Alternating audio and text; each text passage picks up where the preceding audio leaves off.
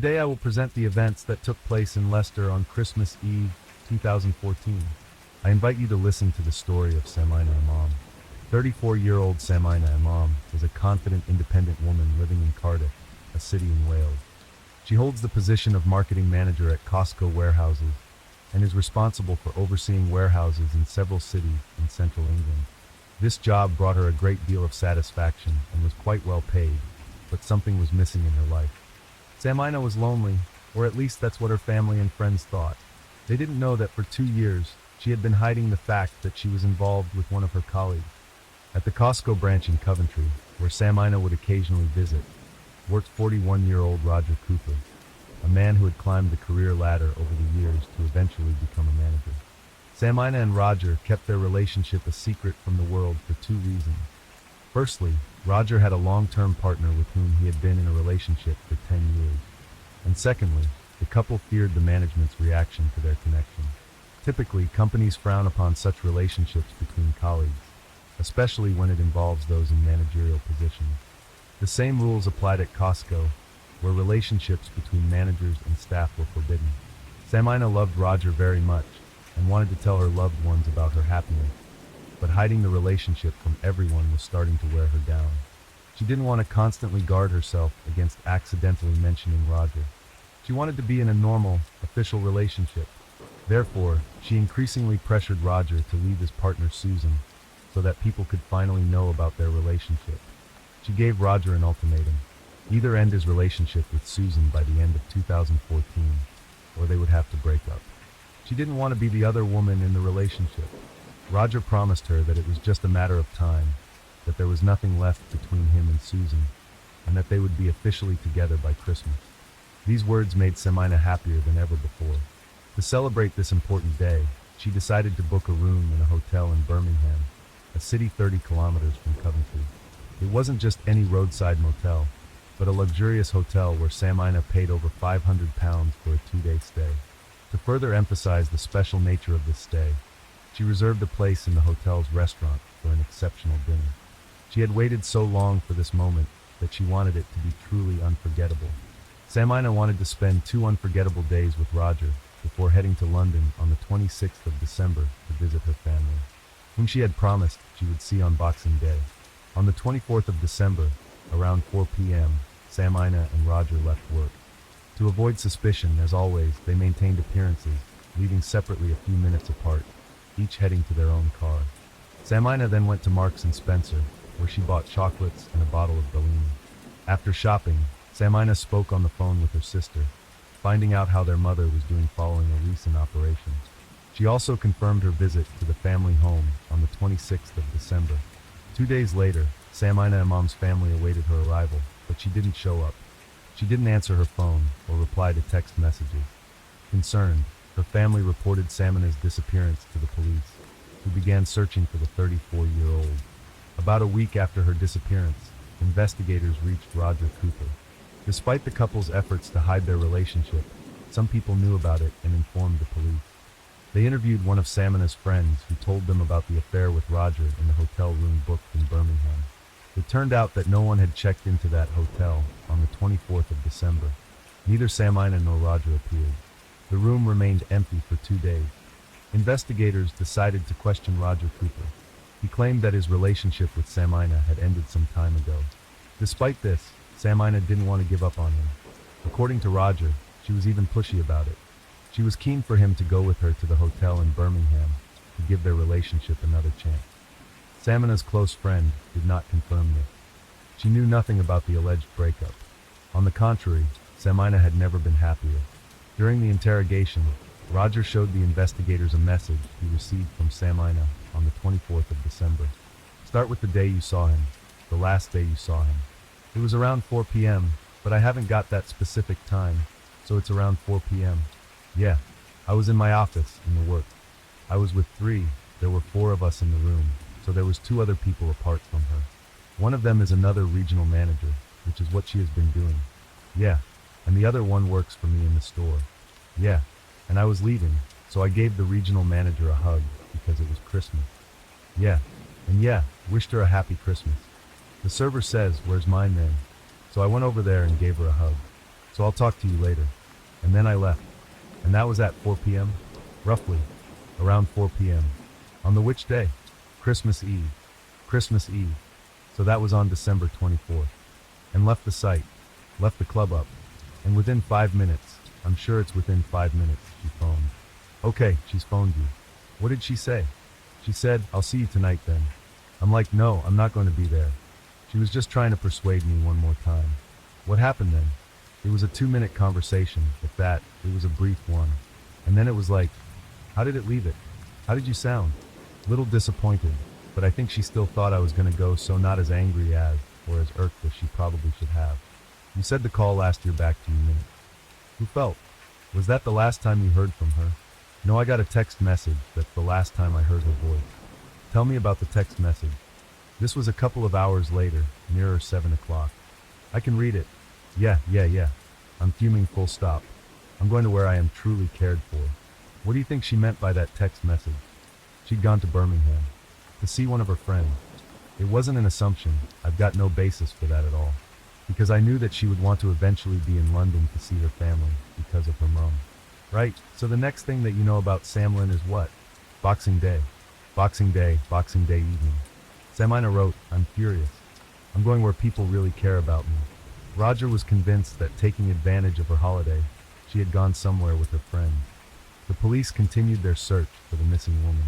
They discovered that she had shopped at Marks and Spencer and identified what she had bought, but that was all they had at the moment. Thanks to CCTV cameras and the automatic number plate recognition system on the 4th of January, 2015, they managed to locate the missing woman's BMW. However, it was found near Luton, about 100 kilometers from Coventry, where Samina worked. Why was the car parked there? Did she actually go on holiday using Luton Airport? If so, why did she not inform her loved one? The investigators didn't have answers to these questions, but they had found her car and had to investigate whether it could provide any clues to Samina and Mom's whereabouts. To the police's surprise, there were no traces in the car. There was no handbag, suitcase, or any of her purchases. But most importantly, there were no fingerprints in the car, none on the steering wheel, gear stick, or door handle, nowhere. It seemed that someone had meticulously cleaned the car to erase any evidence. Additionally, the driver's seat was pushed quite far back, and Samina was only 5 feet 2 inches tall. With the seat positioned like that, she wouldn't have been able to reach the pedals. Clearly, someone else must have driven her car. The investigators were now convinced that there was more to this case than just a disappearance. During the ongoing investigation, the detectives decided to see what information they could obtain from Samina's mobile phone. It turned out that after shopping, she didn't go to Birmingham, where she had booked a hotel room, but instead went to Leicester. Interestingly, Roger Cooper also went to Leicester straight after work. Their phones were logging in at the same locations at the same times, suggesting that they either drove separately but followed each other or traveled together in one car. They both went to the home of Roger's younger brother, David. After a while, Samina's phone was turned off. The investigators searched the home of 39-year-old David Cooper, who had previously served in the military. This was not an easy task, as David suffered from compulsive hoarding. He collected everything he found interesting, which most people would consider rubbish. Upon entering his home, the police didn't know where to start looking or how to navigate through the cluttered house. The first thing linking David to Samina was found in the fridge. It was a bottle of Bellini, which she had bought on the 24th of December. David, obviously the purpose for today for speaking to you is to do, it's in connection with a missing person inquiry, a lady by the name of Samina, Mom. I've seen a photo you've got. Was that the photo I've got down there? Yeah, that's a picture of the lady that's missing that we're making inquiries about. Okay, right. Have you ever met her? I'm familiar. I've met twice. Someone or two or that. Yeah. And do you know her by that name? No, I never knew her name. No. Did you know her by any name? No. No. And can you tell me what you know about her? She works in my bubble. Yeah. Best way to say that. Oh, they were in a relationship. No, I wouldn't get that far. Why would you not get that far? Because he was having an engine relationship with this girl. Oh, so yeah. So, am I right in thinking that you met her on 2 occasions? Yeah. When was the first one? I don't know. None of which came first. I've seen her in the warehouse working. Which one? Costo's Coventry. I went to see them both once. And she's back. Did you talk to her? What they were doing was on the radar. Yeah. Oh, and you were aware of that at the time? I would have been. So that must be the second time. So he took her for a meal at a restaurant before. Yeah. Were you aware that he was seeing her before he came to the restaurant? No. So was that the first time then you'd ever seen or heard anything about her? He might have mentioned he's not the most loyal person.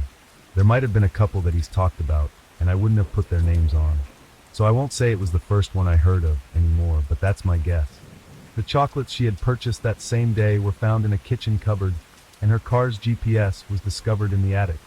To top it off, the police found a train ticket from Luton, where Samina's car was found, to Leicester in the pocket of David's coat.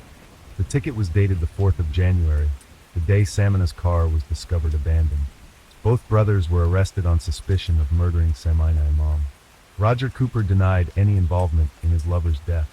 He claimed that on the 24th of December, right after work, he went to his brother's house to give him a Christmas present. Both brothers were big Star Wars fans, so he had bought his younger brother some figurines from the film. He stayed at David's house for over an hour, then went back to his home in Coventry, where he spent the rest of the day and the entire Christmas period. He did not go out during this time, which his family could confirm.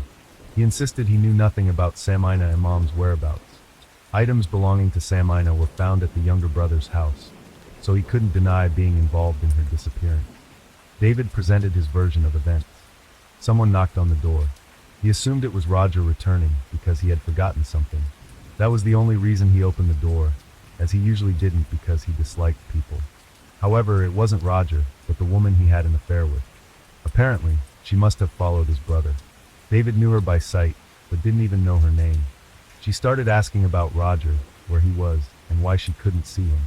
Despite David not inviting her in, she entered his house and sat on the sofa. As previously mentioned, David had served in the military and had a special military container that included chloroform. He thought this was the perfect moment to use it. He believed that by putting Samina to sleep, Roger would have more time to escape from her and return home. So he did just that. He soaked a kitchen towel with the substance and held it over Samina's face. She didn't stand a chance against him. Both brothers were very tall. The 34-year-old lost consciousness and, according to David's testimony, never regained it. He hadn't planned to kill her. It was an accident. When he realized Samina was dead, he packed her body into a sleeping bag and called his mate Ben, who was supposed to dispose of the body. David didn't know exactly where Samina's body was left, only that it was somewhere in the woods. Later, the younger brother changed his story, stating that he went to move the car, and when he returned, she was already dead. The investigators didn't fully believe David's story, especially when it was revealed that at the beginning of December, he had bought 200 milliliters of chloroform on eBay. He did this a few minutes after Roger had left his house. The investigators still didn't know what had truly happened to Samina Imam, or where her body was. A breakthrough came when they received a tip-off from someone who called to share their suspicions about where her body might be hidden. On January 16th, on an allotment owned by David Cooper, a body was unearthed, wrapped in plastic wrap, placed in a sleeping bag, and buried in a deep hole. The body was presented for identification to her family, who confirmed that it was the missing Samina Imam, who had been missing for over 3 weeks. Ironically, in the shed on that plot, a sign hung on the wall that read, "Don't wind me up. I'm running out of places to hide the bodies." Despite the body being buried on land owned by one of the brothers, both denied planning Samina Imam's murder. Based on information obtained from their phones, CCTV footage, and the automatic number plate recognition system, investigators established the most likely sequence of events. Roger Cooper, despite assuring Samina that he would leave his partner and they would soon be together officially, had no such plan. Samina was unaware that at the end of November 2014, Roger and Susan had bought a new house together. A man planning to end his relationship is unlikely to make such an investment, but that wasn't the only secret Roger kept from Samina. Not only did he not plan to end his 10-year relationship to be with her, but 6 months before Samina's death, he had started another affair with a woman working at the same warehouse, Sinead Sweeney. During this short relationship, Sinead became pregnant, but the couple decided to terminate the pregnancy. Roger had a long-term partner of 10 years, 2 lovers, and this arrangement suited him well. So when Samina gave him an ultimatum, he felt threatened. If their affair came to light, he could lose Susan, who meant a lot to him, and also the position he had worked towards for many years. Police believe Roger Cooper wanted to kill Imam to stop his long-term partner finding out about his affair with her and a third woman. Detectives said it was also possible that he was motivated by the desire to make sure he did not lose his own job as a manager of a Costco store, because he believed relationships between staff were frowned on. He had to get rid of the intrusive lover from his life. And Christmas Eve was not the first time he had tried to do so. On December 12th, a Christmas party for Costco employees was held. After the party, Samina stayed at a hotel in Coventry, where she was a regular guest. Roger booked a room in the same hotel and told her he would be waiting there with a surprise. However, he never showed up. Instead, his brother David waited in a rented car in the hotel parking lot. According to their prearranged plan, when Samina arrived in her car, David would use the chloroform he had previously bought to incapacitate her in her car. During this operation, the brothers communicated via text messages, but used quotes from Star Wars movies to avoid leaving any evidence. This was a code only they could decipher. However, not everything went according to plan. Samina's car broke down, and she arrived by taxi and safely checked into the hotel. David sent his brother a message in broken French, informing him that the target had disappeared and there was no longer a chance. The opportunity was lost, but the Cooper brothers did not give up.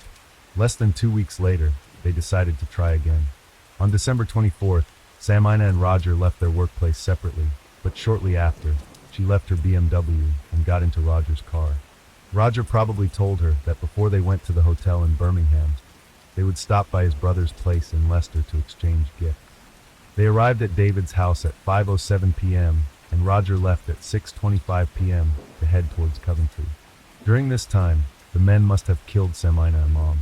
It's unclear how they did it, but her body showed traces of a bizarre combination of metallic elements, including antimony, cadmium, tin, mercury, and arsenic. Toxicologists believe this mixture was administered to her in liquid form, possibly injected.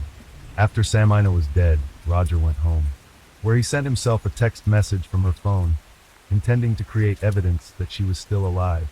Meanwhile, David had to dispose of the body. Within hours of Samina's death, he buried her body on his plot in Leicester. There was still the issue of Samina's car, which was in Coventry. First, David drove the car to Leicester, where he thoroughly cleaned it, removing all fingerprints. When the car was clean, he drove it to Luton and returned home by train. Everything was meticulously planned. The men were confident that they had left no evidence linking them to Samina's staged disappearance. They underestimated the English detectives, who quickly caught on to their trail. The murder trial of Samina Imam began at the end of August 2015 in Birmingham. The men did not confess to killing the 34-year-old, but the jury found them guilty of taking the young woman's life. A woman who had been betrayed by someone she loved dearly. A woman who dreamed of coming out of hiding and sharing her happiness with loved ones. A woman who believed that Christmas would mark a new chapter in her life. It was supposed to be the best gift for her. On October 25, 2015, Roger and David Cooper were sentenced to a minimum of 30 years in prison. They accepted the sentence with stony faces, showing no emotion. Roger Cooper had a motive when he planned to kill his lover. But why did David Cooper decide to participate in this murder? Why did he help his brother kill a woman he didn't even know? This question remains unanswered. Samina Imam's family was devastated by the news of her death. They were not prepared for it. They had lived in hope that their beloved daughter and sister would be found. They still missed the cheerful, lively Samina, who often gave them advice. She had her whole life ahead of her, brutally taken away by someone she trusted. Samina's father, Imam Dean, paid tribute to his daughter. He said, "Samina was very special to me and my wife. I could talk for days about Samina and what she meant to us and her sisters, brother, nieces, nephews, family, and friends, and it breaks our heart that we cannot have her back home where she should be. As a family, we are absolutely devastated at the loss of Samina. Nothing could ever have prepared us for hearing from the police that they believed that our daughter had been murdered. We were praying and hoping that Samina was still alive and holding on to any little tiny bit of hope we could that the police were wrong. You almost have a feeling that she has died and begin to grieve, but then you go back to holding on to any little shred of hope that she may come back to us alive.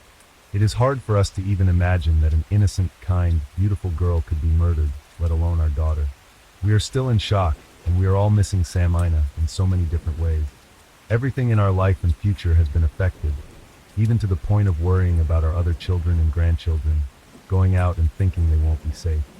In the statement released by West Midlands Police, Imran Imam, Samina's younger brother, said, "The circumstances in which Samina was murdered plagues me greatly. I constantly think of her last moments and her final thoughts and fears. Samina was a mentor, a guide, a counsel during difficult times. I will no longer be able to seek her advice. I am forever reminded of her loss with constant triggers to memories from her life. Worse still with triggers such as road signs for locations which I understand are linked to her death." Story 2. Case shows how easy it is to ruin one's life by getting involved in inappropriate relationships. And this ruined life applies in this case to everyone involved. William Douglas is a prominent scientist and a settled father of a family. He is considered a successful man and feels that way too. He is fully satisfied with his life and often calls himself a lucky man. However, a certain event causes the professor's priorities to completely change, and he begins, in secret from everyone, to do things that would have been unthinkable for him before. Gradually, the well-known professor pushes these boundaries even further. William Douglas, 40, is a professor and works at Tufts University located near Boston, Massachusetts. Tufts is a small university, but one that enjoys very high prestige. William Douglas is an outstanding scientist. He runs a laboratory in the biology department, and his specialty is cell biology. William, who uses the name Bill exclusively in everyday life, is called the jewel of the department by his colleagues, as he obtains an exceptional number of research grants for the department. Thus, at the university, everyone appreciates him for both his professionalism and efficiency. Of course, this comes at a not inconsiderable cost. Bill works a lot. He shows up at the lab every day before 6 a.m. and usually leaves work after 7 p.m. If the professor is not in the lab, he is somewhere on the road, as he often travels to meetings and conferences, including to universities and other cities. Despite this, Bill has a successful family life. His wife Nancy does not work and takes care of raising their 3 children and all household duties. The couple live in Sharon, located near Boston. They have a very nice house with a garden and lead a quiet, orderly life. Their relationship is considered happy. Bill and Nancy also feel that way about each other. They have been together forever. They met while they were still in college, and each of them is still the other's first and only partner. The professor earns reasonably well, but the expenses are considerable. So Nancy, who is a certified nurse by training, decides to think about whether to return to work. There is another reason. Taking care of growing children no longer consumes as much energy as before, and 40-year-old Nancy is simply beginning to miss her own professional life. It's mid-1981 when the woman gets hired at a nursing home. She works there exclusively at night, so she and Bill spend even less time together than before. But when Bill comes home, Nancy leaves the house. Nevertheless, they are happy to spend the remaining short moments together, and their family life functions perfectly. However, it only lasts until one day for then, and coincidence changes everything. In November, the university authorities organize a special banquet for Bill, as they want to celebrate the fact that thanks to him, the department has received a particularly attractive grant. The party drags on. Bill finds that he won't be able to catch the last return train, so he decides not to go home for the night. He doesn't want to sleep and goes for a walk around the city. His college building borders the combat zone, Boston's red light district. That's where Bill goes. He eventually enters one of the bars. As he sips his drink, a young, attractive woman sits down next to him. Bill is intimidated, but the conversation moves smoothly. The man is impressed by the personal charm and intelligence of his new companion, and the affection is, it seems, mutual. The woman's name is Robin. She's 20 years old, interested in graphic design and drawing, and can talk about it in an interesting way. Her beauty is natural, and Robin is also not wearing a provocative outfit. So Bill is all the more surprised when a new acquaintance offers him an hour-long meeting at her place for the price of $100. This is quite a large amount for him.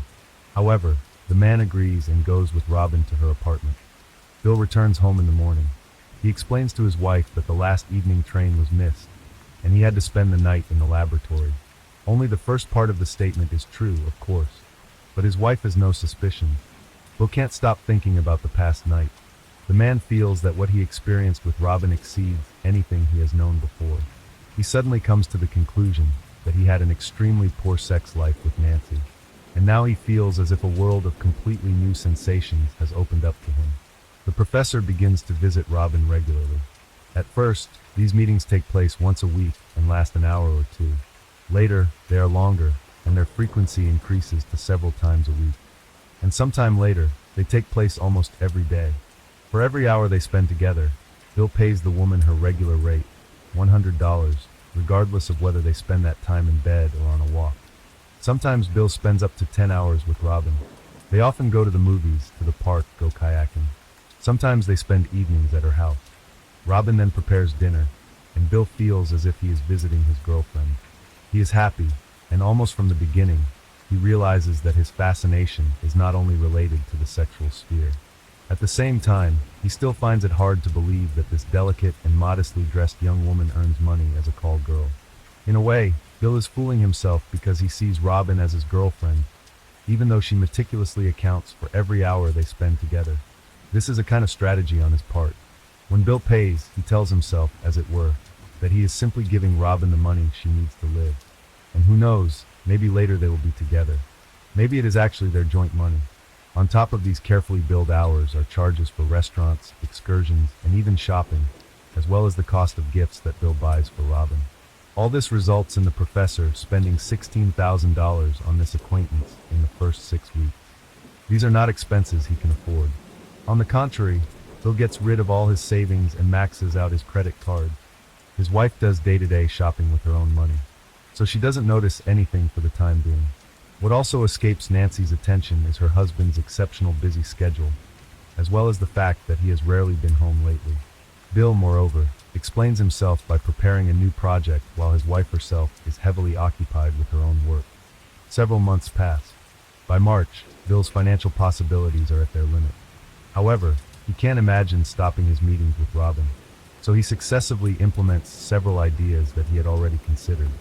First of all, he is starting to regularly add minor expenses to those incurred by his laboratory on an ongoing basis. Since this requires providing confirmations of what he spent the money on, Bill complies, so bills for cabs that he uses to commute to Robin's apartment, bills for dinners at local establishments, as well as accounts for other, even very minor expenses. Go to the university's accounting department. If their categorization is vague enough not to arouse suspicion in accounting, within another pool of departmental expenses. Bill accounts for fictitious business trips. He can't do this very often, but the amounts are already sizable. The professor inflates all possible costs in the process. The most radical move, however, is Robin's employment at the lab. Naturally, it is fictitious. Only the personal details of the new and capable intern are real, whose high qualifications Bill personally attests to, confirming that she is studying at the prestigious MIT Massachusetts Institute of Technology and has previously pursued an internship at another lab. Bill's lab frequently hires interns, but the awarding of a certain Robin Benedict, a salary of $1,000 a month, an amount twice as high as the average, draws the attention of Bill's secretary. However, she leaves this fact unmentioned and temporarily forgets about it. The infatuated professor does not even guess the existence of a rival, because his beloved has a guardian. The young man's name is Sam, and it was he who, having met Robin several years ago at a party, persuaded her to drop out of school. Coming from an ordinary family, Robin, artistically gifted, and dreamed of making a career in this field in the future. When she met Sam, she was a student at the rather prestigious Rhode Island School of Design Art School. But with the help of her boyfriend, she got a taste of the luxurious life, which she thoroughly enjoyed. Sam persuaded her to drop out of school and pursue something more lucrative, so they could both accumulate a larger sum for their future life together. The young man got her a job at a massage parlor. Robin agreed to it, and after a short time, she also accepted that she had to perform additional services in addition to massage. Later, she moved to a bar, and shortly after that, she met Bill there. Meetings with the professor are a real vein of gold for Robin and Sam. They can now think about putting money aside for a house. Their relationship is peculiar, but both are actually together and plan a future together. More months pass, the summer passes. The university is slowly preparing for the new semester, and clouds begin to gather over the head of Professor Bill Douglas. His subordinate laboratory staff detect inconsistencies in expense accounts. They finally turn to Jane, Bill's secretary, about it. The woman says that she herself is concerned because she has obviously noticed the professor's strange spending, but her questions on the matter are always ignored by him. Everyone, by the way, agrees that the professor has been neglecting his duties for a long time. He doesn't meet with students, colleagues, university partners. He doesn't actually have time for anything. In this conversation, it comes to light that so far, none of the employees have ever yet seen the new intern who has been employed for many months. One of the technicians shows a receipt with several small amounts on it, described by the professor as expenses for containers for collecting biological fluid. The technician, however, points to the lower part of the sheet, where there is a company imprint in small letters with the well-known brand name of condom. This conversation results in the secretary taking action. The woman calls one of the hotels where Professor Douglas and his assistant are said to have recently stayed. When she gives the names and dates of their stay, it turns out that no such person has checked into that hotel at the time, while the actual price of the room per night is twice as low as that stated on the bill. Immediately after this conversation, the secretary reports the detected irregularities to the university authorities. A few days later, the university announces to Professor Douglas that it intends to audit his spending. Although concerned, Bill thinks he'll get away with it. After all, everyone knows how much money his grants have brought to the department. He doesn't give up his meetings with Robin, although they are less frequent and shorter, as Bill is now suffering from a chronic lack of cash. The man does not even suspect that the situation at home has changed as well. Nancy has been very vigilant for some time, although she has not yet discovered that her husband has spent all his savings and has become heavily overdrawn in several banks. She has noticed an increase in limits and a large number of strange expenses on his credit card reports. She watches her husband closely and tries to get a sense of what's going on. One day in November, Bill is summoned to the office of one of the directors and informed of the results of the audit. It was determined that he had misappropriated funds to the sum of $67,000, as a result of which official proceedings will be instituted. And Bill is at this point disciplinarily dismissed from his job and told to pack up his belongings. The man does not admit this to his wife and for several days pretends to go out to the lab. When he returns home one afternoon, Nancy shows him some writing from the bank and asks where their money is disappearing to. Bill confesses that he's been fired from his job. His next question, "Are you having an affair?" surprises him, but he answers yes because something tells him he shouldn't lie anymore. Nancy starts to cry. Bill is suddenly overwhelmed with horror at the thought of the situation he has reached in life. He, an established scientist and father of 3 children, has embezzled the university's funds because of a prostitute, lost his job and the respect of his colleagues, and is about to lose his family as well. The couple have a serious conversation. Bill admits to an affair with a prostitute, but assures that he will put an end to it and that everything will change. The wife wants to save the family and agrees to give him a chance. Nancy resigns from her job. She can afford to do so because Bill's university, as it soon turns out, can't fire him from his job, and certainly not overnight. Because with the indefinite contract the professor has, it's quite a complicated matter, despite the charges against him. Bill and Nancy are now spending a lot of time together and feel like they are rediscovering their relationship. Everything is therefore, it seems, on a very good track. Bill is indeed not seeing Robin. She also does not seek contact with him. After all, she knows that her former sponsor no longer has money. The situation changes when a few months later, in February 1983, Bill is offered a job at a university in New York. A congress is held there beforehand, to which the professor is also invited. Bill then calls Robin and offers her to go with him. The congress will last one day, and Robin is to receive $1,000 for the trip. So Bill renews an old acquaintance, despite the weeks of work he has put into rebuilding his marriage. To top it off, the man extends the trip to 3 days, assuming, for reasons unknown, that Robin will settle for a one-day fee. When, on their return to Boston, the couple says goodbye and the woman demands $3,000 and insists on that amount, Bill is apparently so shocked that he gets weak. It looks like a heart attack, especially as the man falls down and grabs his heart. Robin calls an ambulance and the professor is taken to the hospital. Doctors have diagnosed not a heart attack, but a panic attack. But the hospital notifies Nancy. She inquires about the details and it comes to light who called the ambulance. The wife thus already knows that Bill has not kept his word. This is a huge blow to her, but the woman decides to hold off on making decisions. For the time being, The spouses simply do not talk to each other. It is March 8th when Sam, Robin's boyfriend, reports his girlfriend missing to the police in Boston. He explains that he has not been able to contact her or find her anywhere for 3 days. Robin is listed as a prostitute, and the cops recognized Sam as her pimp. So they refuse to accept the report, explaining that the woman has probably run away, obliterating all traces behind her. When the missing woman's family joins in and gets the media involved, the police take action. Then it turns out that on March 6th, an unemployed man who was searching through trash pails along a highway near Boston found a bag with suspicious contents in one of them. There was a blood-stained woman's jacket and a man's shirt, as well as a hammer, also with blood stains. The man reported it to the police, who secured the find. Investigators connect the two cases and determine that the jacket belongs to the missing Robin Benedict. In addition, the policemen already know from Sam who Robin has been seeing recently. They pay particular attention to one of the men. It's Bill Douglas, a scientist employed at Tufts University. Sam insists that the professor didn't want to get unstuck from his girlfriend. When questioned, Bill admits that Robin visited him on March 5th, but claims that she only informed him of the breakup and he accepted it. It then occurs to one of the investigators to check that the men's shirt that was in the bag along with the jacket is not Bill's property. The shirt has a hand-mended pocket, so it seems there will be no problems with recognition. It turns out that this idea is a hit.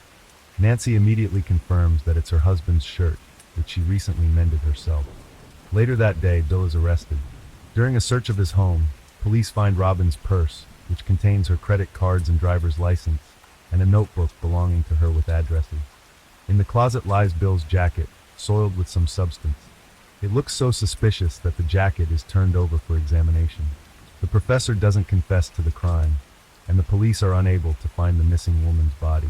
But soon it can be considered certain that Robin is dead. As the lab detects the presence of a brain substance on the jacket, the lack of a body continues to be a problem, as it is unclear whether the prosecution will succeed in obtaining a conviction. The family is very determined to find the body and be able to bury Robin with dignity. So the two sides decide on a plea bargain. In exchange for the promise of a lower sentence, Bill promises to confess to the crime and point out where the corpse was hidden. The man then testifies that when Robin came to him on March 5th and started a fight, demanding $3,000, which he did not have. He was just alone at home, but she announced that she would repeat the visit and disregard other household members. A tug of war began. An enraged Bill grabbed a hammer and hit Robin 3 times very hard on the head with it. One of the blows proved fatal. The man wrapped the body in a quilt and put it in the trunk of her car. He threw the jacket, shirt, and hammer into a waste container by the highway. There was a bigger problem with the body. Bill drove around the neighborhood for a long time, thinking how to get rid of it. He eventually drove to Providence, about 100 kilometers away, and dumped the package in a container at the mall. Police repeatedly searched the central garbage dump, where the contents of the mall containers go. Unfortunately, it is not possible to determine with sufficient accuracy where the container used at the time was emptied. William Douglas receives a sentence of 18 to 20 years in prison with the possibility of parole, but Robin's body was never found. Nancy files for divorce. In 1987, while still in prison, Bill marries 43-year-old Bonnie Jean Smith. The professor is released from prison, having served only 8.5 years of his sentence. In 1990, Benedict's family members meet with him to learn more about the case and possibly find the body. Bill does not provide any new relevant information on the case. The family's $29.5 million lawsuit filed against Douglas has still not been successful. Story 3. Story took place in the United Kingdom in Road Heath in 2022. Road Heath is a small village in the civil parish of Odd Road, near Alsager, within the unitary authority of Cheshire East and ceremonial county of Cheshire in England. Alice Wood and Ryan Watson grew up in Cheadle. Although their paths likely crossed there multiple times, they only met in 2020 when Ryan was 22 years old and Alice was 21. Something sparked between them, and they quickly became a couple, getting engaged just 6 months later. In October 2021, with the help of their parents, they bought a house and moved in together with their 4 dogs in Road Heath, a village near their hometown. Although Alice's parents had separated, she maintained close relationships with both of them. She had even lived with them alternately before. Her mother, Deborah, worked in registration at a medical clinic, and her father, Trevor, was a carpenter. Alice also had two brothers.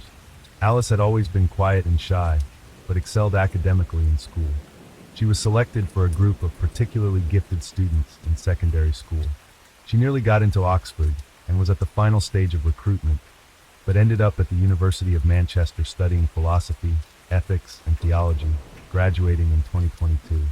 In 2022, Alice planned to continue her education and received a scholarship for postgraduate studies at the University of Cambridge. Learning came easily to her, and she even had a tattoo with her exam results. Those close to her remember Alice as ambitious, sharp, and always setting high standards for herself. She enjoyed traveling and going to quiz nights with her mom. Before starting her studies, she worked as a shop assistant and waitress. On the other hand, her boyfriend Ryan was her complete opposite in terms of approach to people and life. He was extremely sociable, outgoing, and confident, enjoying sports and physical activities like football, BMX, biking, and swimming.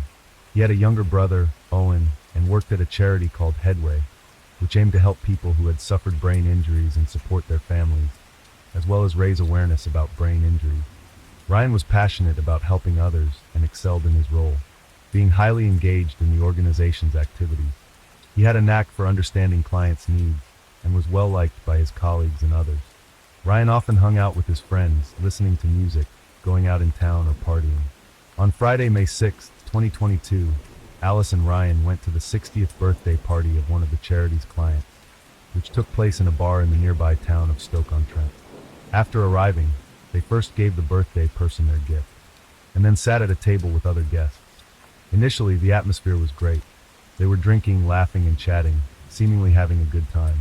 Ryan was typically the life of the party, engaging everyone at the table, talking to many people and dancing. However, Alice kept to herself and grew increasingly annoyed as the evening went on. At one point, Ryan engaged in a lively discussion with a woman named Tiffany, whom he had met before at various events, and whose mother was also a client of the charity. Tiffany was also present at the birthday party, and Ryan and Tiffany seemed deeply engrossed in conversation, realizing they had much in common. Alice sat beside them, visibly irritated, not participating in their exchange, but clearly displeased. Throughout the evening, she threw jealous glances at Tiffany, observing her. Other guests also noticed the growing tension between Alice and Ryan. Finally, Alice told her boyfriend to watch what he was drinking, likely because Ryan had driven them to the party in his car, a white Fiat Punto, and they had both consumed several drinks, posing a problem. At 11 p.m., they decided it was time to head home. Ryan had only recently passed his driving test, and with the alcohol consumed, he didn't feel capable of driving. Alice decided to drive less than 15 kilometers back home. Although they arrived safely without any issues, a huge argument erupted between them on the way. When they got home, Alice parked the Fiat right behind her own car, a black Ford Fiesta. Around 11:30 p.m., neighbors heard some shouting, door slamming, and the roar of an engine. Later, Ryan yelled, "Oh God, not again." Then he rushed to a nearby car and frustratedly kicked it. Meanwhile, Alice got into her car and began to reverse. However, she didn't have enough space, so she slowly moved forward and backward to be able to exit. Finally, she got back into Ryan's car and using the handbrake pushed it backward. Ryan stood nearby looking around. After a moment, something caught his attention. He glanced at his phone's screen. Someone had sent him a message. Ryan decided to reply, started to walk away, which must have greatly irritated Alice. She then pressed the gas pedal hard and hit the car behind her. Then she hit a lamppost and a rubbish bin. Ryan was nearby, and suddenly the reversing car almost hit him. Then Alice once again started to perform strange maneuvers, lightly forward, lightly backward, seemingly aiming for her boyfriend. Ryan ran around the vehicle, trying to avoid a collision. Later, Alice drove away. Ryan began to head home, unaware that his girlfriend would soon be within sight again. With full force, she turned towards him. The impact caused him to fall onto the front of the Ford, hitting his head on the windshield, then sliding onto the sidewalk. Luckily, he wasn't hurt, landing steadily on his feet, oddly still holding his phone. Alice reversed slightly, and then drove toward him again. This time, Ryan had no time or chance to react and he fell. Alice managed to hit him. The force of the impact caused Ryan to be pulled under the car and trapped beneath it. Before Alice stopped, she drove about 160 meters more. For 21 seconds, Ryan was trapped under her car and was dragged along the road. When Alice got out of the car, she finally realized what she had done. She saw her boyfriend's body under her car. She tried to pull him out from there, but quickly realized she couldn't do it alone. Then she rushed to the nearest house and knocked on the door, begging for help at the same time. When Teresa Colborne, who lived there, opened the door, she saw a frightened young woman. She was shouting, "Please call an ambulance. I think I ran over my boyfriend." Alice was panicking, but she wasn't crying. She immediately started to explain. She said that she and Ryan had argued earlier that night. She got upset because she was convinced she had left her phone at the bar where they were at the party. She wanted to go back for it, but he wouldn't let her. She added that on the way back, he reproached her for flirting with other men. That's why this whole situation erupted. Alice also asked Teresa if she could use her phone to call her mother. But in the end, she couldn't remember her mother's phone number.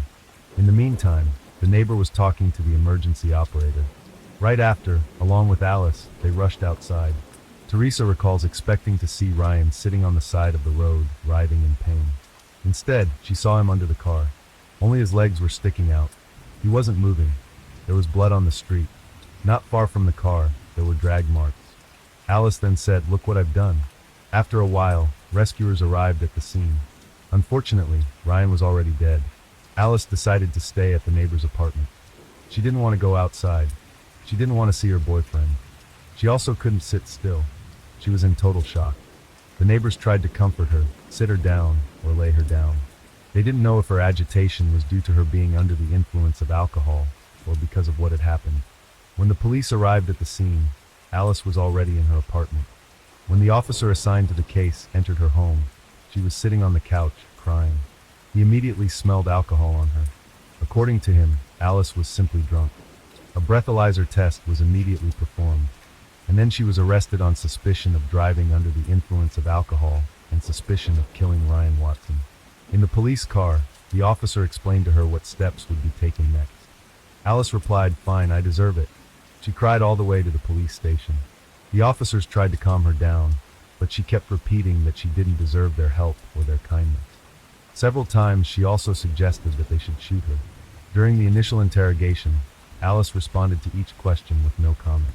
When the detectives reviewed all the footage from the cameras, both from the party and from the street surveillance, on May 26th, Alice was officially charged with the murder of her boyfriend, Ryan Watson. Interestingly, Alice did not plead guilty. She maintained that what happened was simply an unfortunate accident. The autopsy revealed that Ryan's cause of death was asphyxiation. Everything indicated that the victim suffocated under the weight of the car pressing on his chest. Other injuries to Ryan included brain swelling, as well as fractures, cuts, and bruises on that occurred as his body was dragged along the road. According to the coroner, death occurred very quickly. Alice claimed to have had 2 glasses of wine, 2 rum cocktails, and a glass of champagne. The breathalyzer test showed that she had 61 micrograms of alcohol per 100 milliliters of exhaled air. The legal limit in the UK is 35 micrograms of alcohol per 100 milliliters of exhaled air, so she definitely should not have been behind the wheel that day. During the trial, the defendant spoke up and presented her version of events, practically crying the entire time. She maintained that Ryan was upset with her because he believed she was flirting with other men at the party, thus humiliating him in front of his friend. She claimed that he called her insulting names at the time. She also explained that when they both returned home, she wanted to call her father and ask him to pick her up. However, she couldn't find her phone. It's worth mentioning that the defendant's phone was later secured by the police in Ryan's car, so it wasn't left at the bar. Alice stated that she wanted to stay overnight at her mother's to calm her emotions and give herself and Ryan a chance to cool off. However, he refused to lend her his phone so she could call her father, despite her repeated requests. At one point, unexpectedly, Ryan became so angry that he approached her and pressed her head against the gas stove burner. With his hand on the switch, he said, "Ask about it one more damn time." According to Alice's testimony, she then ran out of the house and got into her car. Ryan followed her. Wanting to end the argument, Alice told him to go back inside and go to bed, and she would go to her mother's and come back in the morning. He replied, "Your mother is already dead." The defendant tried to convince everyone that at that moment Ryan threatened to send someone to her mother's house to kill her. That's when Alice got very nervous and pressed the gas pedal hard. The car hit the Fiat Punto, then the pole, and the rubbish bin. She planned to stop just in front of Ryan to scare him a little, as she put it, and she just wanted to get back at him. Then the situation spiraled out of control. When a moment later Ryan hit his head on the windscreen, Alice was shocked. She was going to reverse and drive away. It wasn't until she drove a few meters that she realized something strange was happening to her car. She couldn't accelerate, and maneuvering was also difficult. So she stopped. As she stated in court, that's when her nightmare began. What she saw seemed almost unreal to her. She saw her boyfriend lying under her car. She argued that she hadn't noticed him before, had no idea she had run him over, that he was stuck underneath. She emphasized that she didn't intend to kill or harm him. On the other hand, the prosecutor argued that Alice was guilty because she intentionally drove into her partner, that it wasn't an accident, as she claimed. He argued that during the argument, she simply lost control and used the car as a weapon, as a tool of crime. The prosecutor was convinced that the defendant was trying to shift the blame in court, suggesting that it was Ryan who accused her of flirting with others, when in reality, it was exactly the opposite. She was angry that her partner and the woman at the party, Tiffany, were getting along so well, they forgot about the whole world. The prosecutor believed that the defendant was simply jealous, and jealousy ultimately pushed her to commit the crime. During the trial, neighbors of Alice and Ryan testified, those who heard the arguments between the two. One woman was awakened by some strange sounds, the sound of metal scraping, probably when Alice hit the pole in the rubbish bin. When the witness looked out the window, she saw a man. He was arguing with someone sitting in the car. Then the car started moving back and forth towards the man. The neighbor felt as if the driver wanted to scare him. A few minutes later, employees of the Chinese restaurant nearby heard horrible screams.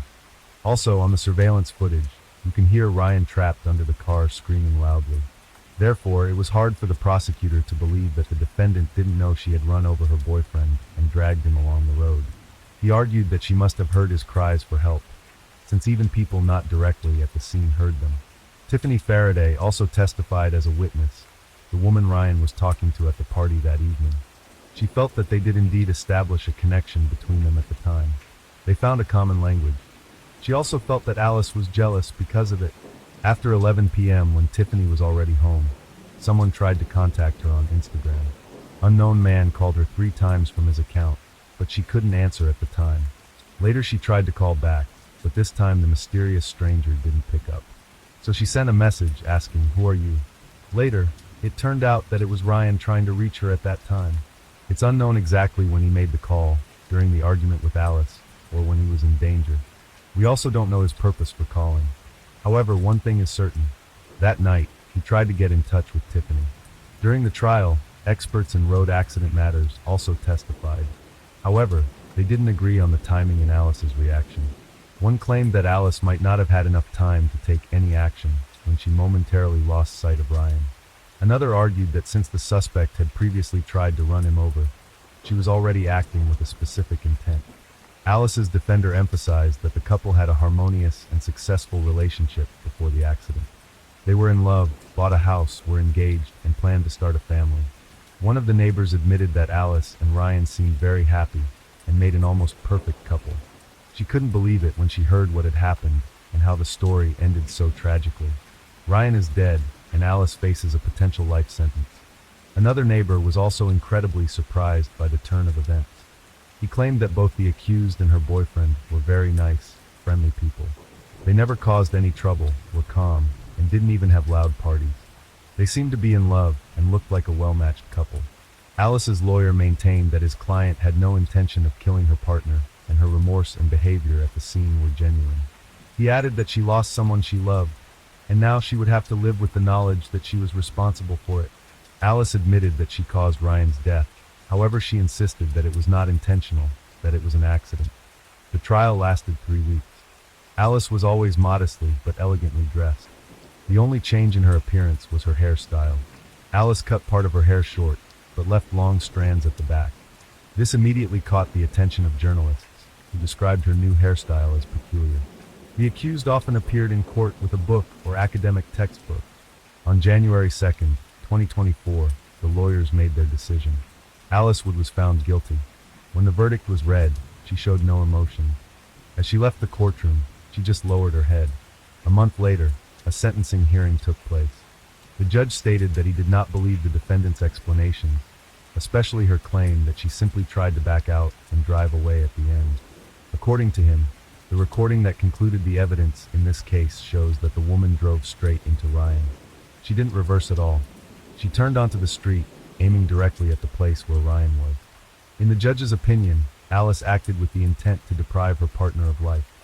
It was highly likely not a long-planned act, but rather an impulsive response driven by emotion. The judge also didn't believe the explanation that she didn't know Ryan was stuck under her car. In his opinion, the recordings show the car unnaturally rising and falling, and Alice's words that she was sure it was caused by potholes in the road are completely unbelievable.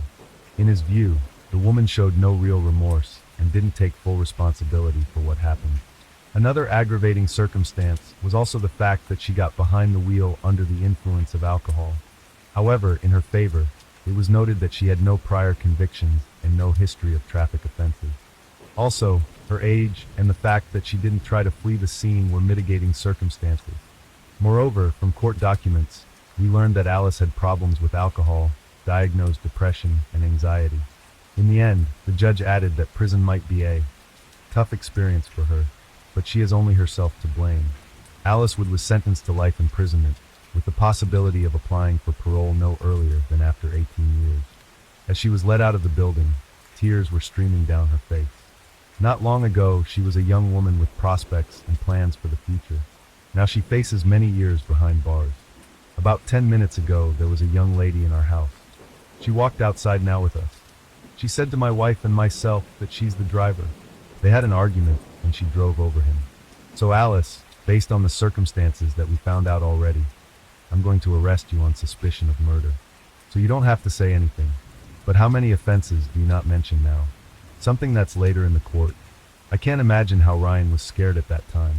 The one person I entrust the most was the person who took his life in such a violent way. I am living in a nightmare knowing that my son's moments, his last moments, were so brutal. Story 4. On the far reaches of the Aegean Sea, where the horizon seems endless and the water stretches all the way to the sky, the Royal Caribbean was moving. George Smith and Jennifer, a young couple who had just become husband and wife, stood on deck, feeling the wind in their hair and contemplating this majestic nature. The Aegean Sea spread out before them like a vast life full of promise and plan. Thus began their wedding journey, which became not an ordinary cruise, but a story turned into a mystery. On July 5th, 2005, around 8 a.m., on Deck 7, in one of the cabins of the cruise ship Royal Caribbean, 16-year-old Emily Roche of Chicago was preparing for a new sunny day. Outside her cabin window, Emily noticed something strange that caused her alarm. She saw something that looked like blood smeared across the canopy that served as a sort of shield for the lifeboat. Nearby, she also saw a blood stain near the very edge of the canopy, as if someone, having been injured, had fallen there before disappearing overboard.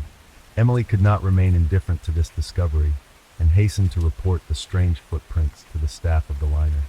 A host of other passengers from neighboring cabins also discovered these frightening signs.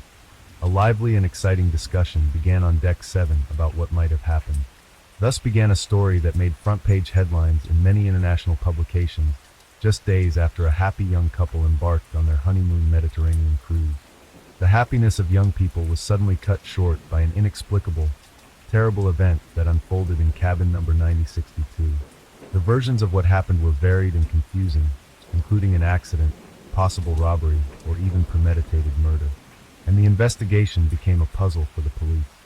Traces and evidence collected on board pointed to multiple suspects, each hiding their own secrets. It seems that many on the liner knew far more than they were willing to say. What really happened that dark night on board? That is the question that detectives, journalists, and all those following this mysterious story are asking themselves. George Smith was a cheerful, inquisitive, and bright young man. He was born in the small town of Greenwich, Connecticut.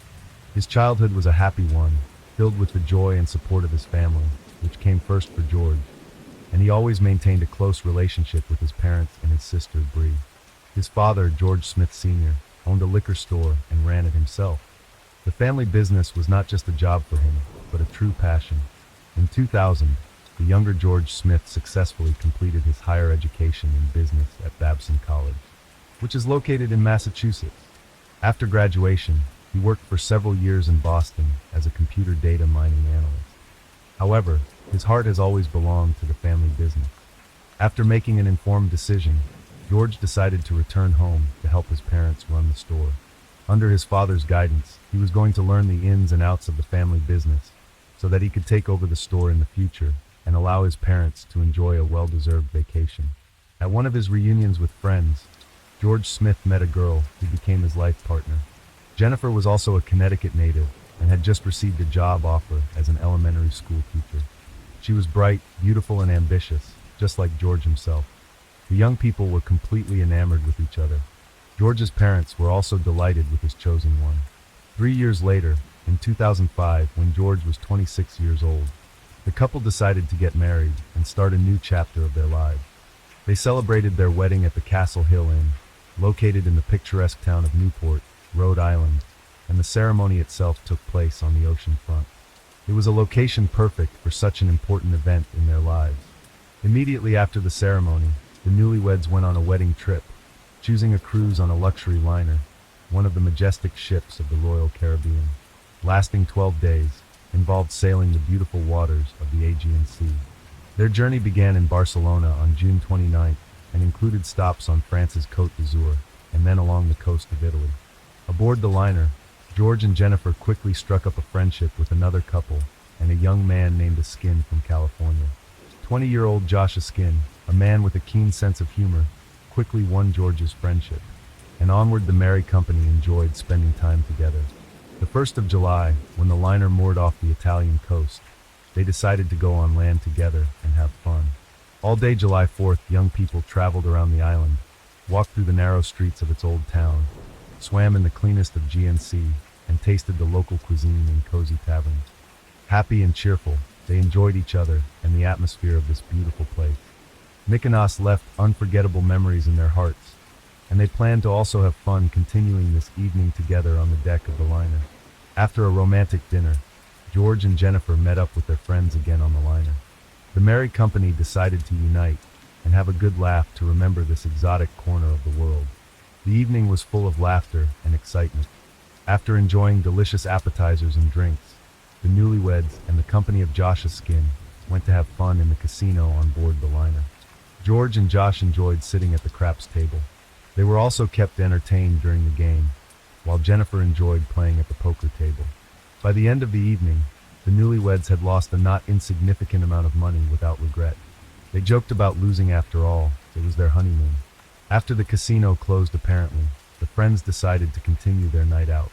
The last video of George was recorded around 2:30 a.m. on one of the liner's many security cameras. The footage showed him leaving the casino, but that did not mean George would return to his cabin. In the early morning hours of June 5th, 2005 on the Greek island of Mykonos, a mysterious plot began to unfold. George Smith, 26, a newlywed who was on an Aegean cruise with his wife, Jennifer, disappeared.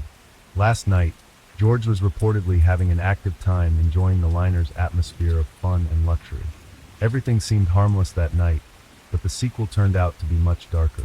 The captain of the ship examined the cabin under the window of which strange footprints had been found, as well as the place on deck. There was no one in the cabin. The available footprints and evidence indicated that something serious had happened. The possible disappearance of the newlyweds was related to violence. The news quickly reached all the liner's visitors. There was alarm aboard the ship. Passengers were disturbed by the strange events. Deck 7 was cordoned off. No one was let in or out of their cabins. The ship's crew thoroughly checked every possible establishment on the liner in hopes of finding the missing George and Jennifer.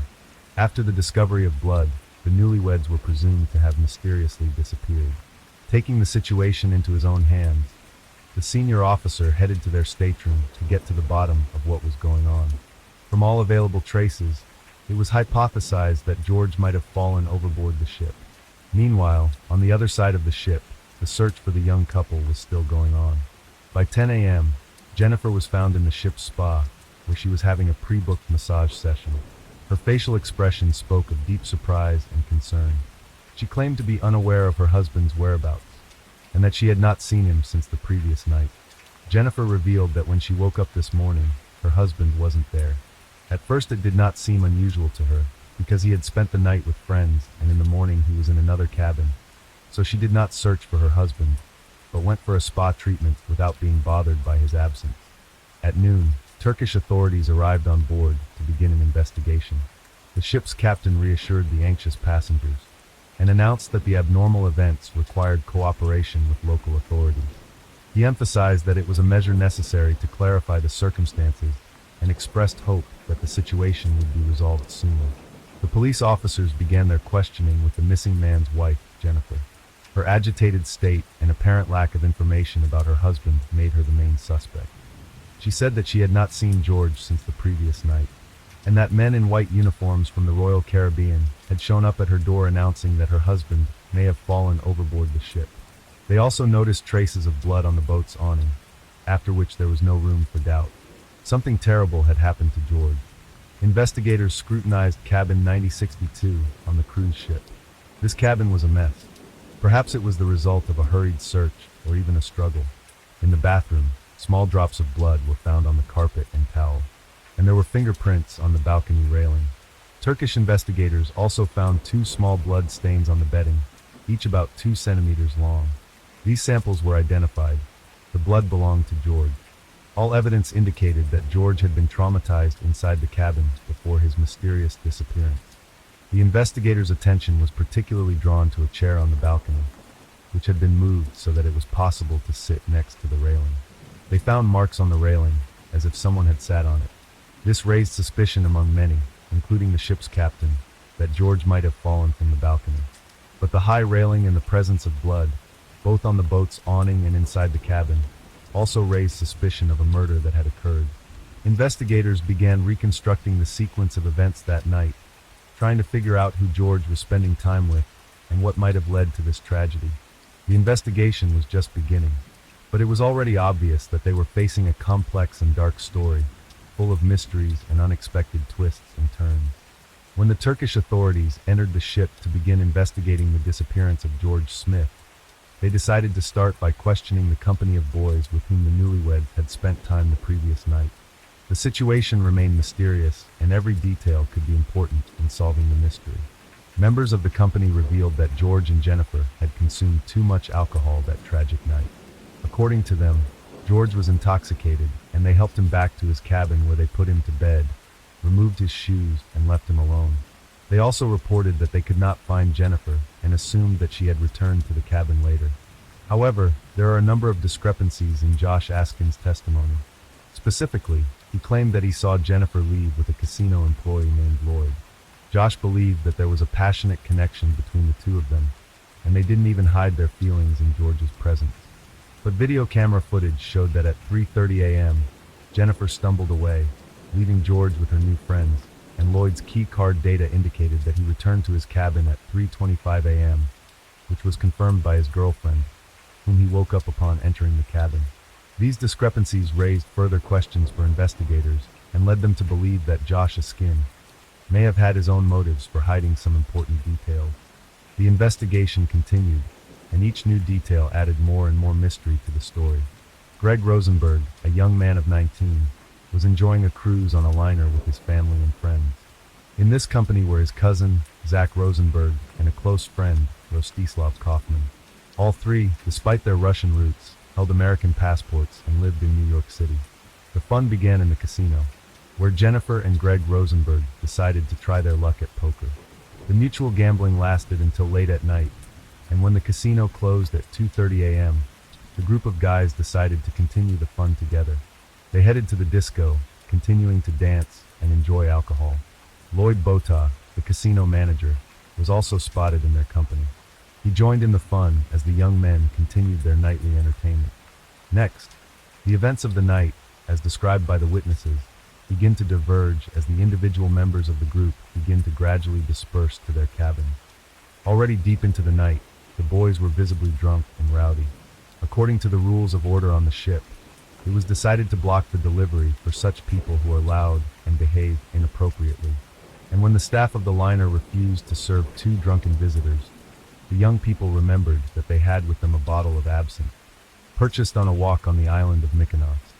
However, cruise passengers were forbidden to drink their own alcohol. At a certain point, Josh returns to his cabin, which was on the same deck, to retrieve a special bottle of absinthe that he said he had plans for. As it later turns out, the absinthe was unusually strong, with an alcohol concentration of over 70%, making it one of the strongest drinks available. George decides to help his friend and hides the bottle behind the waistband of his shorts. After 3 o'clock in the morning, when the liner was already completely quiet, an observant janitor noticed something unusual. A group of young men, including Greg, Zach, Rostislav, Josh, and George, were drinking their bottle of absinthe. This circumstance did not go unnoticed, and it became another element in the investigation. However, it wasn't just the guys who were drunk that evening. Jennifer, who had seemed relatively sober and calm at the beginning of the evening, began to change noticeably. She began to stagger and at one point even leaned on the casino manager Lloyd. Her behavior gave different impressions to witnesses. Some thought she was trying to keep her balance, while others saw it as flirting. It also remains unclear what happened afterward between the young spouses. According to witnesses, there was a conflict between the couple. Perhaps they were just discussing the previous evening and jokingly or seriously, but at some point Jennifer hit George. It was unclear whether this happened in a playful manner or perhaps in anger. After that, Jennifer left the disco. At about 3:30 a.m., Jennifer, stumbling and visibly intoxicated, left the place of entertainment, leaving George and the company of his new friend. This moment was the turning point that night. The testimony of staff witnesses proved pivotal in uncovering the details of the incident. Jennifer, walking staggering down the hallway, attracted the attention of the janitor, who had earlier noticed the young men enjoying their absinthe. He gave her support, helped her to the elevator, and watched her turn right when she reached her deck. However, there was a strange discrepancy. Her stateroom was on the left, but she headed in the opposite direction. Jennifer was later found sleeping in the hallway, far from her room. 2 guards and a female duty officer used a wheelchair to get her back to her quarters. When they got there, the clock was already showing 4:52 a.m., but George wasn't there. The curtains on the balcony doors were drawn tightly, and they remained stationary, even with the breeze. This raised questions. Was George able to go out to the balcony on his own after his new friends left him in bed? Deputy Chief of Police Chit Hyman and his wife were resting in a neighboring cabin and witnessed the unfolding events. The couple had been asleep for quite some time, but at 4 a.m. they were suddenly awakened by a noise on their floor. They first heard loud noises from stateroom number 9062, where the newlyweds were staying. Chit Hyman immediately called guest services to report the noise. He also pounded on the wall and yelled to his neighbors, which resulted in brief silence. Then there was loud talking again, lasting about 3 minutes, and suddenly there was a loud argument on the balcony. Chit and his wife heard someone say goodnight several times, as if trying to chase people out of the cabin. This was followed by sounds like moving furniture, and finally a loud thud resembling the falling of an object. Chit Hyman decided to check what was going on and opened the door. He saw 3 men he could not identify. Several other passengers also reported a loud noise that sounded like a body hitting the canopy of the boat, followed by a woman's scream, but none of the eyewitnesses had conclusive evidence that a woman was inside the cabin at the time. According to witnesses, 4 young men entered the cabin, but only 3 of them were visible as they exited. The question arose, could one of them have stayed inside, trying to find money from the may have wanted to steal intruders? The version about a failed robbery attempt seems the most plausible. However, there are alibis for the 3 boys, Greg, Zach, and Rostislav, who were allegedly in another stateroom just minutes after Chit Hyman saw the 3 unknown men. The keycard records for George's stateroom confirm that the boys entered it at 4:05 a.m., according to their testimony, and that they entered the cabin again was not recorded. Thus, there are several theories as to what may have happened to George Smith. Version 1. Robbery. The version of a possible robbery represents one of the main ones. By all appearances, George and Jennifer got drunk fairly quickly that night, but from witnesses' observations, they looked more or less sober when they left the casino at 2:30 in the morning. At 3:30 a.m., however, they were no longer able to return to their cabin on their own, suggesting possible exposure to illegal substances. This theory is supported by the testimony of other casino visitors who claim that George and Jennifer spoke openly about having large sums of money, possibly received as wedding gifts or casino winnings. Different witnesses mentioned different amounts, but they all estimated their wealth in the tens of thousands of dollars. Of course, they could have been victims of a robbery. George wore an expensive Breitling watch, and Jennifer owned an expensive engagement ring, all of which indicated they were wealthy. Maybe their quarters were turned over looking for that money. The traces of blood on the sheet could probably have come from the kidnapper's attempt to remove George's valuable watch from his wrist. Version 2. Action of alcohol. The second version of events related to the effects of alcohol and hallucinogens. The captain, upon learning of the drunkenness of the passengers and the footprints on the concluded that there may have been an unintentional accident. And for example, during the scuffle, George fell overboard. Particular attention is paid to the question of the presence of hallucinations and their potential danger due to the ingestion of absinthe. Experts in the field of toxicology emphasize that everything depends on the concentration of the active substance, in this case, flujone. Today, this drink is available for sale in many European countries, and its concentration is significantly limited by European Union regulations. This means that in officially sold absinthe, the concentration of flujone is so low that it is not capable of causing hallucination. However, illegally made absinthe with a much higher concentration can be found on the black market, which in theory can cause hallucination. This seems unlikely in this case, as the absinthe the Smith couple purchased was bought officially in Europe and could not have caused such effects. According to experts, to achieve hallucinogenic effects using official absinthe would require the consumption of a huge quantity, so large that it would hardly be tolerable for the body and would most likely lead to fatal alcohol intoxication. Thus, the version about the influence of alcohol and hallucinogens in this case seems unlikely and lacks convincing evidence. The interviewing of suspected company members in the George Smith disappearance case represents an important part of the investigation. FBI agents conducted polygraph interviews with several key individuals in this story, including Jennifer and casino manager Lloyd Botar. Both passed the polygraph successfully. However, Joshua Skin failed the polygraph interview. This may indicate that he had some secrets regarding George's disappearance, but it is also possible that it was the result of special interrogation tactics used to get more information from him. Joking about what had happened, this tape proved to be important evidence, and the FBI agents took it into consideration. One of the unidentified guys on the tape uttered the phrase, "We gave him a lesson in paragliding without a parachute." This phrase may hint at some kind of incident or joke involving George. In 2009, all four guys, Greg, Zach, Rostislav, and Joshua Skin, were interviewed by FBI agents as witnesses. As part of the investigation into the mysterious death of George Smith, Zach Rosenberg and Joshua Skin refused to give direct answers and invoked the Fifth Amendment of the U.S. Constitution, which grants the right not to testify against oneself. Their testimony remained ambiguous, and it appears they were unwilling or unable to provide a full account of what happened. The George Smith investigation was also influenced by the testimony of Greg Rosenberg, who was among the young men who were in the company of those entertaining that night. He claimed that they ordered food to their cabin that day, which serves as a key alibi for the Russian boys. However, there are contradictions to this claim. Records in the ship's service logs do not support such orders, and the delivery service had been blocked for their cabin the day before. The staff was even instructed not to provide any service to them that night. Greg cannot say for sure which of the cabin's passengers placed the orders. When asked about the nature of the relationship between George and Jennifer, witnesses gave different answers based on their observations and recollections. Greg claimed that because of the heavy alcohol consumption, it was difficult to determine how good the relationship between the newlyweds was. He emphasized that everyone in the group was highly intoxicated. From his testimony, it was impossible to draw definite conclusions about the nature of their relationship. Joshua Skin provided information that Greg left the cabin after ordering food. However, Greg denied this claim, stating that he never left. These contradictions made the investigation even more complex and required further verification and fact-finding. What was important in Greg's words was that he had no information about whether Jennifer or Lloyd Botar were involved in George's disappearance. But he insists that the event was not accidental. The young man claimed that something crazy happened that night that will be revealed to everyone sooner or later. In December 2019, Greg Rosenberg was murdered, and his death also remains unsolved. Police are looking into a possible link between his murder and the death of George Smith.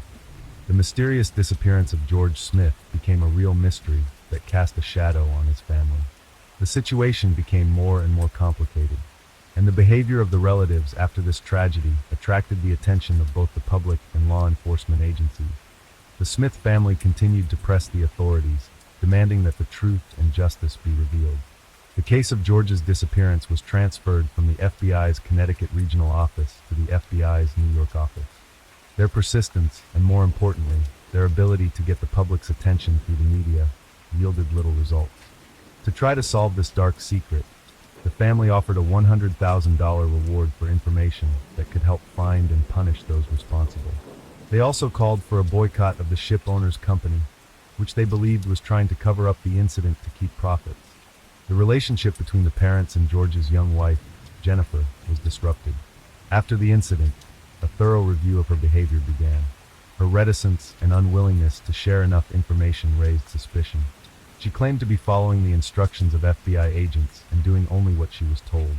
The Smith family, in their search for justice and truth, eventually lost faith in Jennifer when she accepted an offer from the judgment company to settle the lawsuit independently for $1 million. The move seemed to them like a betrayal and an escape from further allegations against the cruise organizers. The Smith family was disappointed by the lack of transparency in the Turkish authorities' investigation and felt that Jennifer was too quick to accept the offer. They were convinced that Jennifer was hiding something and was not showing the proper interest in finding out what had happened. Jennifer herself claimed that she remembered almost nothing from that night after 2:30 a.m. and was not even aware that the liner staff had found her in the corridor and returned her to her cabin. The Turkish investigation has not satisfied the Smith family and their belief in justice. Skeptical of the official findings, they decided to take justice into their own hands and enlisted the help of independent forensic scientist Henry Lee. Henry Lee conducted a series of studies in the cabin and on the balcony, the work of which was not included in the official investigation. These investigations would reveal key information about what had happened and could confirm one of the two main versions of events, murder or accident. According to Henry Lee, the height of the balcony makes a fall from it improving. It could have been the result of a third party pushing George or being in some insane state. He could have climbed up on the chair by himself and fallen. Nevertheless, the latter version raised many questions and doubts. The expert intended to conduct an experiment with a dummy to simulate a fall from the balcony, but the company owner of the liner refused this request. George's relatives claim that this decision was made to hinder their attempts to establish the truth.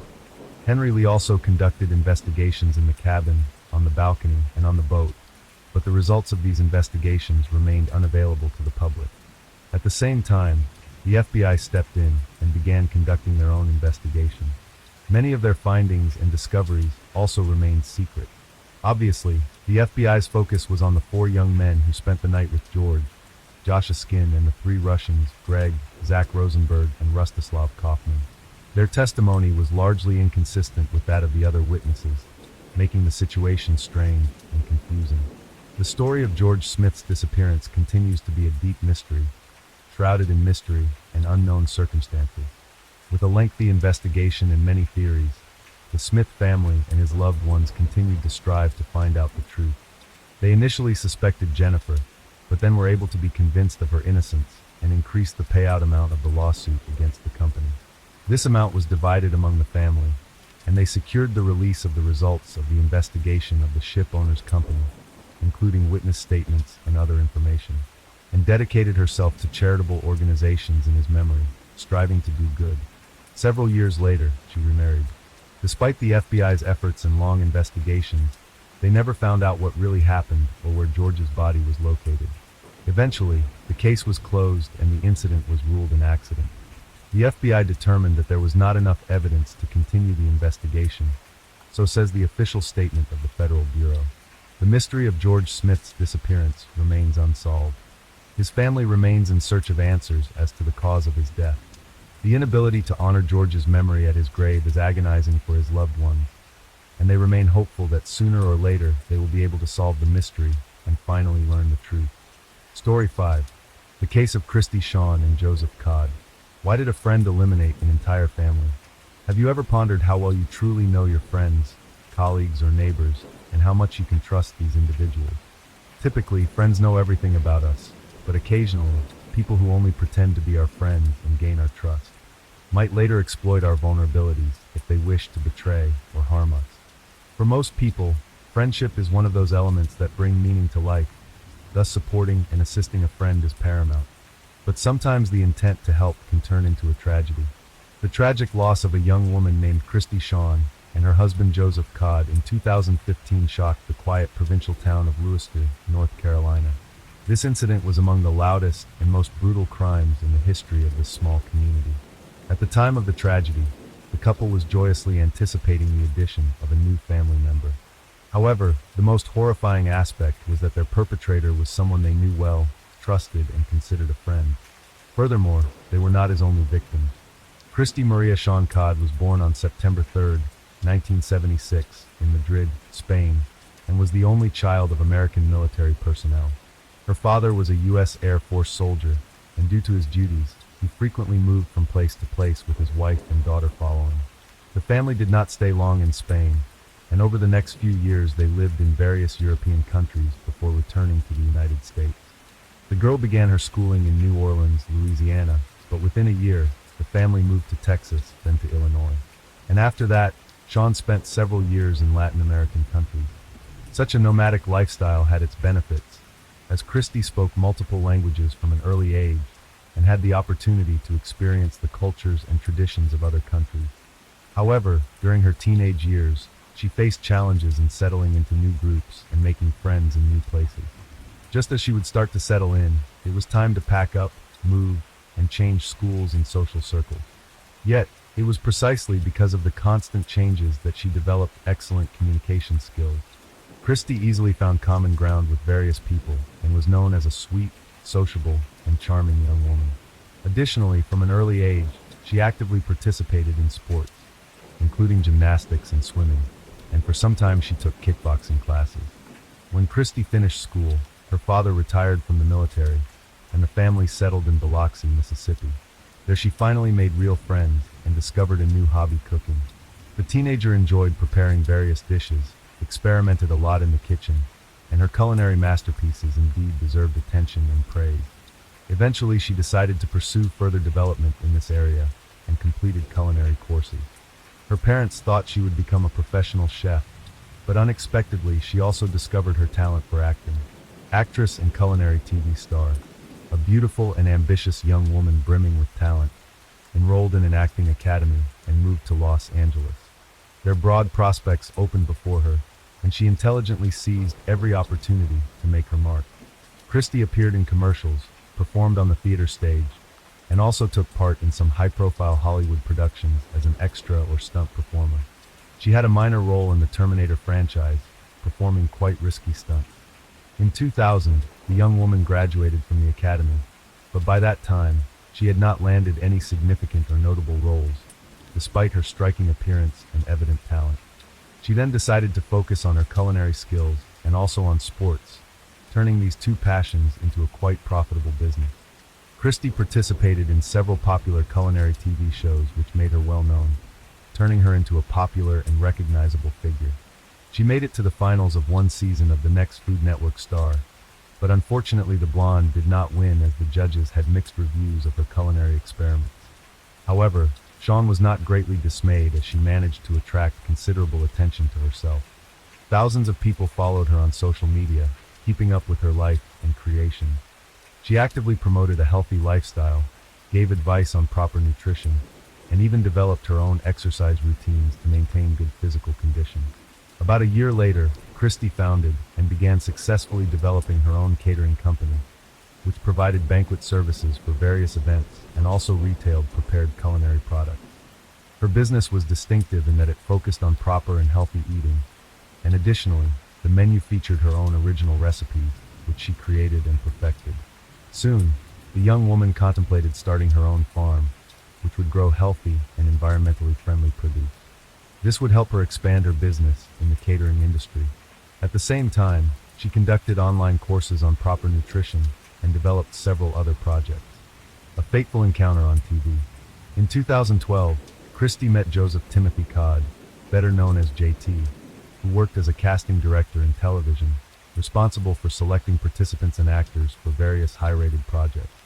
They first met at a studio in Los Angeles, at the casting for a culinary show that the young woman wanted to participate in, and they instantly clicked. Joseph was nearly 7 years older than Christy. had been married before, but was in the process of divorcing at the time they met. He was utterly charmed by the beauty and charisma of this delightful blonde, and he began to court her. The young woman was not averse to his attention, and soon they began a romantic relationship.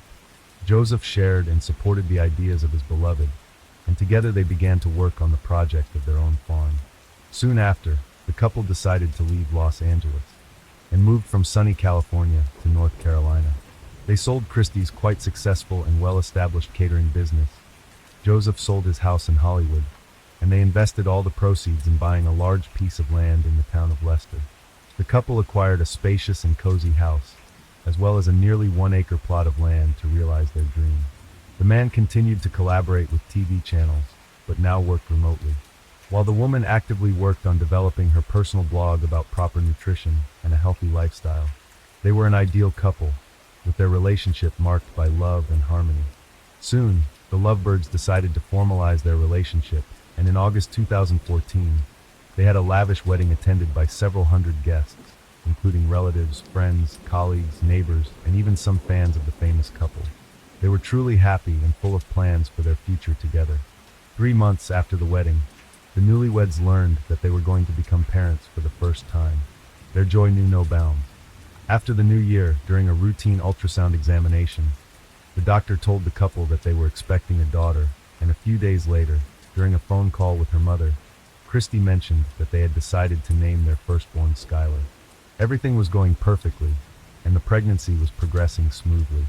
But the couple's happiness was tragically short-lived. The mysterious disappearance of the Codds Christy was 5 months pregnant and actively preparing for the arrival of their baby. She almost daily called her parents, who lived in another state, sharing updates on her well-being and chatting with her mother, sometimes for an hour at a time. However, on March 13, 2015, Christy's mother was unable to reach her daughter, but initially did not think much of it. The situation repeated the next day. Calls went through, but no one answered. Her son-in-law's phone also went unanswered. When by March 15th, both spouses' phones were turned off, Christy's mother became alarmed. Since Christy and Joseph's parents lived in other states, they couldn't quickly check on their children's home to ensure everything was all right. Therefore, Christy's mother called a close friend of her daughter, a woman named Cecily, who lived nearby and could check on them at their home. When the friend arrived at the Codd residence, she saw that both spouses' personal cars were parked at the house. However, the front door was locked and no one responded to knocks and shouts. The couple's phones had been off for 3 days, which was also highly suspicious. Through a window, Cecily saw that the couple's beloved dogs, who they cherished and would never willingly leave alone, were locked inside one of the rooms, and noticed that the back door lock had been forcefully broken, indicating that someone had attempted to enter, or had indeed entered, the home. She immediately informed Christy's mother by phone, who then promptly called the police. The responding officers confirmed that the back door had been broken into and discovered disarray inside, indicating that someone had been searching for something. According to the family, some valuables had been stolen, including a jewelry box belonging to the homeowner, and a safe in the couple's bedroom had been breached. However, there were no signs of blood, struggle, or evidence that the couple had been detained or taken by force. Additionally, the perpetrator had acted very cautiously, leaving no fingerprints or DNA traces. The relatives clung to the faint hope that 45-year-old Joseph and his 38-year-old pregnant wife Christy were still alive. But the experienced officers were not optimistic in their forecast. Suspicious neighbor in the initial days, the investigation simply stalled. No clues or even somewhat significant evidence could be found. The missing couple had no enemies or ill-wishers, and reconstructing what had happened was challenging even in broad strokes. The spouses' phones were left at home, last used on March 12th. Only incoming calls were recorded the next day, after which the devices died. Police decided to question the couple's neighbors to see if they had noticed anything strange or suspicious recently. An interesting detail emerged. A neighbor living across the street saw another local resident throwing a large bundle into a trash bin near the Codds' home on the morning of March 15th. At the time, he didn't think much of it, but when he learned of the couple's disappearance, he thought the information might be useful to the investigation.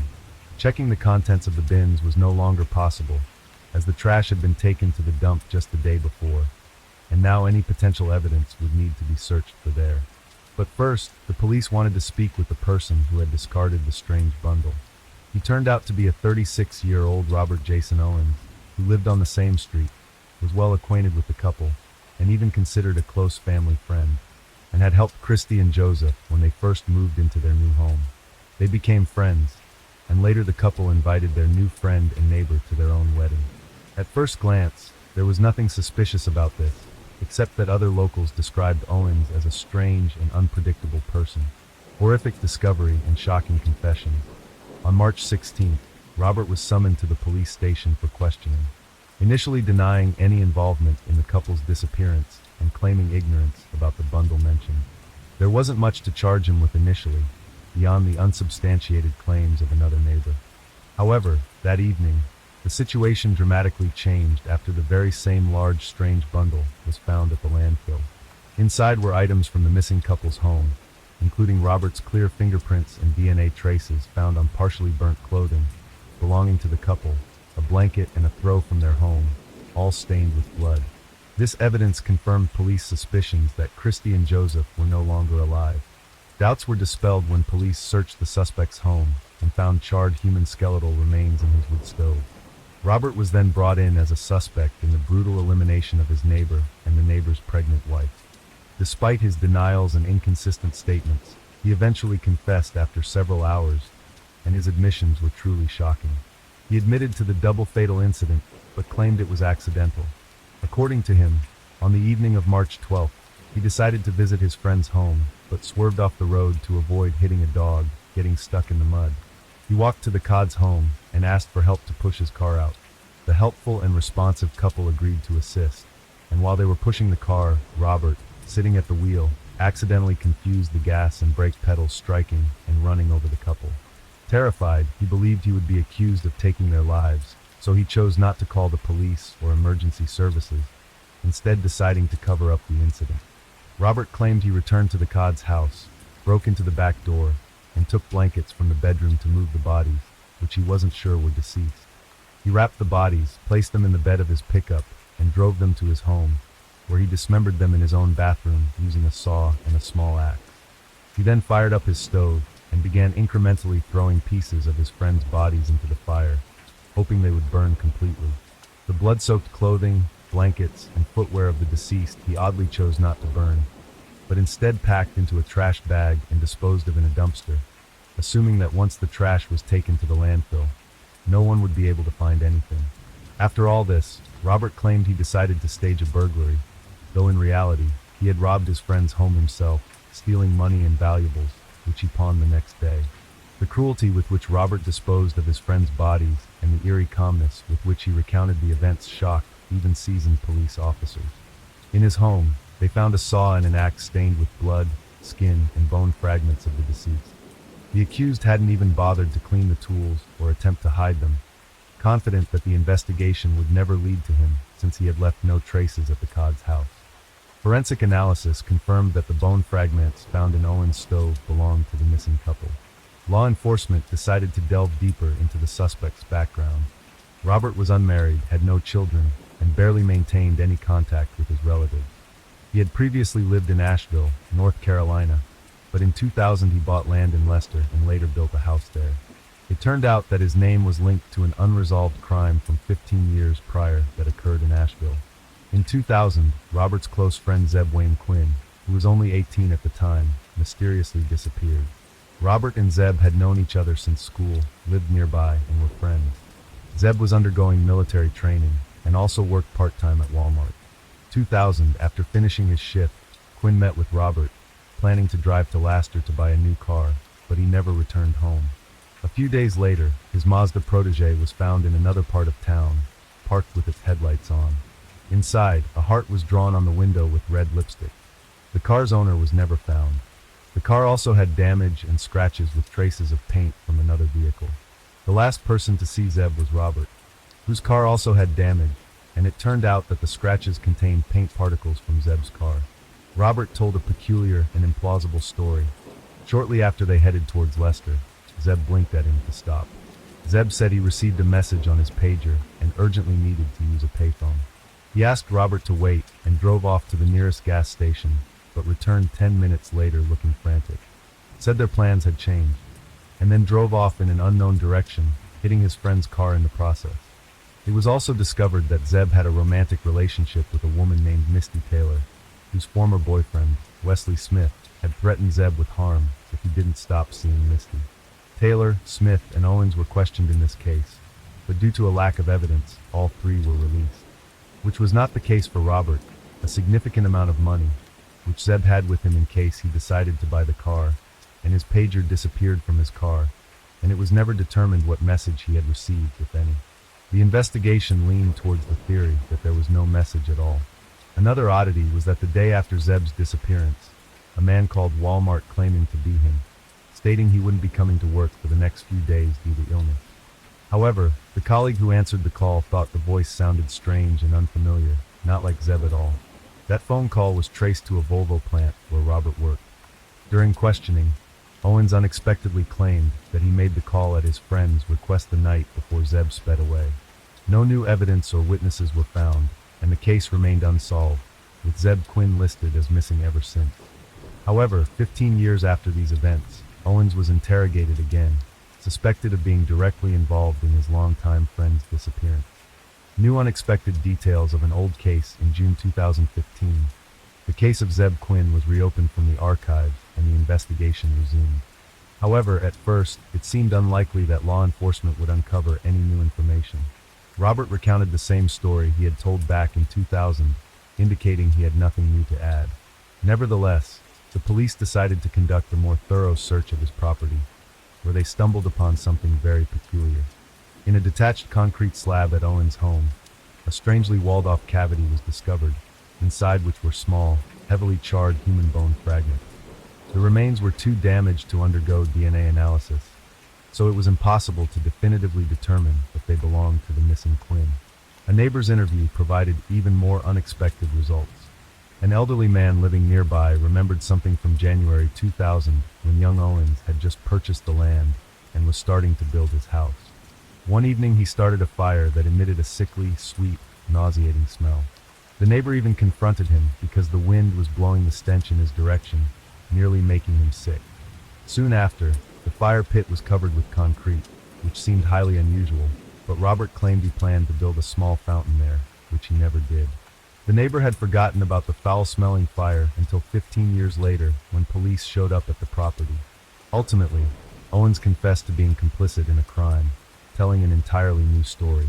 According to him, Zeb was killed by his own uncle, Walter Owens, who had been hired by Wesley Smith to eliminate Misty's new boyfriend, whom he still loved. Robert claimed he was unaware at the time, and his uncle had asked him to lure the young man to a secluded spot. When the three of them ended up in a wooded area on the road to Leicester, the uncle ordered them to stop the car and then to signal Quinn to do the same. Walter shot him silently, and then instructed his nephew to help dismember and package the body, which was burned on Robert's property that same night and encased in concrete. Interrogating Walter Owens was no longer possible, as he had died several years before his nephew's horrific confession. No evidence was found at the supposed crime scene, and the story sounded very unconvincing. Initially, Robert faced charges of first-degree double murder, murder of an unborn child, dismemberment and concealment of evidence, burglary and robbery. All these charges could have led to the death penalty, but it was revealed that the defendant had long suffered from depression and mental disorders, taking powerful medication, which his lawyer used as a foundation for defense. Thanks to a well-constructed defense strategy, the accused could have been found insane and sent to a psychiatric clinic instead of prison, which neither the prosecution nor the victim's relatives found satisfactory. At the same time, the investigation into Quinn's case began from which the criminal might also escape unpunished. In 2017, the defendant agreed to a plea deal, admitting guilt in the murder of the Codds in exchange for a guaranteed removal of the death penalty from potential sentences.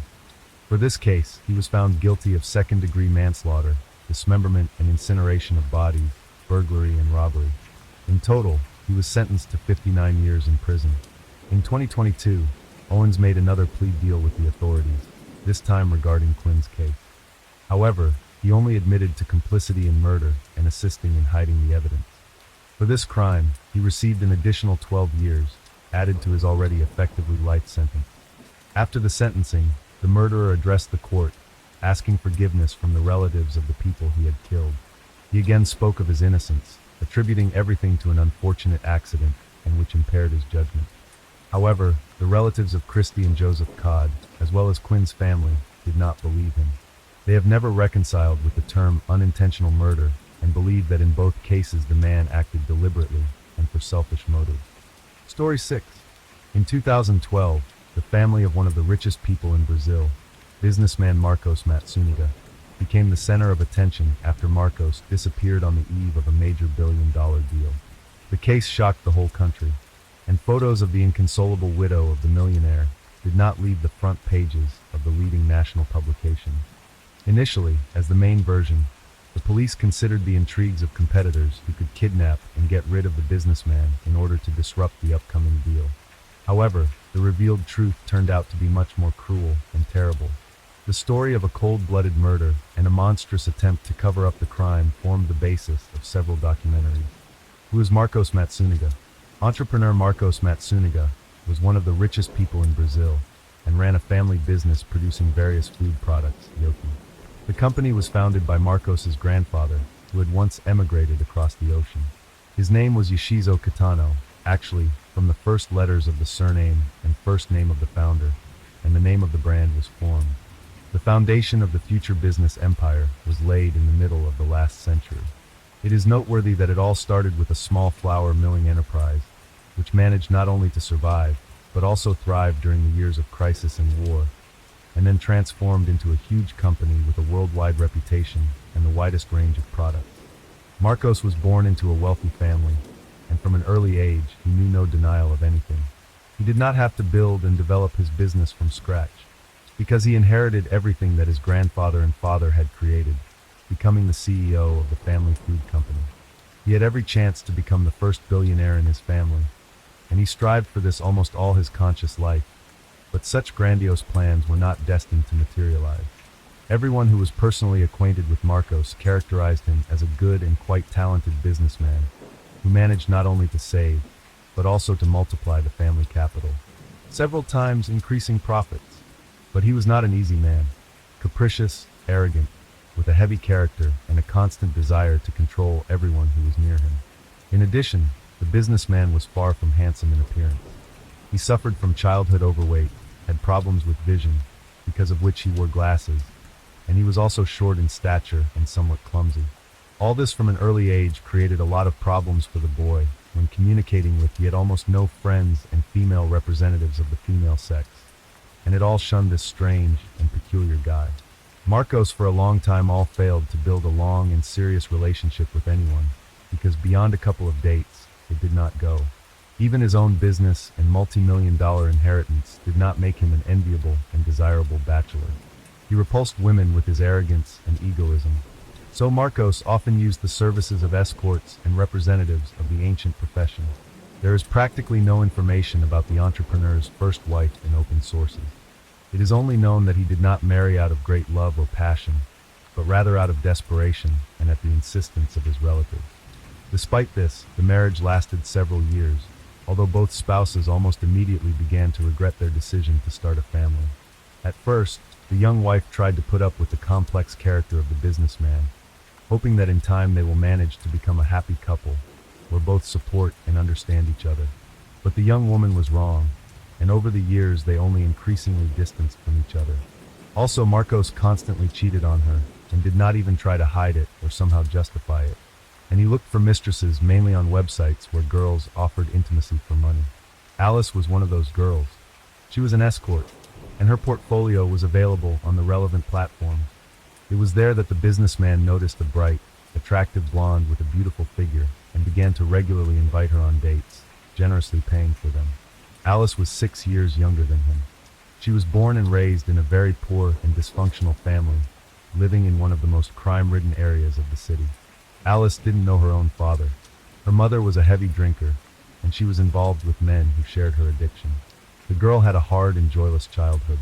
At a very young age, she was repeatedly beaten, harassed, and abused by her mother's roommates.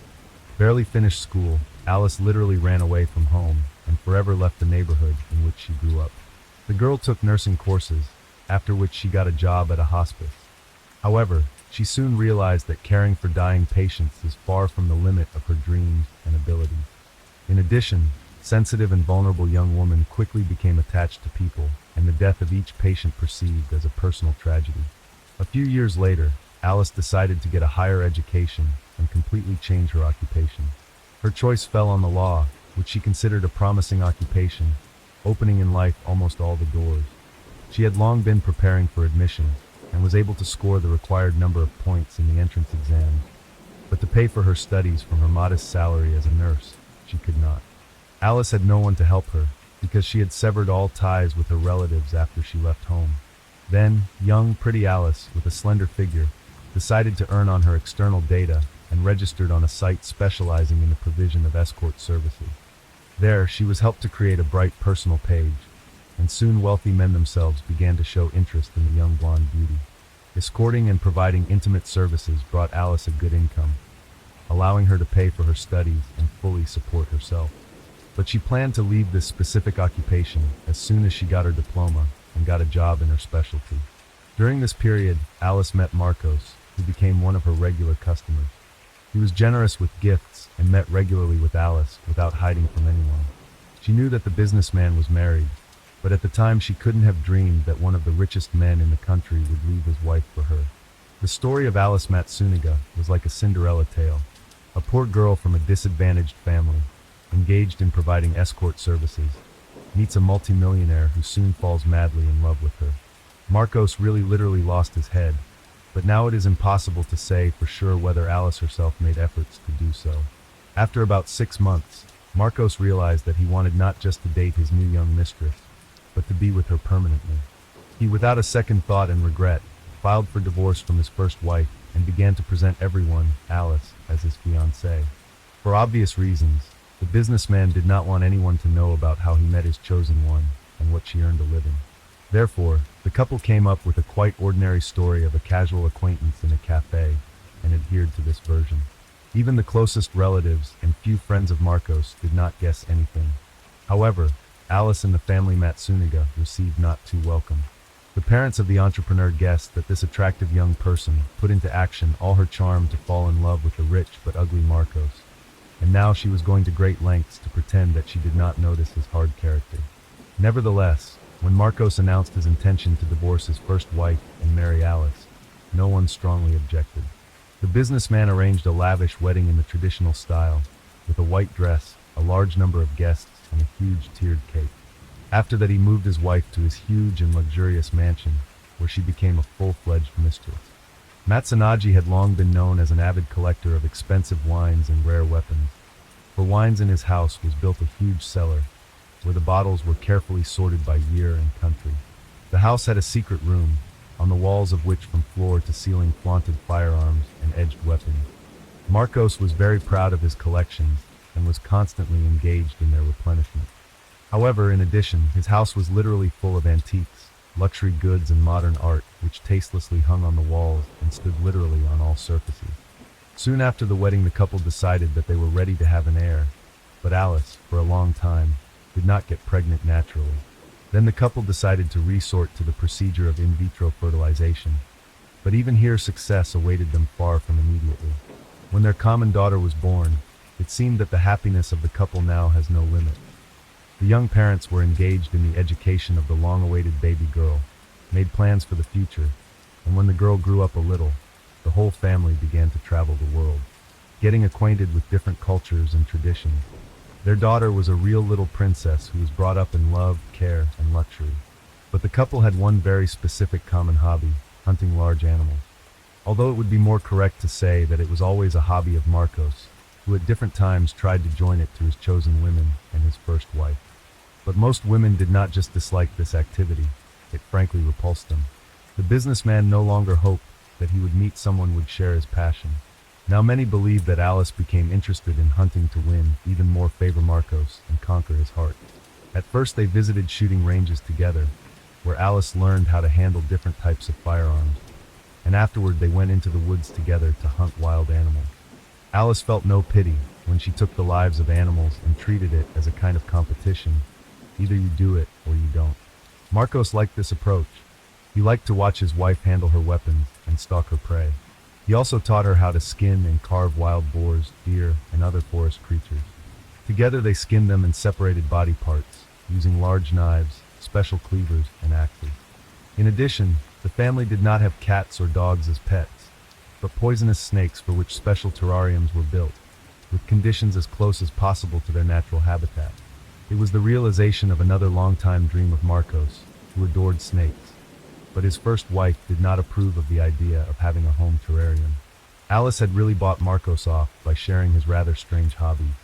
In the spring of 2012, the entrepreneur was preparing to make perhaps the main deal of his life and career, which would make him a billionaire and take his income to a whole new level.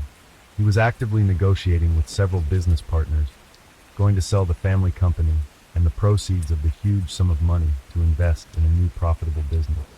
At home at this time, Matsunaji rarely appeared because he was completely absorbed in work and the realization of his grandiose plan. He and his wife moved into an elite apartment complex located in the business center of the city, not far from the main office of the businessman's company. Marcos was away almost all the time, while his young wife was bored alone in a luxurious apartment with a panoramic view of the city. The businessman's work schedule was scheduled literally by the minute. He was lost in meetings, business meetings, and consultations with specialists. Often he did not even spend the night at home, but promised his wife that as soon as the deal was done, their lives would be completely changed and transformed. On May 19, 2012, on the eve of the deal for $1 billion, the entrepreneur disappeared without a trace. His wife reported the incident only the next day because she believed that Marcos at work. According to Alice, in the evening he was scheduled a meeting, which could last into the night, and early in the morning her husband was to meet with a business partner. So he took some things, warned that most likely to spend the night in the office, and then go straight to the deal. When the next day Marcos did not return home and stopped answering his phone, Alice became and reported him missing. The police immediately found out that the entrepreneur did not show up for a meeting in the evening or an important meeting in the morning, which he simply could not miss. In this regard, there was immediately a version that the millionaire was kidnapped, and most likely his family in the coming hours will receive ransom demands. But 24 hours passed, then the second, no ransom demands were received, and hopes that Matsunaga was still alive were literally melting before our eyes. Investigators at this time did not sit idle and began to question relatives, friends, and business partners of the businessman, trying to find out whether he had enemies and who could be beneficial to his disappearance or the disruption of the upcoming deal. However, despite all efforts, it was not possible to find a specific person or people who might have wished the death of the businessman. He ran his business competently, was able to prioritize and plan his steps ahead, so that his strategic decisions made almost everyone always benefited. A few days later, after taking her little daughter, Alice came to the home of her father-in-law and mother-in-law to tell what she had not dared to tell the police. The young woman with tears in her eyes said that her husband has long been cheating on her with a girl named Natasha Villaraya Lima and did not hide it. True, after several major quarrels and threats to divorce, Marcos promised that he would leave the mistress for the sake of preserving the family. In fact, the man did not stop meeting with Natasha, but began to do it more carefully so as not to provoke another family scandal. The wife guessed everything and decided to hire a private detective to gather evidence of the businessman's infidelity. Alice had photographs and videos of her husband on romantic dates with the same Natasha. It was noteworthy that he took his new girlfriend to the same restaurants and entertainment venues that he and his wife frequented, and where everyone knew him.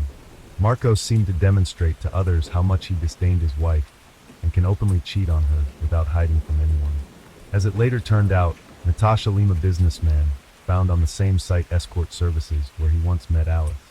They met for about 5 months, and during that time he gave her an expensive car, and also paid a large sum of money for Natasha to remove her profile from the site. The available photos and videos proving her husband's cheating, the daughter-in-law presented to Marcos's parents. She also added that she had shown all this to Marcos the day before his disappearance, but instead of making excuses and asking for forgiveness, he simply packed his things, told his wife that he was leaving her, and then left their apartment and disappeared without a trace. Simply decided to run away with a new mistress. But everyone who knew Matsunaga unanimously asserted that he could not just leave the business and disappear because he was too serious about the business, which for decades built his family.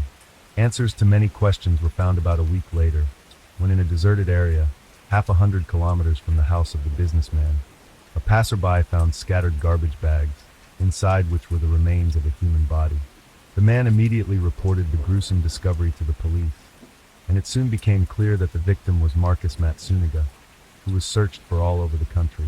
Experts determined that the businessman was killed by a shot to the head, after which his body was dismembered, packed into garbage bags, and taken to the outskirts of the city.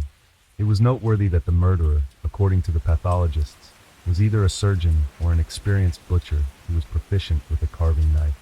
Such a conclusion was inevitable, based on how accurately and professionally the cuts were made in the right places to separate the body parts from each other. At the first stage of the investigation did not have any concrete leads, so it was decided to start the investigation from the place where the deceased man was last seen alive. Elite residential complex, where Marcos lived with his wife and daughter, was equipped with. It turned out that the evening before the disappearance, the couple ordered food delivery home. On the recordings of the camera in the elevator was seen as Marcos goes down to the first floor and then comes back with boxes of pizza in his hand. He enters his apartment and never leaves it again, not that evening, not at night, and not the next day. Matsunaji seems to disappear into his own home, but in the morning his wife leaves the apartment with 3 large wheeled suitcases.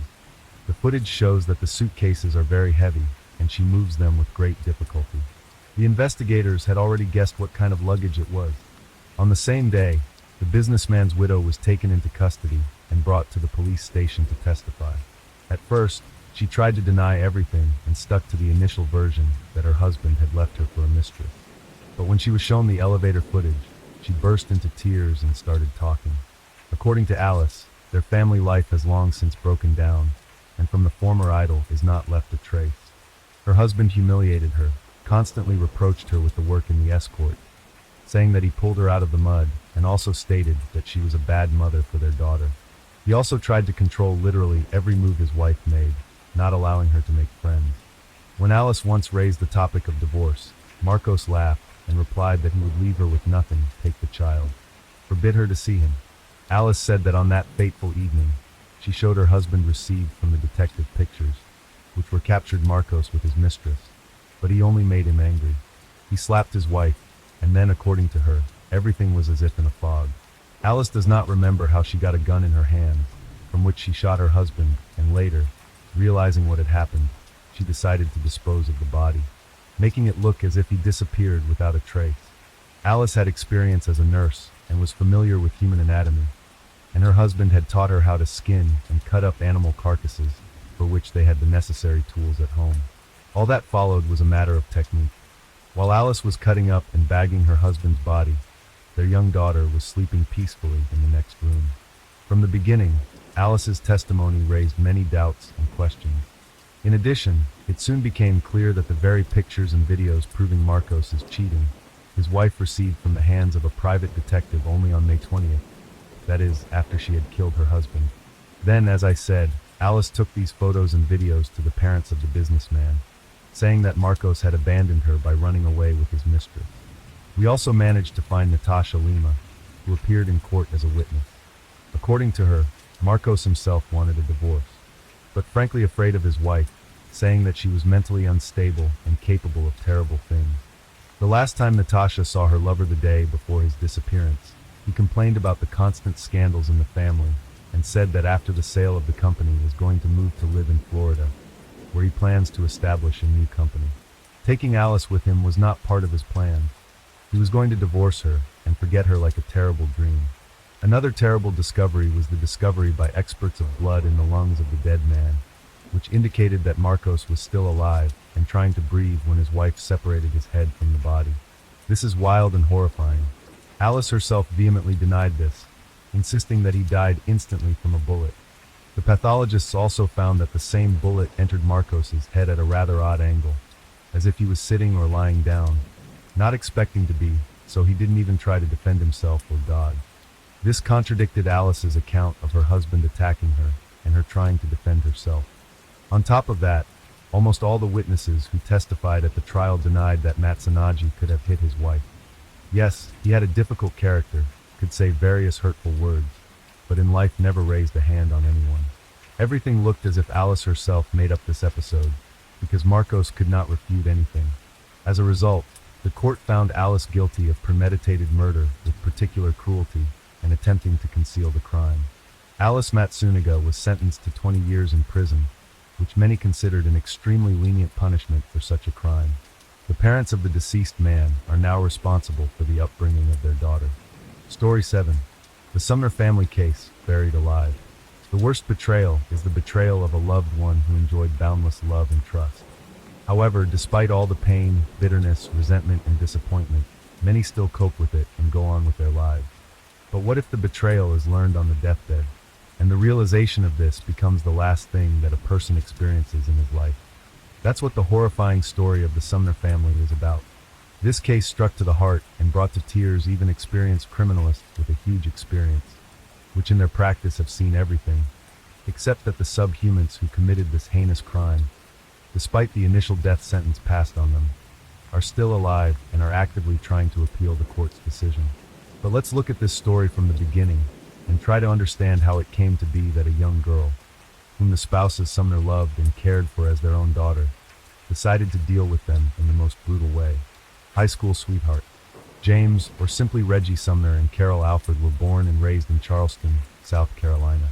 They were the same age, knew each other since childhood, went to the same school, and were in the same grade. Over time, their friendship and childhood affection grew into sympathy. School children themselves did not notice how they began to get closer.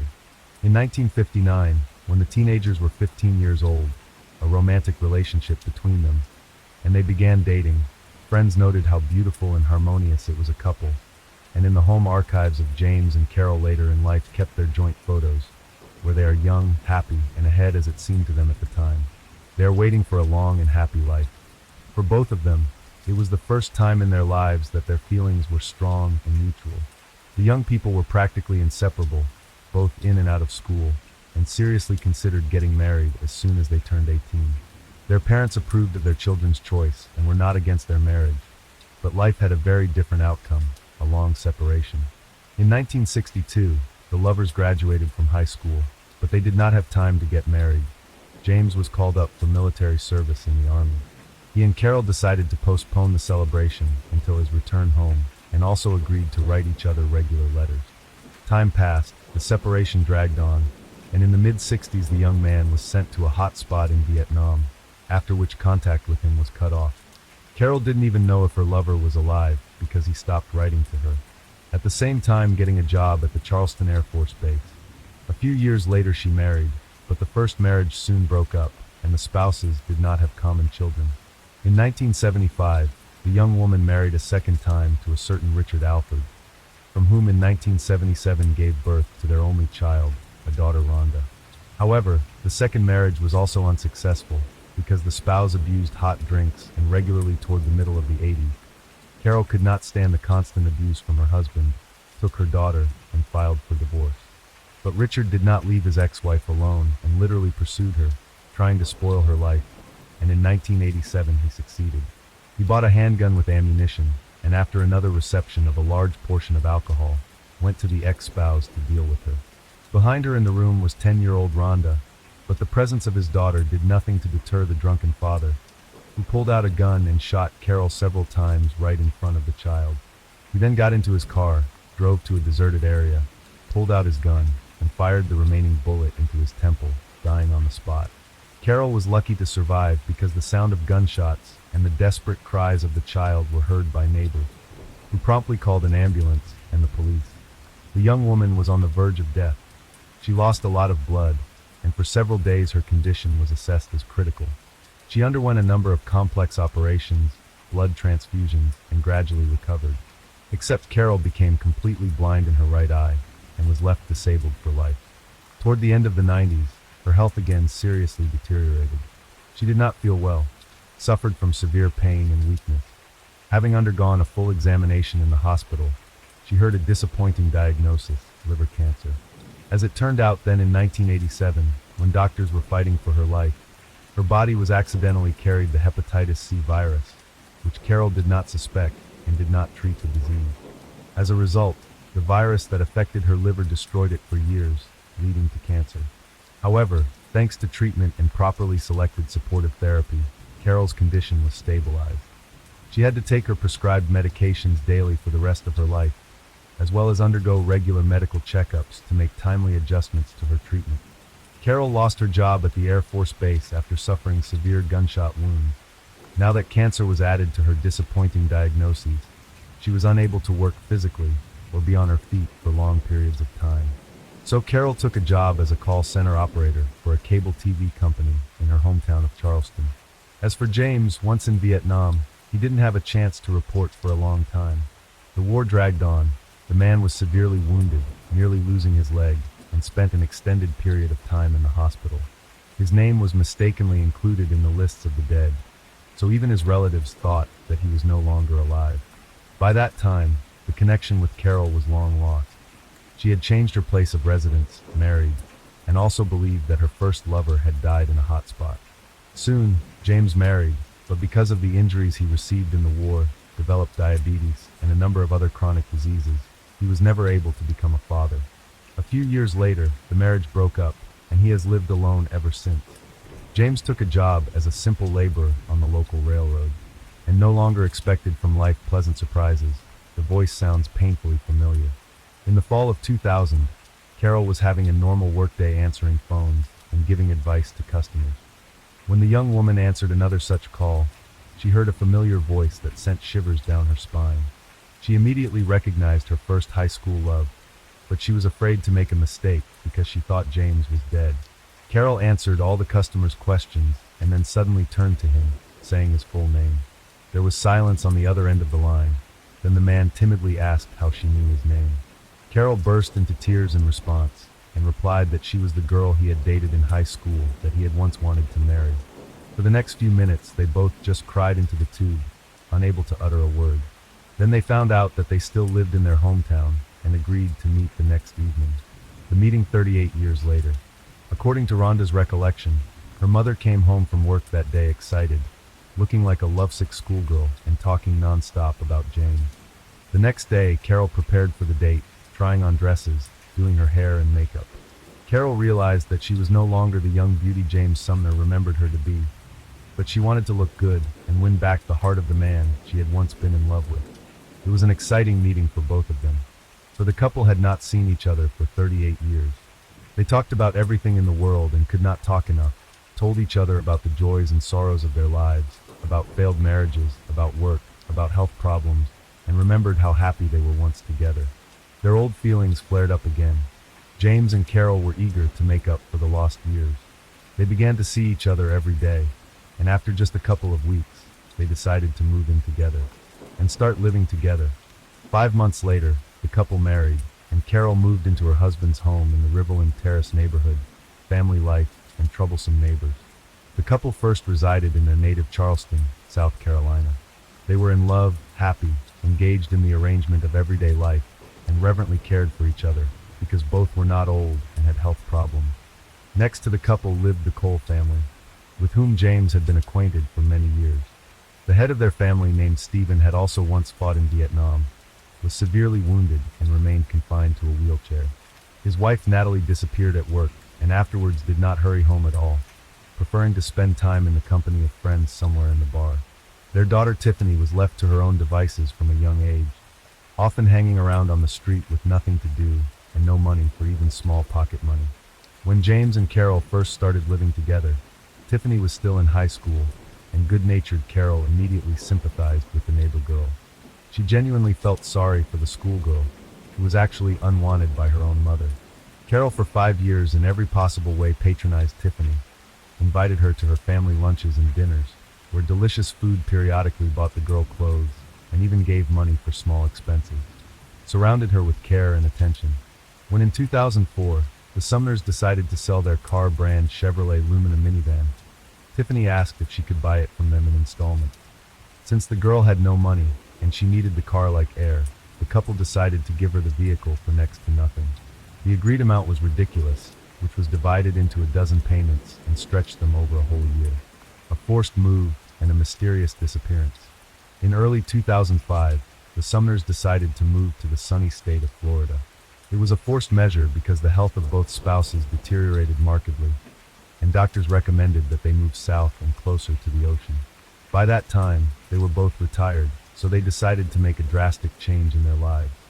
Carol and James sold their spacious home in Charleston and acquired real estate in Jacksonville, the largest and most populous city in Florida. They also purchased a new Lincoln Town car. The couple were extremely happy and settled in a new place, making plans for their future life together. Every day Carol called her adult daughter Rhonda, to whom she told her about everything that was going on in her life, shared her thoughts and plans. Therefore the girl was very surprised and excited when one day in June 2005, her mother did not call her and did not answer her call. At first Rhonda chased the bad thoughts away from her and hoped that everything was all right with her mom and her husband and that they would call her back soon. But the next day the situation was no different. Rhonda called her mother and James' cell phones every half hour, but the phones were now unavailable and the answering machine on her home phone went off, but all messages went unanswered. On the third day, Rhonda decided to drive herself to another state to see if her mother and stepfather were okay. She left early in the morning and was on the road for about 5 hours before she reached the Sumners' home. The first thing Rhonda noticed was the absence of a car, but that was only the first oddity. When the girl went to the front door, she found that the door was ajar. The house was quiet, and there was a light on in one of the rooms, even though the sun was shining brightly outside. Rhonda called loudly for her mother and James, but there was no answer. Then she went into the kitchen, where she saw a table set for two with food that looked like it had been there for at least 3 days. It looked as if the owners had gathered for dinner, but had suddenly abandoned the meal and gone somewhere else. In addition, the house itself was a mess, with things strewn about and some doors and cupboards left open. It seemed as if something had been searched for. But what was it, and who was it? In the couple's bedroom on the bedside table, there were some medications that were vital to them. There were their mother's cancer pills, which she took 3 times a day, and a bottle of insulin, which James took by the hour. In addition, the couple's cell phones were completely dead. Rhonda realized that without their medications and cell phones, her mother and stepfather could not leave the house, let alone leave their home for a long time. So she immediately contacted the police to report the incident. Strange imposters. The couple in their car were promptly put on the wanted list, and all bank cards belonging to Carol and James were blocked the same day. The first few days of the search yielded no results, and it was not possible to find the Sumners themselves or any witnesses hot on the trail. However, on June 12th, several events occurred at once, which allowed the police to get on the trail of the criminals. First, a man called one of the banks, who introduced himself as Mr. James Sumner, and complained that his card was blocked and he could not withdraw cash. The bank employee immediately suspected something wrong. He offered Mr. Sumner to contact personally the nearest bank branch to settle the problem, but the man simply hung up. At the same time, almost a few minutes later, from the same number, but already in another bank, a woman called from the same bank who introduced herself as Mrs. Carol Sumner and reported a similar problem with the blocking of the card. When offered to come to the bank in person, she categorically refused, saying that she could not do so for health reasons, but was in dire need of money right now and asked to return access to her savings, which of course was refused.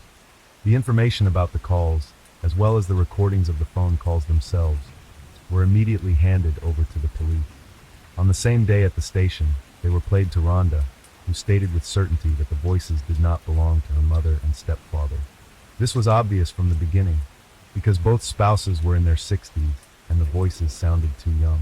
The police immediately assumed that the imposters are directly related to the disappearance of the Sumners, and they either kidnapped the couple and hold them somewhere forcibly or killed them, having previously extorted information about bank accounts and cards. The search a few days later, the missing couple's car was found abandoned on a deserted road in a wooded area. No traces of blood and struggle were found in the cabin, but in the trunk experts found hair and sweat marks, which, as it turned out, belonged to both spouses.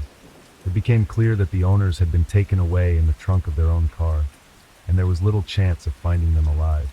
When the police checked the couple's bank transactions, it turned out that money had been withdrawn from their cards several times after the Sumners had stopped contacting their daughter. It was discovered that the money had been withdrawn by a young man who could not be immediately identified. In addition, a request was made to trace all calls from the number from which the imposters called the bank.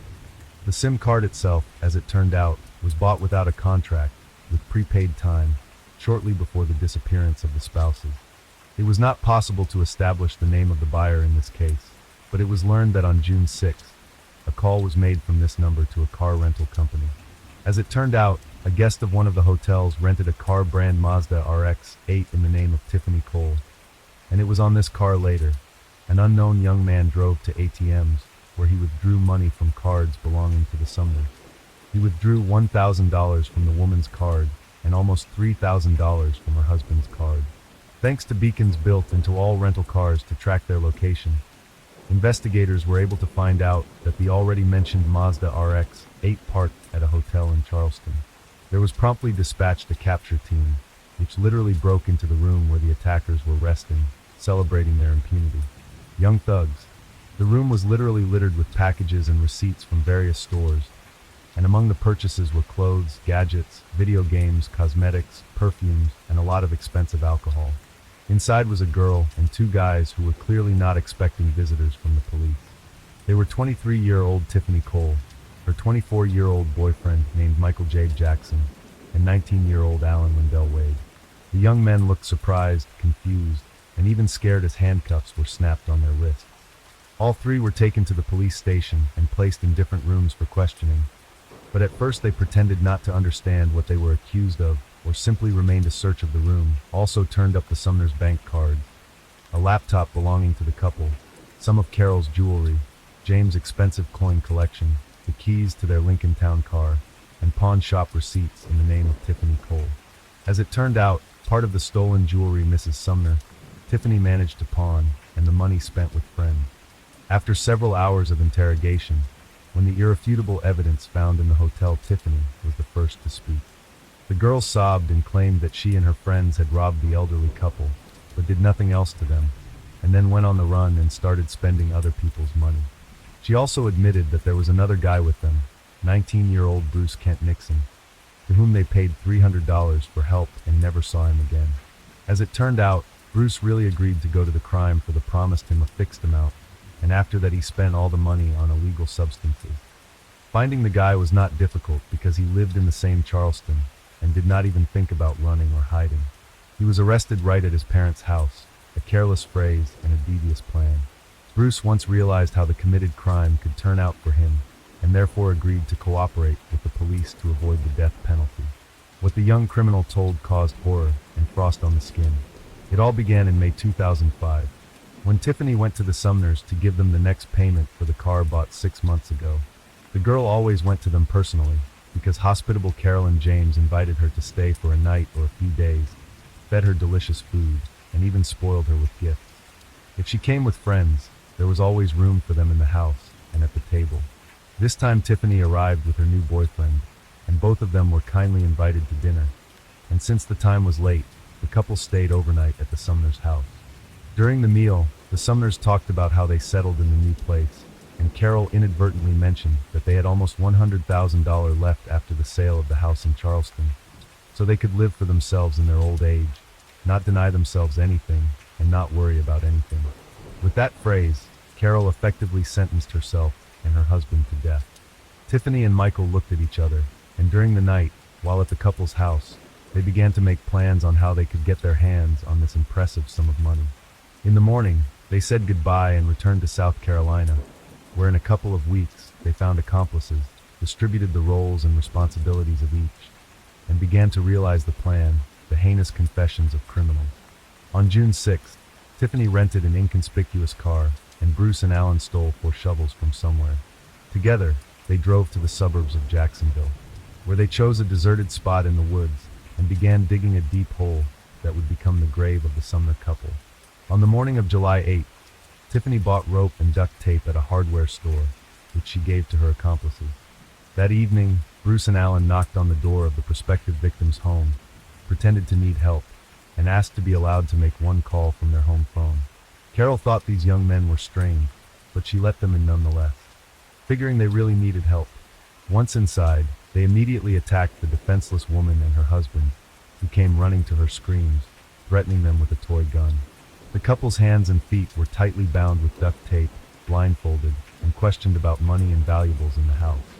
Under torture and death threats, the couple gave the intruders all the details of their bank accounts and the PIN codes of their cards, hoping that their lives would be spared.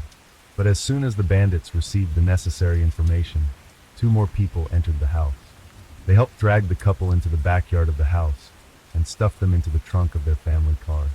Driving the Lincoln, and in the front seat were Alan and Bruce, and behind them, in a rented Mazda RX-8, were Tiffany and Michael.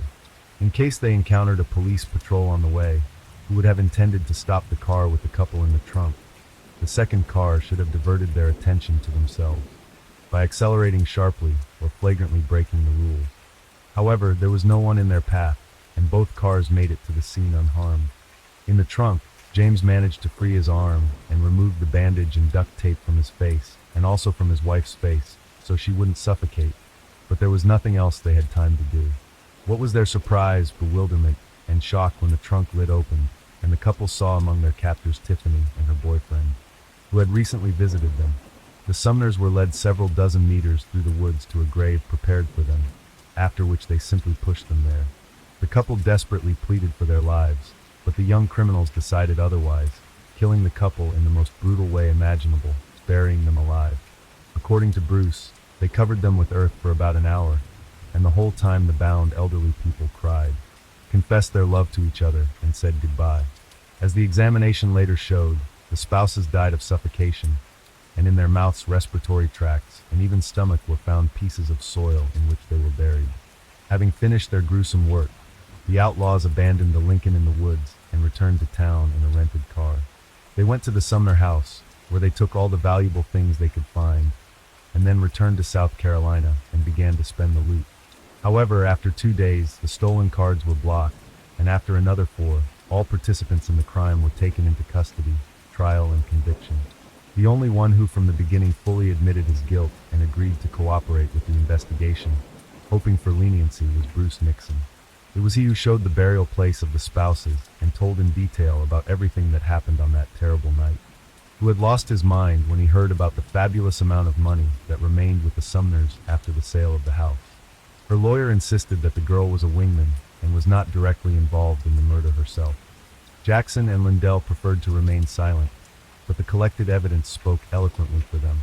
The jury did not believe in the innocence of Tiffany Cole because she took part in the development of the criminal plan, rented a car, and came up with a diversionary maneuver if they suddenly chased by the police, helped dig a grave for the spouses, and after renting stolen items in the pawn shop and happy to spend the money. This was evidenced by a lot of photos taken by her in the purchased clothes and in a limousine which the criminals rented to celebrate their success. As a result, Bruce Nixon was sentenced to life imprisonment without the right to ever be released, and Jackson, Tiffany, and Lindell were given the death penalty. The criminals filed multiple appeals and grievances, but they were all denied and the sentence remained unchanged. Except that in 2023, 18 years after their atrocious crime, that very same death sentence was never carried out. Story 8.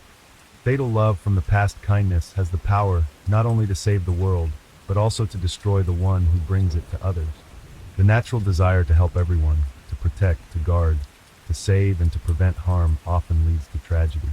It is important to recognize which people should not be helped, and even more so to avoid covering for them in the hope that they will realize their mistake and change. The story of Cecilia Haddad is a vivid example of how believing in the best and the desire to protect someone once dear can first poison and then take a life. She feared harming her former lover in any way, but he had no fear in dealing with her and fleeing to the other side of the world, hoping justice wouldn't reach him there. An unidentified body in the river. On an early spring morning, Sunday, April 29, 2018, a man fishing on Lane Cove River, a northern tributary of the Parramatta River in Sydney, Australia, came upon a horrific scene. Floating downstream, face down, was something resembling a human body. The elderly fisherman couldn't believe his eyes at first, and even thought it was a mistake. But within minutes, all doubts vanished. It was the body of a young woman with long dark hair. The man immediately reported the incident to the police, and soon, a few dozen feet downstream, the lifeless body of a young woman showing signs of violent death was pulled from the river. She had no identification or mobile phone on her, so investigators were tasked with identifying the deceased and determining the circumstances of the tragedy. The version that the incident was an accident was dismissed, during the initial examination of the remains. The body was still fresh, having spent less than a day in the water. Clear strangulation marks were visible on her neck, and there were defensive wounds on her hands, indicating that the victim had fought desperately when she was attacked. The victim was dressed in a t-shirt and wide pants with many large pockets, which were stuffed with stones. It was obvious that the criminal had hoped the body had been weighed down by the extra load would sink and not be discovered anytime soon. However, some of the stones likely fell out since the pockets had no fasteners, allowing the body to simply float downstream. A toxicology report revealed no traces of alcohol, prohibited substances, or strong drugs in the victim's system. There were also no signs of intimate violence on the body. As initially suspected, the cause of death was mechanical asphyxiation. She had been strangled with bare hands. The victim appeared to be around 35 to 40 years old, so the police immediately checked reports of missing women within this age range.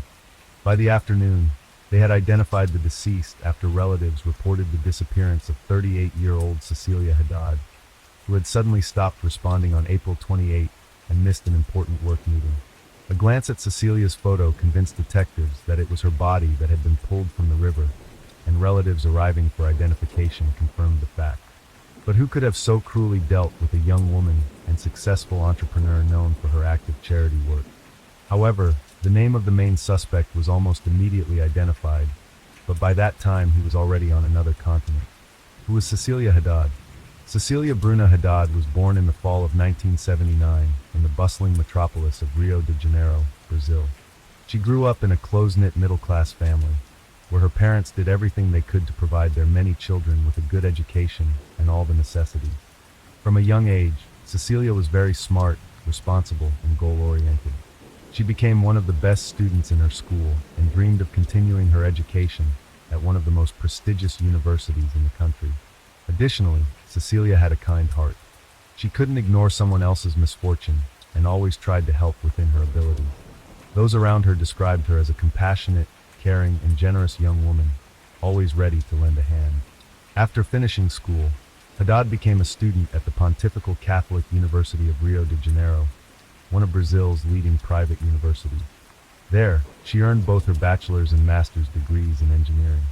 After receiving her diploma, Cecilia successfully passed an interview at a major mining company, where she was eagerly hired. Almost immediately, her career took off, and within a year, she became a leading specialist. In 2007, at the age of 27, the Brazilian woman decided to dramatically change her life and moved to Australia after receiving an enticing job offer. Cecilia fully understood the challenges she would face being in a foreign country, far from her loved ones and friends, but she decided to take the risk. Cecilia was fluent in Spanish and Portuguese, her native languages, but had to learn English almost from scratch, a task she handled successfully and quickly. Haddad took a managerial position at one of Australia's largest mining companies and quickly fit in with the team. The sweet, sociable, and friendly woman made many friends and began actively engaging in charity work and volunteering, helping people and homeless animals. Alongside this, she developed a new hobby, hiking and skiing in the mountains. In 2016, Cecilia founded her own consulting company, which supported and guided people looking to start their own businesses. Her clients included both native Australians and immigrants who had come to the country in search of a better life, just as she had once done. Personal life. Working at the aforementioned major Australian industrial company, Cecilia earned a good salary and could afford whatever she wanted. When she started her own business, she was able to bring her younger brother and sister from Brazil, helping them find jobs and supporting them financially at first. Overall, things were going well for Cecilia.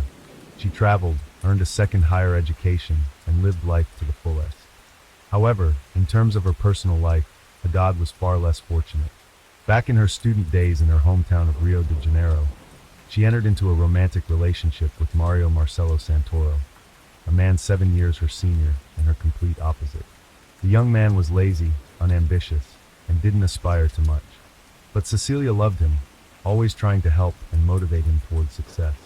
In the end, when Cecilia received a job offer from Australia, Mario refused to go with her, fearing the challenges they would face in a new country. However, the young woman wasn't about to give up on her dream, one she had worked so hard for, and after prolonged but fruitless persuasion, she left alone. In the mid-2000s, while working in Sydney, Cecilia began an office romance with one of her colleagues. Led to marriage, but the union was short-lived, lasting less than 3 years. The couple didn't have children, and they parted ways amicably, without hard feelings or resentment. They even maintained a friendly relationship afterward, a blast from the past. In 2016, shortly after her divorce, Cecilia decided to fly home to visit her parents and old friends. By that time, she had already left her job and was successfully growing her own business. She looked fantastic, enthusiastically talked about her life in Australia, and eagerly made plans for the future. On the third day of her stay, Haddad unexpectedly ran into Mario, whom she hadn't seen in 9 years since she emigrated to Australia. The man was shocked by the success his former girlfriend had achieved, while he himself was barely making ends meet. This chance encounter turned out to be fateful for Cecilia, who suddenly realized that she still had tender feelings for her ex-boyfriend. For the next few days, the two spent time walking around their favorite places where they had once been happy. After Cecilia returned to Sydney, they continued to talk and text every day. Within a month, Cecilia bought Mario a plane ticket and essentially brought him to live with her, deciding he was the man she would be happy with for the rest of her life. The couple settled in Cecilia's spacious apartment in an elite residential complex, and for a time she fully supported her beloved. Later, using her connections, she helped him secure a good position with a high salary and actively encouraged his career growth. Her dad was once again in love, just like in her youth, and failed to notice that her partner was simply taking advantage of the situation. Shortly after the couple moved in together, their relationship began to deteriorate. The man became jealous, domineering, and tried to control every aspect of Cecilia's life. However, independent and strong-willed, Cecilia refused to be manipulated. On top of that, Mario started meddling in her business, wanting a share since he didn't like working for someone else. The couple frequently argued, but Haddad always tried to resolve conflicts, seeking compromises and making every effort to save the relationship. Yet her partner was simply draining her emotionally, monitoring her actions, taking her phone and work laptop without permission, and trying to limit her social circle. Cecilia endured this situation for almost a year, but finally decided to have an honest conversation and informed Mario of her intention to break up. This news infuriated him. He started yelling and insulting Cecilia, and when she tried to calm him down, he struck her across the face. He had been physically aggressive before, pushing her or grabbing her arms hard enough to leave bruises. But this was the first time he had hit her. This was the last straw, and Haddad simply showed him the door. At first, Santoro tried to beg for her forgiveness. He sent her touching messages, apologized, and sent flowers and gifts, but Cecilia remained firm. Realizing he couldn't fix things, the man changed tactics, resorting to threats and intimidation. From that point on, he began stalking his ex-girlfriend, turning her life into a nightmare. Obsessed stalker. After the breakup, Mario rented an apartment in a complex, just 10 minutes away from Cecilia's home. He called her daily, sent dozens of messages, and constantly tried to meet her waiting at her front door. Cecilia still tried to reason with him, hoping to resolve the conflict peacefully and believed that her ex would calm down. In January 2018, late in the evening, Santoro showed up at Haddad's apartment again. At first, she didn't want to let him in, but he was persistent and forced his way inside. He attacked the petite woman, but she miraculously managed to escape and barricade herself in another room. While the stalker tried to break down the door, she pleaded with him to stop, think, and leave. Eventually, Cecilia threatened to call the police, and only then did Mario calm down and leave her home. Cecilia didn't report the incident to law enforcement, nor did she mention that Mario had been stalking her for months and threatening her. She knew that his visa had expired, and that if he came to the authorities' attention, he would be deported back to Brazil immediately. Cecilia pitied the man she once loved, knowing that back home he would return to his worthless life. Despite this, Haddad understood that staying in her apartment was no longer safe, so she temporarily moved in with her sister Carol, and then spent about a month living with a close friend named Rita. Both women urged Cecilia to file a police report, sensing that this situation could end in tragedy, but she was still afraid of harming her tormentor. She hoped that he would realize the error of his ways, calm down, and leave her alone. Most importantly, she didn't believe that her ex-boyfriend was capable of causing her any serious physical harm. When Cecilia returned to her apartment in early April 2018, she realized that Mario had been there several times in her absence. She was horrified to discover that he had a spare set of keys, which he had initially returned after the breakup, but took back when he forced his way in during the night. Neighbors also confirmed that they had seen Santoro near the complex multiple times, and even going up to the floor where Haddad's apartment was located. When they reasonably suggested she go to the police, Cecilia again refused, assuring them she would handle the situation herself. She planned to change the locks, but decided to live incognito for the time being, not drawing attention to herself, to see if her stalker would leave her alone. For over 2 weeks, Cecilia acted as though she wasn't home. She didn't turn on the lights, tried to stay quiet, and only came and went when she was sure Mario wasn't around. At the slightest suspicion, she would spend the night at her sister's or a friend. The stress almost caused her to have a breakdown, but then, suddenly, everything changed in an instant. Strange goodbye. On April 25, 2018, Mario unexpectedly called Cecilia and, in a calm voice, said that he had realized everything and would no longer bother her. He also apologized and informed her that he had bought tickets for a flight to Rio that he planned to leave early in the morning on April 28, and asked if she would meet him one last time to say goodbye. Haddad agreed, but said she would meet him directly at the airport, where they could see each other and talk. After this call, it was as if a weight had been lifted from her shoulders. Her stalker and tormentor had decided to leave on his own, and she believed he would no longer disturb her. Overjoyed, she called her sister and told her everything. But Carol was not as thrilled and suspected something was off. She begged Cecilia not to meet with Mario, but Cecilia dismissed her concerns, assuring her that everything would be fine and that nothing could happen to her at the airport. Cecilia was excited at the thought that her nightmare was finally ending and that she could start a new life. Sadly, that miracle did not happen. Mysterious disappearance.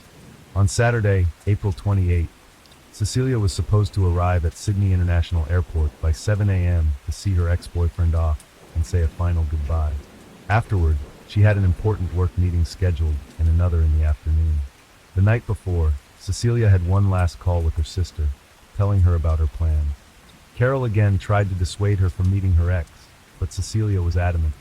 She insisted that she needed to see for herself that Mario boarded the plane and would no longer bother her. The two sisters talked for about an hour, and Cecilia promised to call as soon as he left. However, the next day, instead of a call, a rather strange message arrived from Haddad. She said she was heading to the mountains for a couple of days because she needed to reflect on everything that had happened and clear her head. But the phone was already turned off. Soon, it became clear that similar messages had been sent to several of Cecilia's friends and colleagues, and she had not shown up for any of her scheduled meetings, which was completely out of character for her.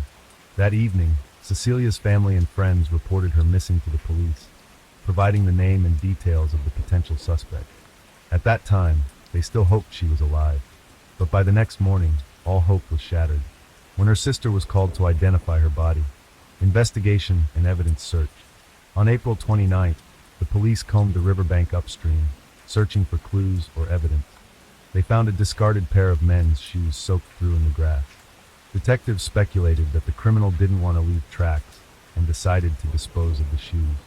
In the victim's apartment, dried footprints, left by wet socks, were found. But why did he return to the victim's apartment after dealing with her? Since Mario didn't own a car, he used the vehicle of the woman he had deprived of life to dispose of her body. Sand, fragments of coastal vegetation, and puddles of river water were found inside the car. Additionally, numerous fingerprints belonging to the suspect were discovered. Moreover, almost all of Santoro's movements were tracked through his cell phone signal, and he was caught on several street surveillance cameras. It was determined that Mario took a taxi to the airport. Authorities quickly located the driver, who agreed to speak with them. The driver claimed the passenger was calm, but asked for a significant detour to pass over a small bridge crossing a river away from the bustling city roads. There, he asked to stop, got out, and threw a bag into the water, as well as something resembling a set of keys. He then returned to the car, and they continued the journey. The driver took the police to that very bridge. Divers were called to the scene and spent hours searching the riverbed for evidence. Fortunately, the current in that spot was weak, so they soon found the mysterious bag, followed by the set of keys. Inside the bag were the victim's cell phone, work laptop, some documents, a wallet, and impersonal items. It was clear the suspect was trying to create the illusion that the woman had left town. so people would believe she had indeed gone to the mountains. He also disposed of all duplicate keys to make it harder to access the apartment.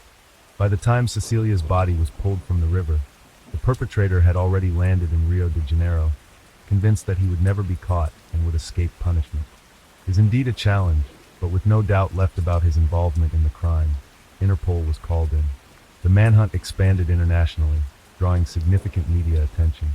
Search and arrest of the suspect only after Australian police gathered and presented irrefutable evidence linking the Brazilian citizen to the brutal crime was Mario officially declared wanted in his home country. He was finally apprehended on July 7, 2018, at a friend's apartment, where he had been staying the entire time.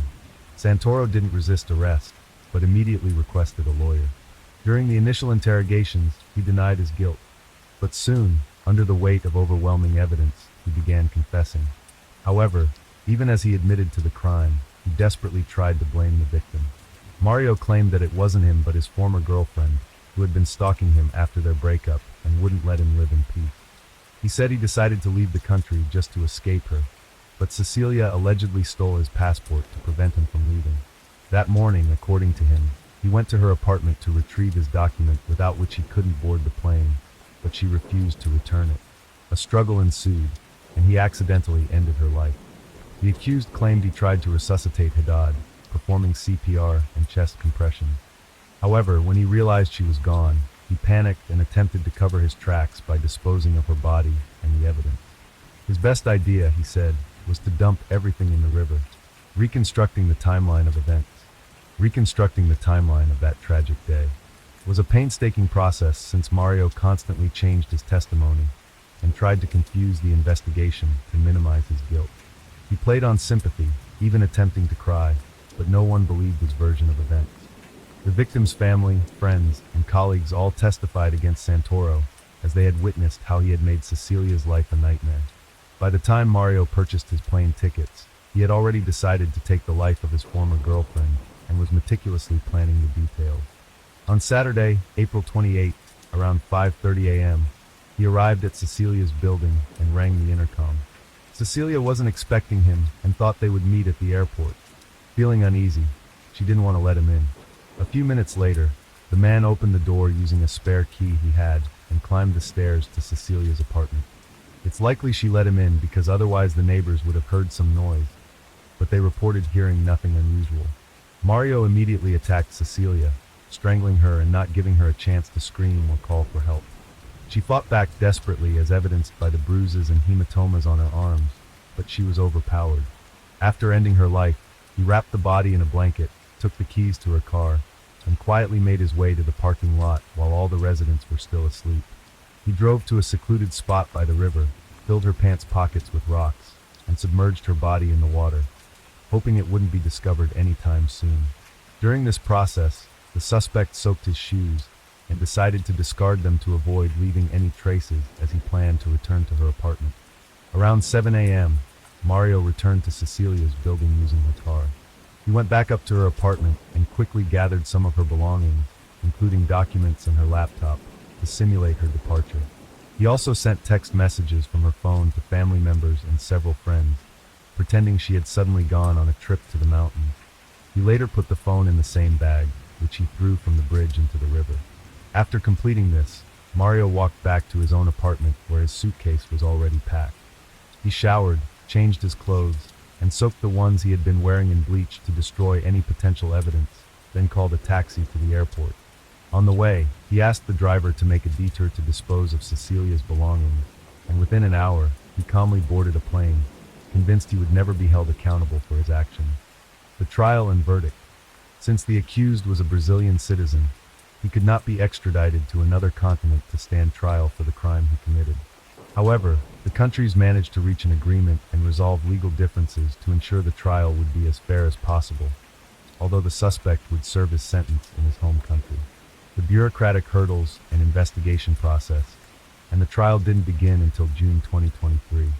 Delegates from Australia, who had been directly involved in the investigation, traveled to Rio de Janeiro to participate in the trial. Throughout the proceedings, the defendant tried to evoke pity from the judges, crying and claiming to feel remorse, insisting he didn't understand how things had gone so wrong. On July 1st, 2023, Mario Santoro was found guilty of premeditated crime, as well as tampering with evidence and attempting to mislead the investigation. He was sentenced to 27 years in prison without the possibility of parole. The convicted man and his lawyers repeatedly tried to appeal the sentence, but the court upheld its decision. Interested in more real-life murder mysteries? Be sure to like and subscribe to our channel. Leave me a comment and I'll read you. Enjoy life, because there is only one life.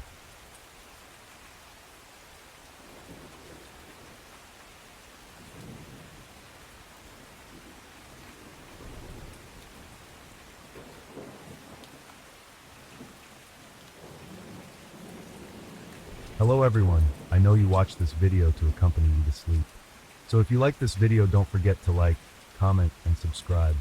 Also, don't forget to tell me where you are from and what time you watched this video. Let's jump straight into the story. Story 1. The tragic story of a young schoolteacher named Lacey Peterson not only shocked the public with its unimaginable cruelty and inhumanity, but also served as a precedent for the adoption of a law of the same name, known as the Lacey and Connor Act. Connor was the name of her unborn son who died with his mother, and the law itself was designed to protect children from violence before they were born, and to punish those who infringe on their lives and health. The case itself is far from unique, but the fact that a pregnant woman was abused by a close person who was supposed to protect and care for her is shocking and bewildering.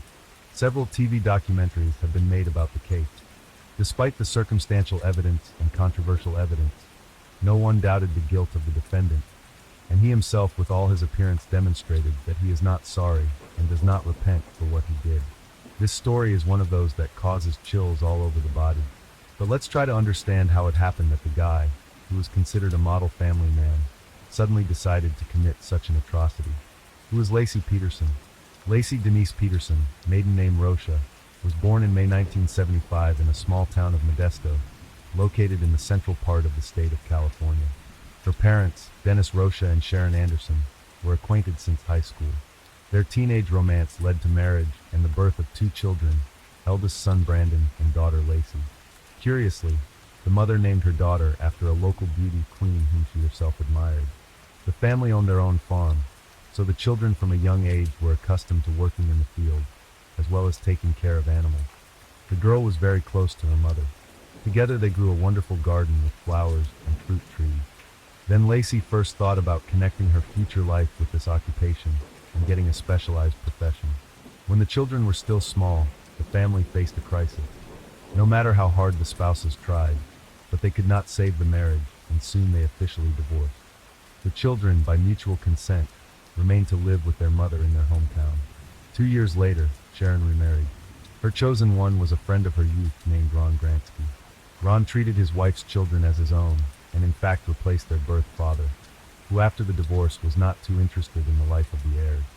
The girl even began to call him daddy, and a couple of years later the couple had a common daughter who was named Emily. Lacey grew up a kind, sociable, and open girl. She always had a lot of friends. She studied well in school and was also a member of the cheerleading team. The dark-haired beauty successfully passed exams and entered the prestigious California State University.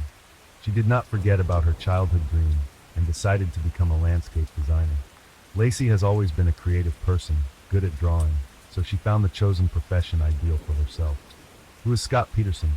Scott Lee Peterson is also a native of California, only he was born in the large metropolis of San Diego in the southwest of the state. In 1972, October 24th, in the family of Jacqueline Helena Leatham and Arthur Lee Peterson. The boy grew up in a fairly well-to-do family, and from an early age did not know anything to refuse. His father had his own business associated with the production of packaging materials, and his mother owned a store of designer clothes. By the way, her boutique was located in Hollywood, so among the regular customers were many celebrities. Scott in childhood began to show his difficult character, liked to be in the center of attention, did not tolerate bans or refusals, and in school about him spoke as a spoiled, capricious, and even arrogant child. From a young age, the boy played golf and even thought about a professional career in this sport. In his school years, he was friends with Philip Mickelson, nicknamed Lefty, the future professional who in 2012 was ranked second in the world rankings. As a teenager, Scott himself was among the best athletes in San Diego. After graduation, the young man became a student at one of the universities of the state of Arizona, where he, as a promising athlete, paid half of the cost of education. However, Peterson could not get a diploma because he was expelled for inappropriate behavior after a raucous party, drinking strong alcohol in the company of other students. After several months of reflection and searching for a suitable place, the young man applied to the University of California, where he first planned to study economics, but later changed his mind and transferred to the Faculty of Agriculture. By the way, this time Scott very seriously and responsibly approached the educational process, becoming an exemplary student, because his parents threatened to leave their son without a livelihood if he was once again expelled. A love story. Young people met during the period of study at the university. Scott at that time began to work part-time in one of the local coffee shops, where they also worked as a waitress, former classmate and close friend of Lacey. Lacey often stopped by to grab a bite to eat and see her friend, and at some point she noticed the handsome young man. Scott also noticed the smiling petite brunette and began to pay her every possible attention. When Lacey came to the coffee shop but didn't see her friend there, she decided to ask Scott what was wrong. They quickly got to talking, but since Scott had to work, Lacey wrote her phone number on a napkin so they could get in touch later. Scott called her back that evening, and an excited Lacey, immediately after talking to him, told her mother that she had been in touch with her future husband. A couple days later, he asked his new acquaintance out on a first date, and Lacey readily accepted. It's worth noting that Peterson had another passion besides golf, fishing, and he decided to invite Lacey to go deep-sea fishing in an open body of water. She accepted the offer, but she got seasick in the boat, so the couple had to quickly return to the shore. Family life. Nevertheless, after that not quite successful first date, the couple began to meet, and a couple of years later, they decided to start living together. Scott by that time finally abandoned his dreams of a professional career in sports and decided to start his own small business. And with the startup capital, he helped his parents. In the summer of 1997, after Lacey received her diploma, the lovers played a modest wedding in the traditional style with a white dress, veil, and vows at the altar. They invited only family members and a few close friends to the celebration. And as a venue, they chose the popular Sycamore Mineral Springs Resort, located on the ocean in the western part of the state of California. After the wedding, the couple settled in the small resort town of San Luis Obispo, located between Los Angeles and San Francisco. There they decided to open their own sports bar, but the idea was doomed from the start. There were rumors that Scott's parents again helped with the implementation of the business plan, but they themselves later denied it, saying that their son was a poor businessman, and they realized this while he was still studying at the university. Anyway, the business of the couple really did not go very well at first. They constantly had problems, then with the institution itself, then with the management, but gradually they managed to spin. The number of visitors over time increased, and in 2000, when the Petersons decided to sell the institution, it was already considered a fairly well-known and popular place.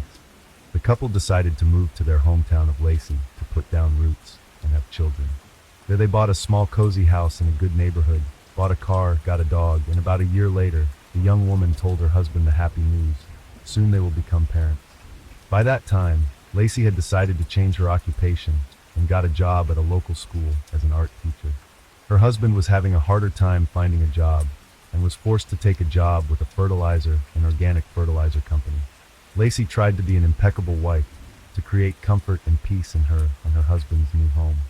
She kept everything in perfect order, enjoyed cooking, loved to host guests, and had a beautiful flower garden on the lawn.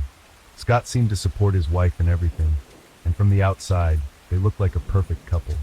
He also accepted with joy, and when the couple learned that they will have a boy, they actively began to choose a name for him. The future parents decided to name their son Connor, and everyone was sure that they were looking forward to the arrival of the child into the world. Disappearance of a pregnant teacher on December 24, 2002, Lacey, who was 8 months pregnant, mysteriously disappeared. The first alarms were raised by Lacey's mother and stepfather, who had been unable to contact her all day. She didn't answer the phone, nor did she return calls, which was unusual for her. As it turned out, the husband was also unaware of his wife's whereabouts. The day before, she had visited her parents and also visited the beauty salon where her sister Amelia worked. She was in good spirits, preparing for Christmas and New Year's Eve celebration. In the morning, Lacey allegedly went for a walk with the dog, but a couple of hours later, neighbors found the Petersons' dog wandering down the street with a dirty leash dragging behind him. At the time, no one even suspected anything wrong. The neighbor, he said, simply thought the dog had escaped, so he took him to the backyard of the owner's residence. The worried parents called the police and reported him missing, asking them to start searching immediately because Lacey was pregnant, and if she was in trouble she needed help as soon as possible. But neither that day nor the next she was never found. A day later, news of the local teacher's disappearance spread throughout the town, and hundreds of volunteers joined the search for her. People combed the area, pasted flyers with portraits of the girl, as well as organized search pages and social networks, where they posted detailed information with the signs of the missing.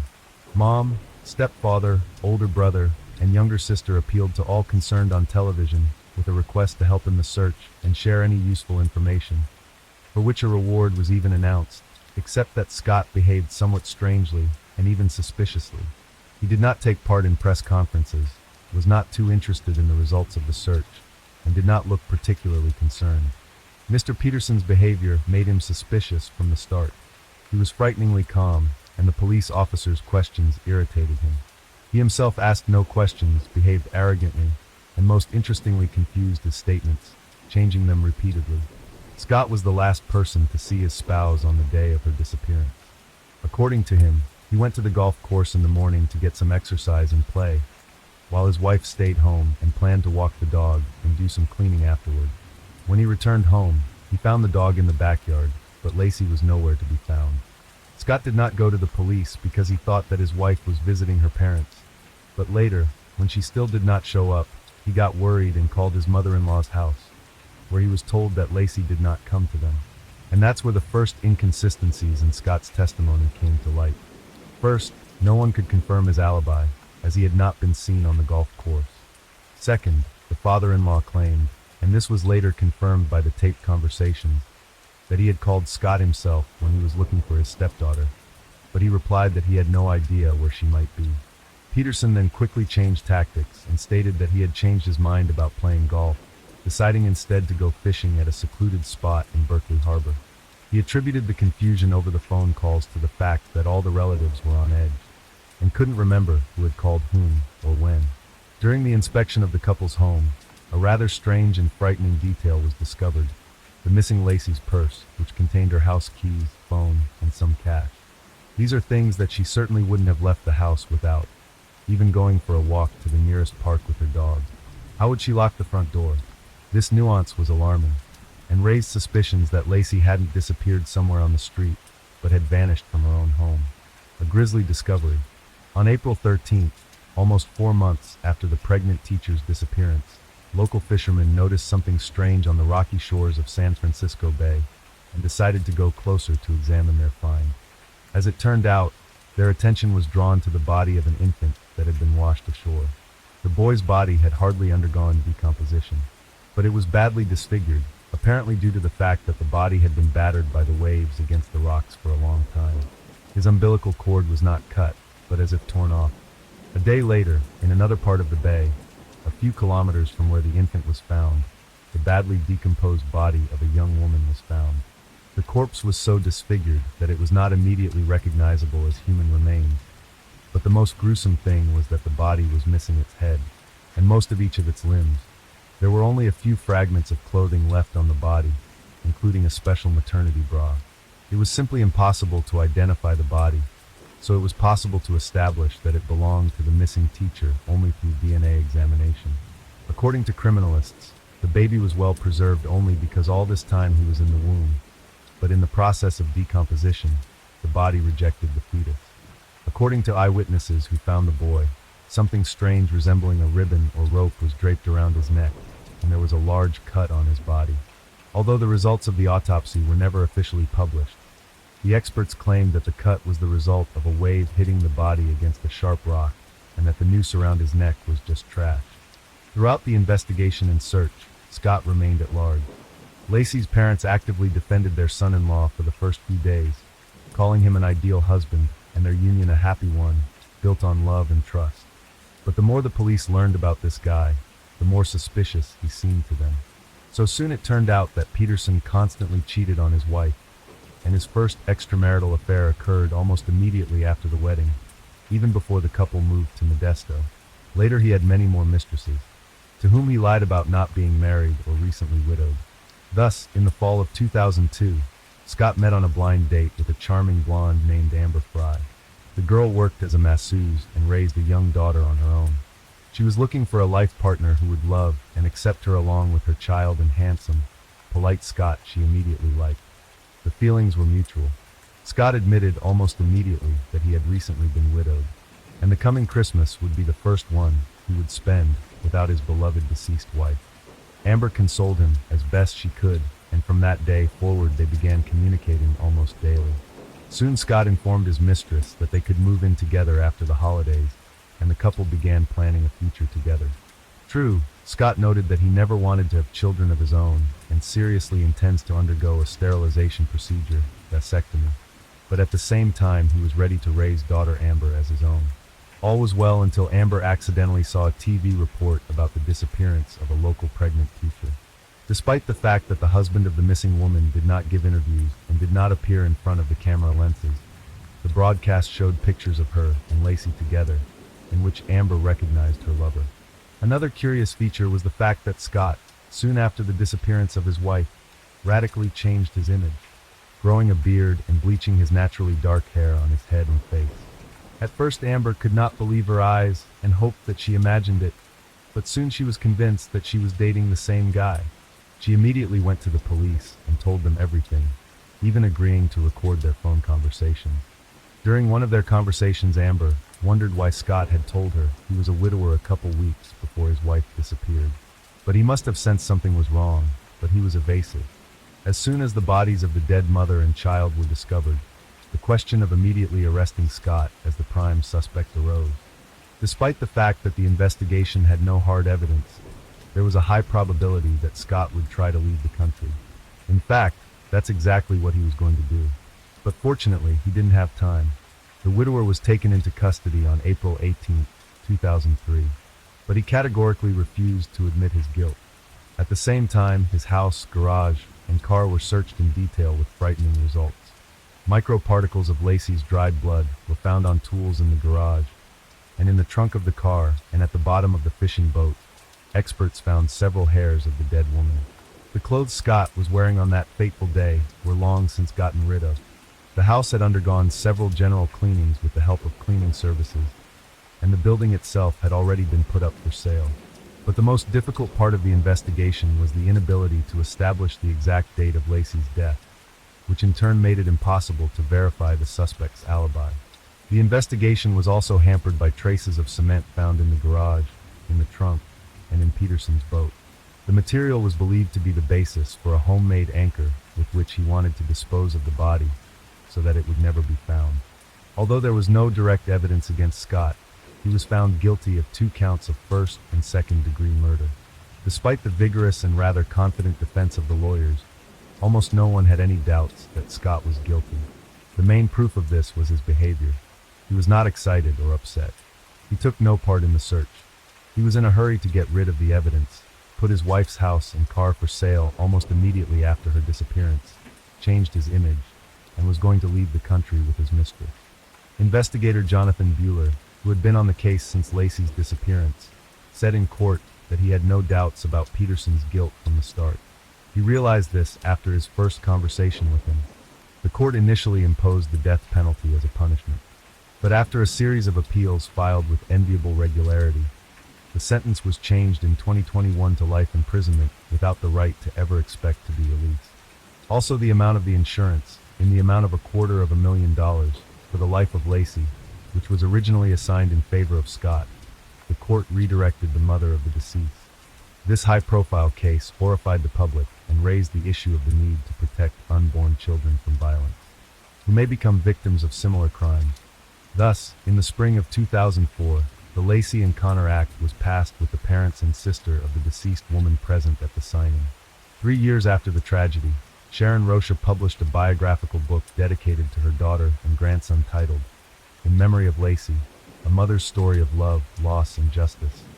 All money raised from the sale of the publication was donated to charity. The book itself was among the top bestsellers in American nonfiction. Sharon's husband and stepfather Lacey passed away in the spring of 2018 from a heart attack, shortly before another court hearing. He was buried next to his beloved stepdaughter and grandson. By the way, Lacey's own father passed away in December of that same year. Story 2. We're going to look at a story that took place in 2004 in New Jersey, USA. Brittany Gregory was born on April 1st, 1988 in Brick Township, and was the youngest of 5 children in her family. As a result of her parents' divorce, she was left to live with her father, but maintained a close relationship with all of her siblings, especially her sister Brianna, who was 4 years older than her. In school, Brittany proved to be an excellent student, and teachers assumed she could become a scholar. Her unusual dream, however, was to become a forensic scientist and study crime scene evidence. Brittany relished her role as the baby of the family, her mother said. She was spoiled to be sure, but not vain or arrogant. She celebrated her 16th birthday in April by holding her mother to a promise she had made to let her get her belly button pierced. She idolized pop queen Britney Spears and had posters of her tacked up in her bedroom. She enjoyed cartoons, especially SpongeBob SquarePants, and she couldn't get enough of the TV shows about forensic science, a profession she wanted to pursue. She and her mother used to tune into the same shows and then call each other to talk about them as they watched. In 2004, 16-year-old Brittany and her older sister Brianna, who was 20, lived with their father, Joe Dunn, and his new girlfriend, Lori Peterson, in a small house near their school. Brittany's father's house was the last one on the street and was near a wooded area. At the time, Brittany had been dating 18-year-old John Fitzgerald for almost 2 years. He was a nice guy that Brittany's family approved of. They had a very warm relationship, and they were considered the perfect couple. On Sunday, July 11, 2004, Brittany's mother, Deborah, and her sister, Brianna, drove to the town of South Toms River, about 15 miles from Brittany's home, to visit her older brother and his wife, who had recently had a daughter. At about 8:30 p.m. that evening, Brittany called her mother on her cell phone and asked for a ride to her boyfriend, John's house. The girl's voice was very upset, indicating possible trouble. Her mother explained that she was out of town and couldn't drive Brittany, but said that her sister, Brianna, could be there in about an hour. Brittany agreed and said she would wait for her. About 45 minutes after Brittany called, Brianna was free and decided to call her, but her sister didn't answer. Brianna thought that Brittany was asleep or that someone else had taken her to John.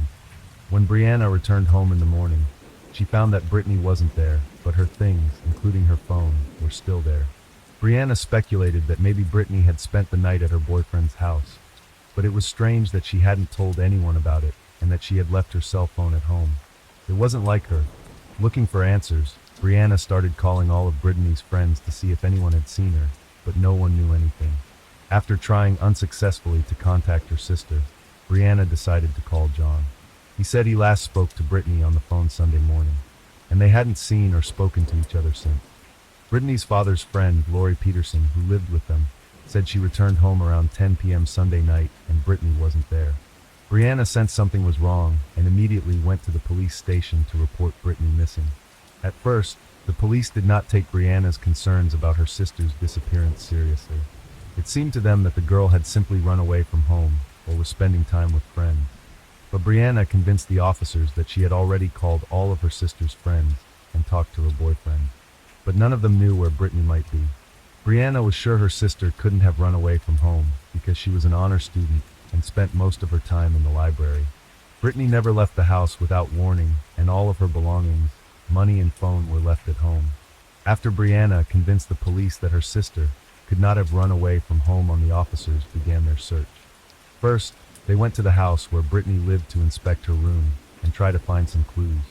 They made sure that Brittany's purse with her phone, ID, and makeup was left in her room. The police did not find anything suspicious in her room. They interviewed everyone who lived in the house and ruled out the possibility that anyone close to Brittany was involved in her disappearance. The police then began a search of the area around the house. They checked all the houses in the area, walked around the property, and talked to neighbors.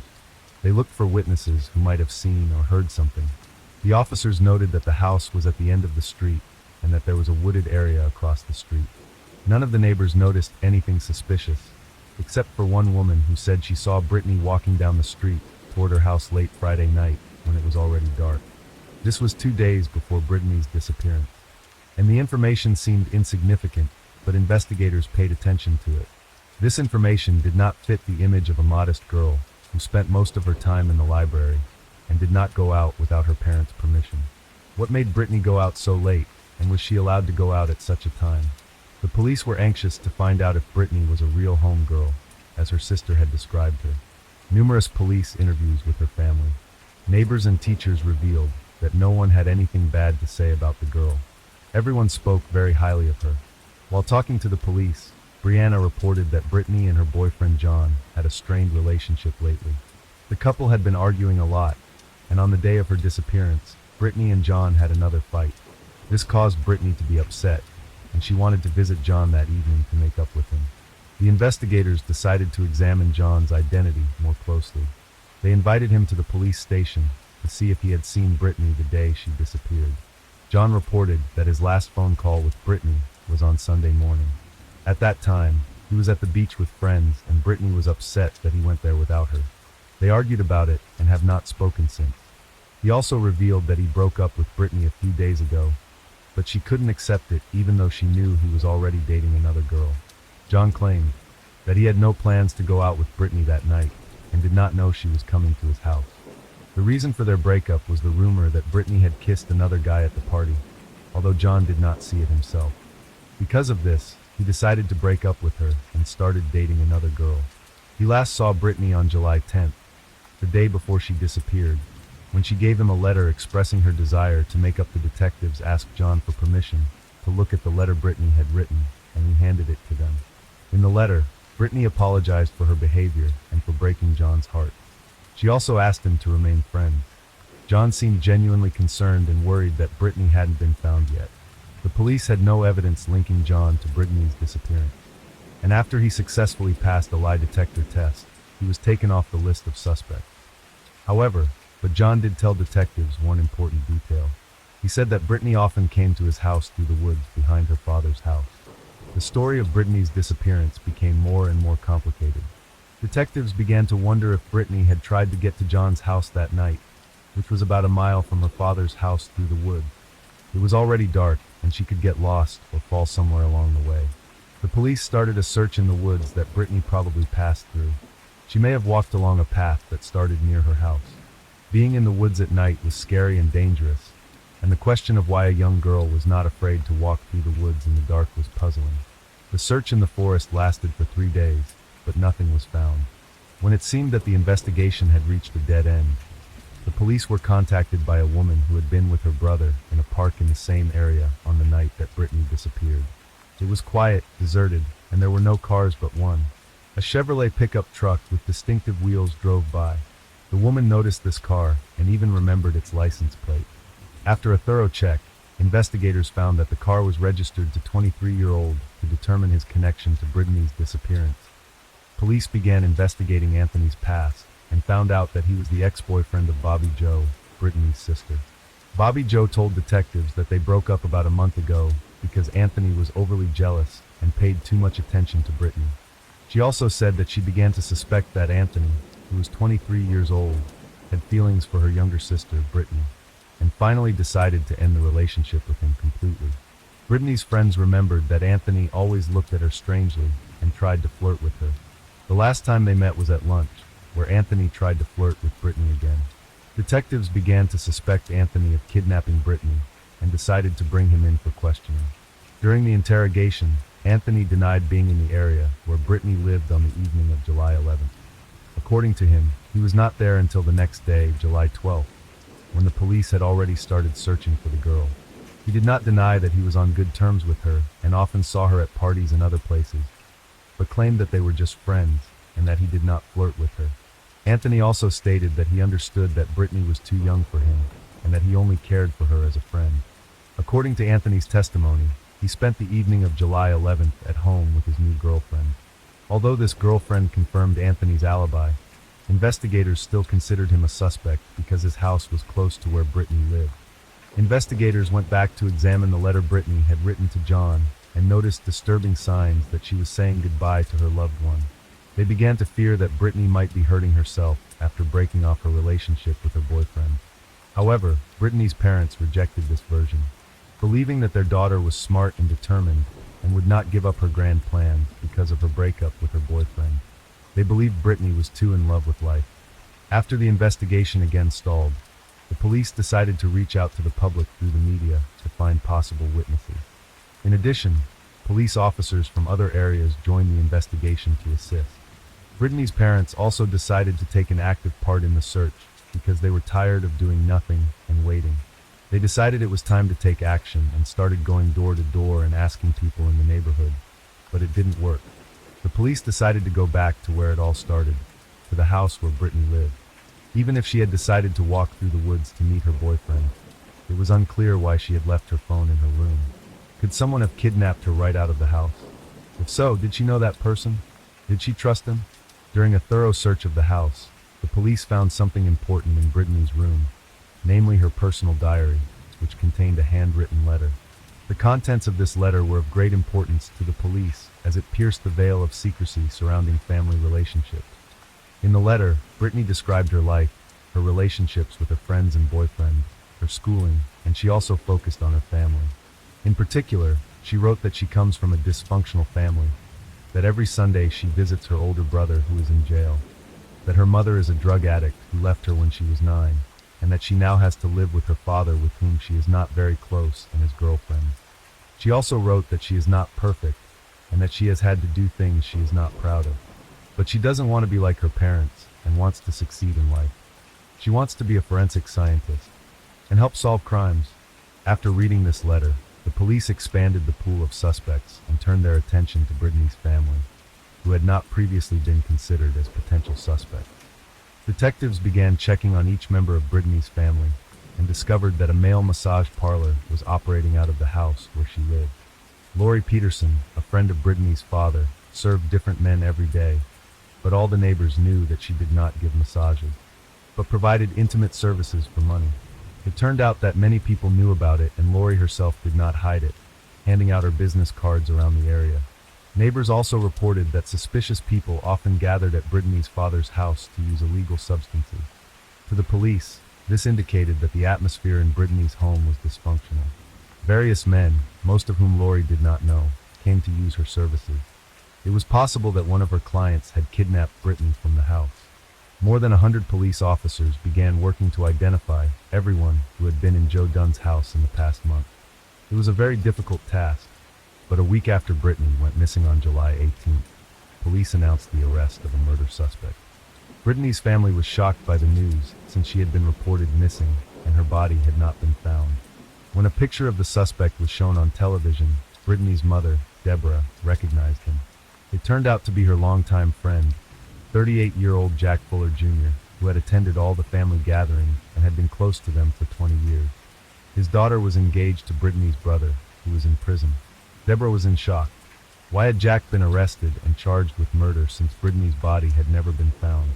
The family couldn't believe that Jack could have been involved in this case, since his children were friends with Brittany. They still hoped Brittany was alive. Fuller, a hardened criminal, threatened the neighbors of his Howell home for most of his adult life. According to court records and interviews, he broke into cars, houses, and garden sheds, used and sold drugs, threatened a man with a baseball bat, fought with police, and lied to them about his identity after being arrested for drunk driving. He has been arrested more than a dozen times in the last 10 years alone. He has served time in state prison for theft and parole violations. According to neighbors, many of his crimes went unreported because people were afraid of him.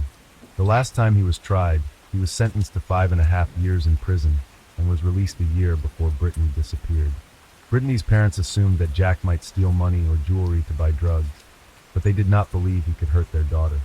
Shortly after Fuller's arrest, it became known how the police were able to link him to Brittany's disappearance. It all began with a call received at the police station. The caller said that a few days earlier, he had met Jack, who had complained to him of back pain that had developed after he had buried the girl's body in the sandy soil. Jack assured him that the place where he had hidden the body would never be found and asked how deep the body should be buried so that the animals would not smell it. The police invited the informant to the station and suggested that he wear a listening device to meet with Jack Fuller and question him about the crimes, including the murder. The informant agreed, and at the meeting, Fuller told him that he had buried the girl's body in a remote location and that he would never be found. Although he confessed to committing the murder, he never mentioned Brittany's name. In addition, Fuller stated that he needed to kill someone else who knew too much, pointing to his friend Tommy, who was in the car and did not hear these words. The detectives were sure that Tommy knew something important that could help solve the case, or Jack Fuller would not have wanted to get rid of him. They went to Tommy's house and took him to the station for questioning, but he refused to cooperate, saying he didn't know anything. The detectives knew that he was lying. To prove their point, they played a recorded conversation in which Jack says he wants to kill Tommy because he knows too much. Tommy realizes that he is in danger and decides to cooperate with the police. He tells them that the night Brittany disappeared, he and Jack were driving around the neighborhood. They stopped in front of Brittany's house, and Jack decided to go inside to talk to her father about some things. When he entered the house, there was no one there but Brittany. 5 minutes later, Jack returned to the car with Brittany, and she sat in the back seat. According to Tommy, he was confused and asked what was going on. Brittany didn't answer anything. She lowered her gaze, and Jack said he was about to take Tommy home. Tommy claimed that Jack drove him home, and when he got out of the car, Brittany, who was sitting in the back, also got out of the car and got into the front passenger seat. And then he and Jack drove off. The next day when they met again, Jack said nothing about what had happened the day before. They stopped at a car wash where Jack gave his car a good wash inside and out. This was unusual because he had never done it before. The car wash attendant even joked about it, but Jack got angry and told him to mind his own business, or he would risk his life. Tommy explained that when he found out about Brittany's disappearance, he realized that Jack might be involved and asked him directly what he was doing with the girl. Jack became very angry at the question and said that he had taken her home and left, rudely asking him not to ask again if he didn't want trouble. Tommy assumed that Jack had taken Brittany to the woods to rape her because he had planned to use Laurie's intimate services that night, but she wasn't home. The detectives realized that Jack was just the man for them. When they arrived to arrest him, Jack had a can of gasoline in his hand and looked like he was going to burn his car. Was he going to burn the car to destroy the evidence? Yes, it looked like he was. During the search, blood was found in the car and forensics determined that it was Brittany's blood.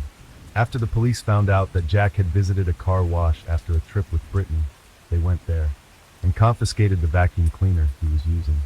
Criminologists found particles of sand stuck together by blood inside the vacuum cleaner. Testing left no doubt that it was Brittany's blood. Despite the evidence available to the police, Jack would not confess to the kidnapping and murder of Brittany and refused to talk about it. Detectives interviewed all of Jack's acquaintances, and most of them were sure that he was capable of murder. Many described him as a man ready for anything. Despite the fact that Jack didn't work anywhere, he always had money. During the investigation, it turned out that on the night of Brittany's disappearance, one of the patrol officers saw a car parked on the side of the road near the woods. It was Jack Fuller's car. At the time, it was not known that Brittany had disappeared. When the officer approached Jack, he said he was looking for his dog, which had run off into the woods. Given this information, the search for the body focused on the area where the officer saw Jack's car. Police officers, K-9 units, helicopters, and volunteers participated in the search, but it was unsuccessful. Investigators speculated that Brittany was desperate for someone to drive her to her boyfriend's house that night. When Jack showed up at her house, she asked him to do it. Jack agreed to take her wherever she needed to go, but instead he took his friend Tommy and decided to take advantage of the situation by raping and killing Brittany. But to prove it, her body had to be found. While the police were trying to interrogate Jack and get a confession, another witness came forward. A woman called the police and said that if Jack Fuller really did kill Brittany, she might know where he hid her body. This woman was a former drug addict, and Jack once held her hostage for months before she escaped. During that time, she had gotten to know Jack well and knew all his secrets, where he went and what he did. He often went to the same places and took her with him. One day he showed her a place near a power line and told her it was a great place to bury her and that no one would ever find a body there. The detectives did not believe the woman at first and began asking her questions. She reported that the site was in Lakewood and that the soil was sandy. The police immediately remembered the words of an informant who told them how Jack had complained to him about the difficulty of burying a body in the sandy soil. The authorities decided to conduct a search in the area the woman had pointed out. It was only 3 miles from the house where Brittany lived. After several days of searching, there were no results, but the police kept searching because experts compared the sand from the vacuum cleaner used by Fuller at the car wash to the soil in the area, and got a perfect match. More than 100 people a day combed the dense forest on the border of Monmouth and Ocean counties. Brittany's grave was finally discovered on Tuesday morning, July 27, 2004, 15 days after she was reported missing. She was found by 3 New Jersey K-9 officers who had brought their dogs on a weekend search to help. The young girl's naked body turned up in a hole, and a necklace with Brittany's name on it hung around her neck. The detectives knew immediately that they had finally found her. The medical examiner who performed the autopsy confirmed that it was Brittany Gregory's body, but he was never able to determine the exact cause of her death because the girl had been strangled and suffered head trauma. I'm not going to deny that there was trauma to her head, but that was not the cause of death, said Ocean County Executive Assistant Prosecutor Robert Gasser. The body had decomposed over 2 weeks, and the medical examiner has said he can't rule out strangulation or suffocation, Gasser said. Brittany's body showed no obvious signs of sexual assault, but the medical examiner did not rule out the possibility of rape. Jack Fuller decided to take a plea bargain after consulting with his attorney. Brittany's mother stated that she did not want the death penalty for Jack because it would be too easy for him. She wanted him to spend the rest of his life in prison, suffering and regretting what he had done. Jack said Brittany asked him to take her to her boyfriend's house, and he agreed. First he took Tommy home, and then he was going to take Brittany to her boyfriend. But before that, he stopped on the side of the road and started smoking crack. This caused Brittany's anger, and she started yelling at him. Slapped him on the arm. This pissed him off, and he started punching Brittany. He admitted to punching her in the face, and head at least twice because she tried to stop him from smoking crack. After the beating, Brittany began to make gasping and gurgling noises. Fuller continued to get high as blood flowed from her nose and mouth. When he finally turned his attention to her, Brittany stopped breathing. He realized she was dead and decided to dispose of the body. However, his story was not believed because the medical examiner found evidence of strangulation on Brittany's body that Fuller did not mention. In addition, he did not explain why he had taken off all of Brittany's clothes. The prosecution believed that the crime was sexually motivated. An Ocean County grand jury indicted Fuller for murder on February 9, 2005. Fuller later pleaded guilty on October 18, 2005, to purposely and knowingly causing serious bodily injury resulting in death. He was sentenced to 30 years without parole on January 13, 2006. Story 3. A paradise beach turned into a death trap for lovers. It is believed that an investigation on the heels of a crime is the most effective and often leads to success. The methodology itself implies immediate response, operational collection of evidence, and questioning of witnesses, which significantly increases the chances of quickly solving the case and holding the guilty accountable. However, if it is not possible to identify the perpetrator, the investigation can drag on for years and even decades until the criminal case is frozen and transferred to the archive after the statute of limitations expires. However, sometimes unsolved and seemingly hopeless investigations receive unexpected developments many years later, which helps to find the right lead and achieve results when no one believed it anymore. The case of Lindsay Cutshaw and Jason Allen, which had been gathering dust on the shelves for almost 15 years, is a prime example of this. At the time, it was not possible to solve it despite the operational actions of the investigative team and the high reward offered for any information.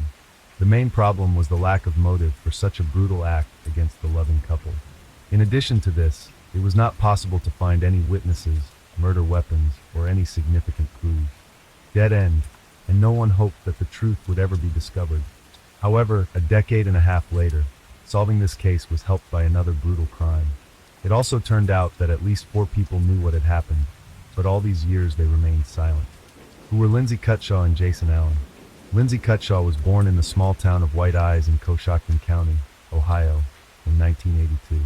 She grew up in a very religious family, and her father was a pastor of a Christian community. Despite a strict upbringing from childhood, she was very active, engaged in sports, and later became interested in hiking and extreme tourism. After finishing school, Lindsay became a student at Appalachian Bible College in West Virginia.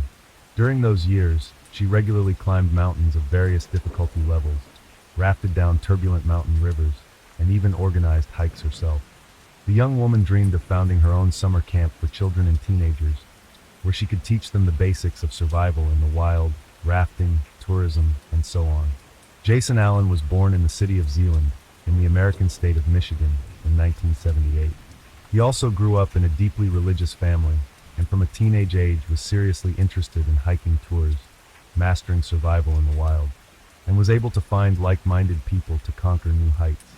The couple met in 2002 during a hiking trip in the Appalachians. At that time, Lindsay was still a student, while Jason worked as a mountain guide and climbing instructor. The young people immediately felt mutual sympathy, and just 6 months after their first meeting, the young man came to the girl's parents and asked for their daughter's hand in marriage. Her parents were not opposed and gave their blessing to the lovers. The young man's parents also approved of his choice, after which the couple was officially engaged. Allen presented the young woman with a beautiful diamond ring for this occasion, which was soon to be complemented by another, an engagement ring. The young couple planned to get married in September 2004, had big plans for their future together, and wanted to buy their own large house where they could live comfortably and raise their children. Unfortunately, these plans were not meant to come true.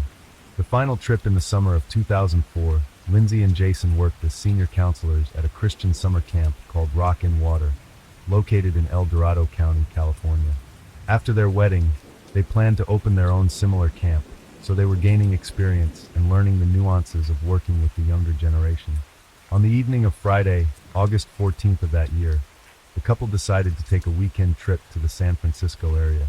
They informed their colleagues of their plans in advance, leaving 2 of the most experienced counselors in charge of the camp. Lindsay and Jason promised to return by Monday, so their short journey was expected to cause no complications either for the couple or for their temporary replacement.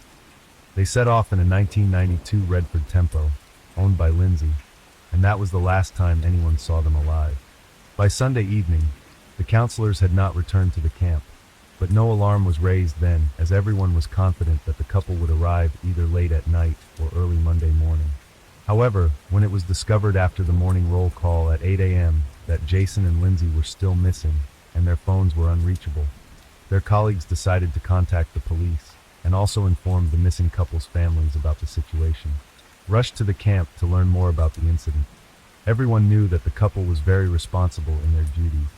They were never late, and if any unforeseen circumstances had occurred, they would have found a way to communicate that. The challenging search upon arrival at the camp, law enforcement officials interviewed the couple's colleagues, and the investigation immediately encountered a serious problem. No one could precisely say where the young couple had gone. It was only known that they planned to explore around San Francisco, and given their great love for adventure and extreme leisure, they could be in the most remote corners where there was neither communication nor civilization. While the police waited the legally mandated 2 days during which the missing were expected to report themselves, relatives and friends decided not to just sit back, but to organize a search themselves. They called everyone they knew, trying to find out when the couple last made contact with anyone, distributed flyers with photos of the bride and groom, and requested anyone who might have seen them to respond immediately. By Tuesday, law enforcement had joined the search operation. The main search unfolded around San Francisco, its suburbs and surroundings. However, the area was vast, and it was simply not possible to thoroughly comb through it. Then one of the friends noted that the couple loved the wild, rocky beaches that were always beautiful and secluded, prompting the police to focus on these areas. Bodies in sleeping bags. For several days, the search yielded no results, and the hope of finding the couple alive was diminishing rapidly. Then on Wednesday, August 19th, a patrol helicopter flying over one of the Rockies, Wild reported that 2 bodies were found in sleeping bags on the desolate coast, and it seemed unlikely they were just resting there. The first thing police encountered upon arriving at the scene was a red Ford Tempo parked on a cliff near a lookout point and a small shelter for tourists, from which a steep trail led directly to the scenic wild beach. The car was immediately checked in the database and found to belong to the missing student, Lindsay Cutshall. Law enforcement found 2 bright sleeping bags containing individuals. At first it might have seemed they were merely sleeping, but no response came to calls or noise. Approaching closer, the officers saw that the sleeping bags contained a young man and woman, both showing no signs of life. A brief initial examination suggested that their lives had been taken by gunshot wounds to the head, and given the distinctive smell of decomposition, they had been there for more than a day. All the belongings of the deceased, including mobile phones and wallets containing bank cards and cash, were found beside them. Therefore, a robbery as the main motive was almost immediately ruled out. The keys to the parked car above were also visibly placed, ruling out car theft as a motive. Investigators immediately suspected that the deceased were the same young people who had gone missing last week near San Francisco. Their suspicion was confirmed by documents found nearby under the names Lindsay Cutshall and Jason Allen, but the bodies still needed to be identified by relatives. The arriving parents of the couple, who had hoped until the last that the remains belonged to someone else, were devastated by grief upon recognizing their children. Investigation and initial theories. Thus, theories involving robbery or an attempted carjacking were dismissed since all valuables, money, and keys were left untouched in plain sight. Moreover, forensic analysis revealed no signs of physical assault or intimate assault on the bodies, except for the gunshot wounds to the head. It appeared that Lindsay and Jason were simply sleeping peacefully at the time of the incident and did not have a chance to react. They made no attempt to defend themselves, flee, or even get out of their sleeping bags. Everything pointed to a swift act that resembled an execution or vendetta. But who could have taken the lives of two individuals in such a brutal manner, and why? The questions multiplied, but no answers were forthcoming. There were no signs that anyone else had stayed in the area. The beach was quite secluded, and accessing it via the steep trail was challenging. Despite efforts, no shell casings were found nearby, leading investigators to theorize that the shooter either took them or threw them into the ocean. The shots had been fired at close range into the heads of the sleeping tourists, indicated by specific traces, so the casings, if not deliberately moved, would have been nearby. Interestingly, the beach appeared quite clean, yet a few meters from where the sleeping bags with the bodies were found, an empty beer bottle lay. The deceased did not drink alcohol as they led a healthy lifestyle, suggesting the bottle might belong to the mysterious shooter. This particular brand of beer was rarely found in the area and likely came from a neighboring state. As no other clues were found, this bottle was considered a significant lead, although it was unclear whether it had any connection to the shooter or the crime. A theory was proposed that the deceased might have had a conflict with someone the day before the tragedy, and their opponent returned at night with a weapon to settle the score. Although Jason and Lindsay were very friendly with everyone, they were not. It was not excluded that they might have inadvertently displeased someone either in appearance or for some other reason. Additionally, the shooter could have been intoxicated or mentally unstable. From the bullets extracted from the victims' skulls, experts determined they were fired from a Marlin brand rifle .45 caliber, model 1894, produced by Marlin Firearms Company. This was a rare weapon that might have been part of a collector's arsenal. Such models were typically used for hunting. This clue was significant for the ongoing investigation, but it remained the only one for the time being. Investigators speculated that the shooter was likely a male acting alone. He could have been a hunter, collector, or firearm enthusiast. The couple's route, search, and witness interviews. The investigation now aimed to establish the route the couple had taken, who they might have contacted, and when they were last seen alive. The first task presented few issues, as the couple had taken numerous photos, and their camera remained untouched among their personal belongings.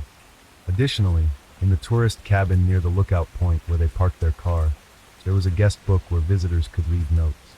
The engaged couple had written a couple of entries expressing that it was one of the best weekends of their lives, filled with love, happiness, and the discovery of perhaps the most beautiful beach they had ever seen. It was discovered that on Saturday the couple had stopped at a fishing pier about 20 miles from where their lives were ultimately taken. This was evidenced by the photographs they had taken there, prompting law enforcement to visit the area and speak with locals in search of potential witnesses. Many remembered the young couple traveling in a red car. They were looking for a place to stay overnight, but found no vacancies in any of the 3 nearby hotels. This was because August is peak tourist season in the area, and most travelers booked their accommodations well in advance. The couple then dined at a local restaurant, walked around the area, took several photos, and set off again in the evening. According to everyone who saw and interacted with them, they were friendly, engaged in no conflicts, and appeared happy and carefree. None of the witnesses could recall anything suspicious or unusual. The beach where the bodies were found was located in a protected area where camping was prohibited. However, since the young people could not find a place to stay overnight, they decided to settle on the beach, but chose not to set up a tent. instead using their sleeping bags. They believed that on a warm August night on a secluded beach, they faced no threats and planned to head back at dawn to return to the Rock and Water Camp on Sunday as promised. This information helped narrow down the time frame during which the couple was likely taken from life. They went to sleep but did not survive until morning, indicating they were likely taken from life between 11 o'clock Saturday night and dawn on Sunday. The first suspect, although the investigation into the double taking of life was in full swing and news broadcasts urged anyone with any relevant information to contact the police, law enforcement withheld certain details. The results of the ballistics analysis were kept secret to avoid alerting the suspect and prompting them to hastily dispose of the weapon used in the crime.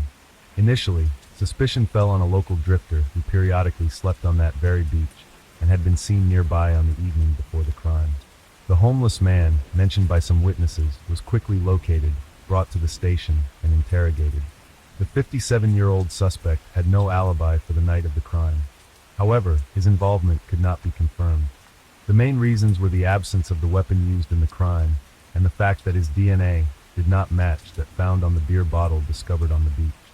A new phase of the investigation in 2006. For nearly 2 years, the investigation had been at a standstill with no clear direction on how to proceed. Then in the spring of 2006, law enforcement decided to publicize the data they had on the weapon used in the crime and to reach out again to potential witnesses by offering a $50,000 reward for any useful information that could lead to the perpetrator. Following this announcement, about 1,000 calls came in, but most did not aid the advancement of the investigation.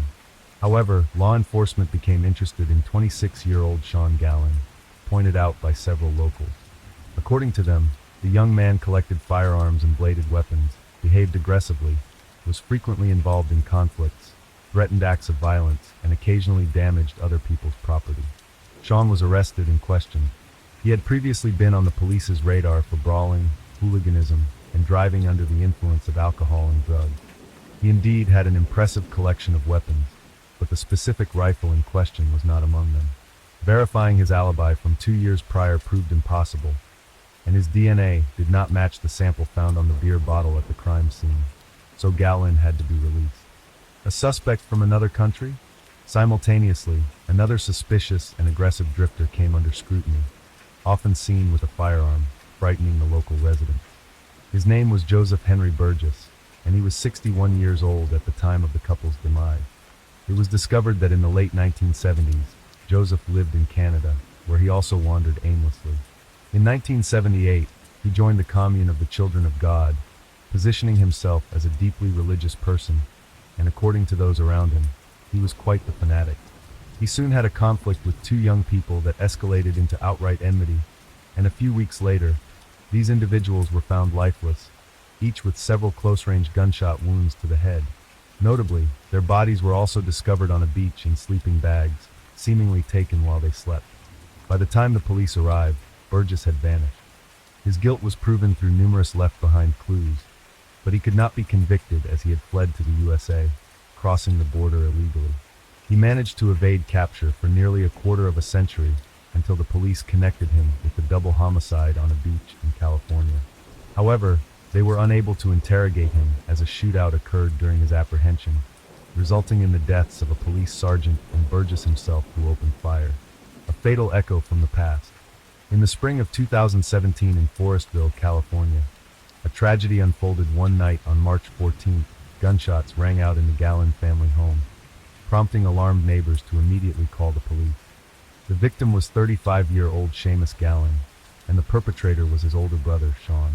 An argument had erupted between the siblings, during which Sean, under the influence of prohibited substances, grabbed a firearm and discharged 3 bullets into his younger brother. Police recognized the shooter's name as Sean had previously been detained as a suspect in a double homicide on a beach, but was released due to a lack of evidence. Since then he had been in police sites twice for property damage and making threats, but had only received fines. It was also discovered that the detainee was an avid hunter and had a hobby of crafting knives and other bladed weapons. Those around him described him as antisocial, aggressive, and unpredictable. After taking his brother's life, Sean attempted to flee, but was almost immediately apprehended. Law enforcement then decided to thoroughly reinvestigate this man's potential involvement in a couple's perpetration from 13 years prior. His personal social media page revealed much, where he posted pictures of his substantial weapon collection and discussed supposed telepathic and extrasensory abilities. According to his posts, he believed he was on a special mission, receiving assignments from space. This seemed like delusions of a disturbed mind, and police suspected Sean indeed had serious mental disorders. He stubbornly refused to cooperate with the investigation, spoke nonsensically, and insisted on his innocence. However, when detectives checked the personal messages on his deceased brother's page, they found something intriguing.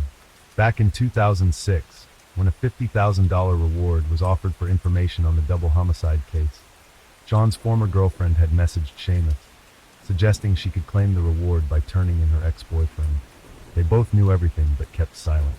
Unfortunately, questioning either was no longer possible since the brother had been shot and the woman had died in a car accident 2 years earlier. An unexpected confession. Initially, Sean denied any involvement and refused to speak, but when shown the printouts of the messages between his former girlfriend and his brother, he surprisingly confessed and began to give a detailed account. His narrative not only surprised but shocked law enforcement. Despite more than 13 years passing since the double homicide, Gallin remembered the details of that night vividly. That evening, he had left his house with a Marlin rifle, intending to hunt in a wooded area. He aimlessly wandered for a couple of hours before descending a trail to a wild beach, which he claimed was a spot to encounter boars. As he walked along the shore, he spotted 2 bright sleeping bags. Approaching closer, he discovered a young man and woman sound asleep inside. He stood watching them for several minutes, then suddenly heard voices in his head commanding him to end their lives. He could not ignore. He placed the barrel of his rifle almost against the young man's head and pulled the trigger. The sound woke the young woman, but before she could comprehend the situation, a second shot ended her life as well. He decided to collect the casings and carried them away in a beer can he had emptied while descending to the beach. Later, according to him, he tossed the can into some bushes in his father's backyard, where he asked him to hide it. His elderly father asked no questions and simply buried the weapon in the dirt floor of the cellar in his old barn. Remarkably, Sean's claims were verified. The rifle was found at the site of the now-collapsed barn, and the beer can with the casing still rested in the overgrown bushes in the backyard. The fact that the murderer's father had passed away in 2009 and his property had since fallen into disrepair and abandonment helped preserve these items. It turned out that the bottle found on the beach had no connection to the crime and was mistakenly considered as evidence. Forensic psychiatric evaluation Sean Gallin blamed the voices in his head, which he claimed ordered him to commit acts of violence, and asserted that he was not aware of his actions. His defense attorneys also insisted that Sean was mentally ill and unfit to stand trial. It was up to qualified psychiatrists to determine the truth of these claims.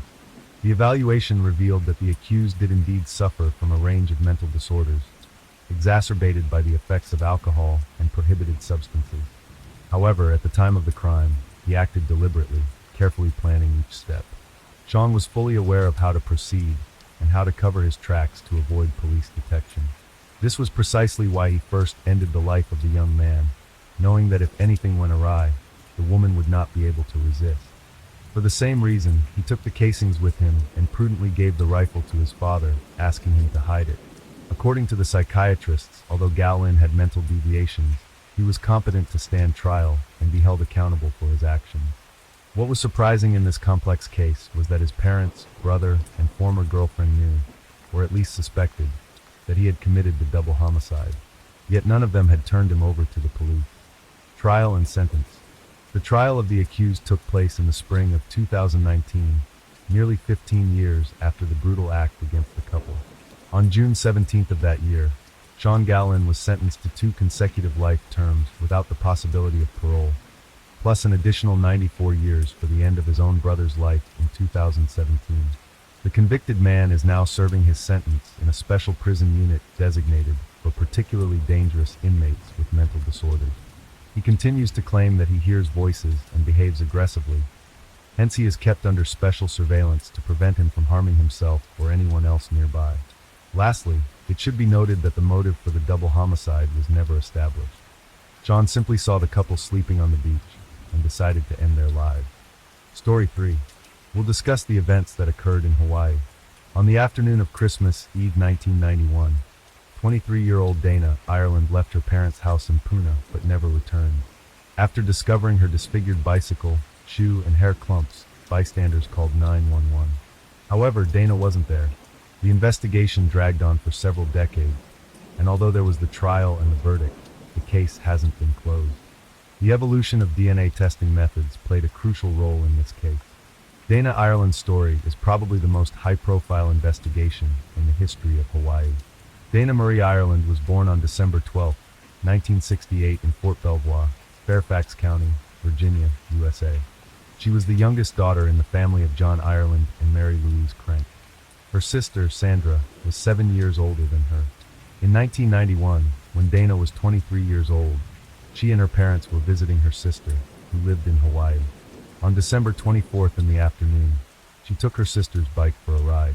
Later, people found her bike, shoe, and clump of hair next to the side of the road.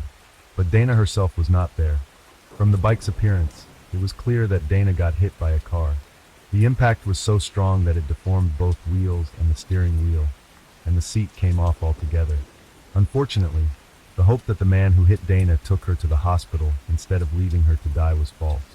The reality turned out to be much scarier than anyone could have imagined. Dana was found 5 miles from where they found her bike. She had severe injuries on her body and head and was naked from the waist down. Hence, one can conclude that someone didn't just hit her with a car.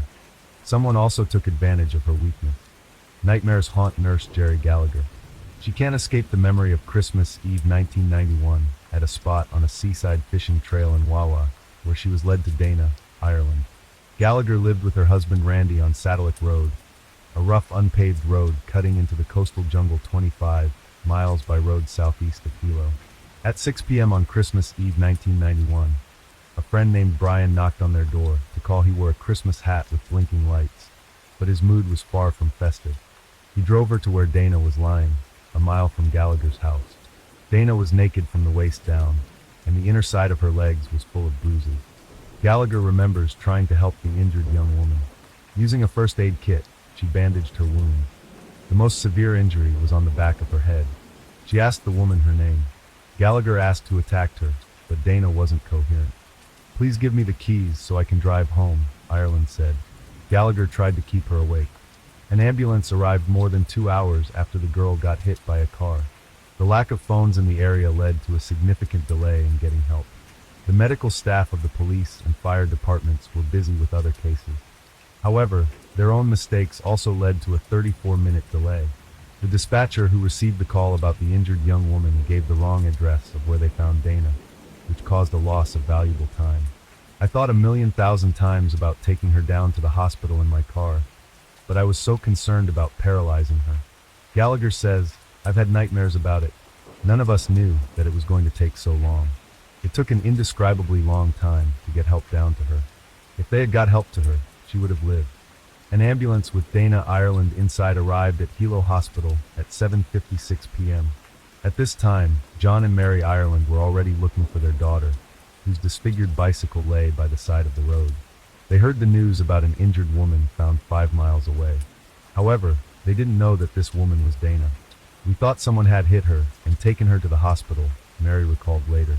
John told Mary and his eldest daughter, Sandra, to go to the hospital while he stayed near Dana's bike. When the ambulance brought Dana to the hospital, her mother and older sister were already there. Doctors fought for Dana's life for 4.5 hours, but unfortunately, they could not save her. She was pronounced dead at 12:25 a.m. The official cause of death was blood loss due to extensive traumatic injuries of head, pelvis, and abdomen caused by a motor vehicle accident. Dana's family went home and heard the radio the following morning. They thought some car hit their daughter, but the radio said Dana's death wasn't accidental. When John spoke to a local police representative, he was told nothing about the fact that not only had Dana been hit by a car, but that someone had taken advantage of her vulnerability afterward. He had asked a police lieutenant if the attack was deliberate. Dana's death came as a shock to her family. Her death irreversibly changed their lives. However, they would later realize another challenge awaited them: many years of searching for suspects and trials. The police launched an investigation which the local newspapers described as intense.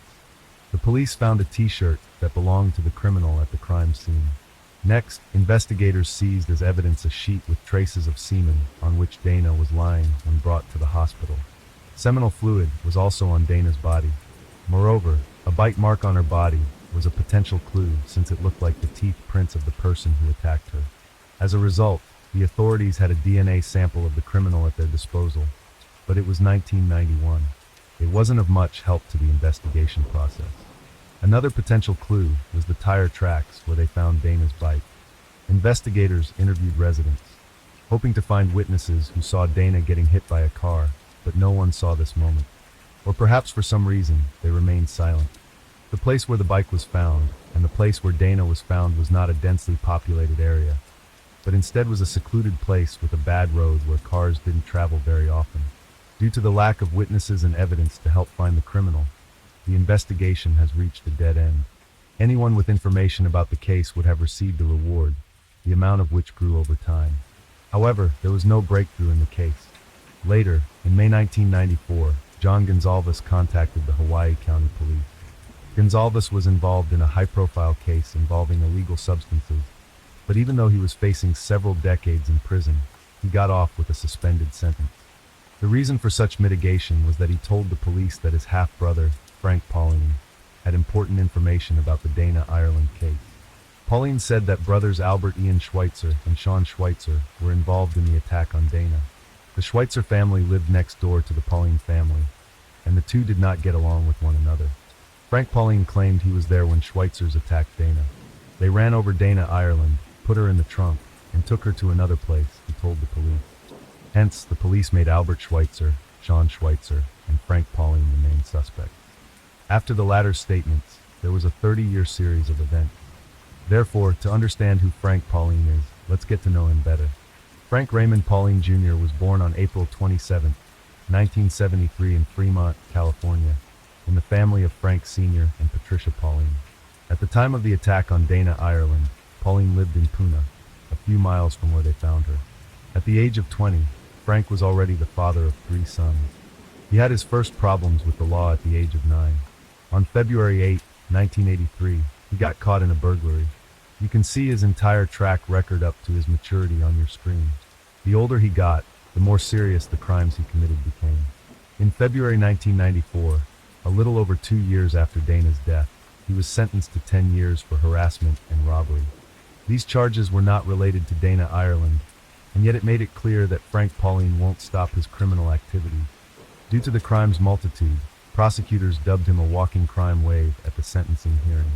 After the hearing, Pauline lived up to his new nickname.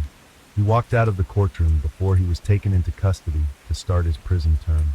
Classified as a fugitive, he was recaptured in Honolulu a few days later.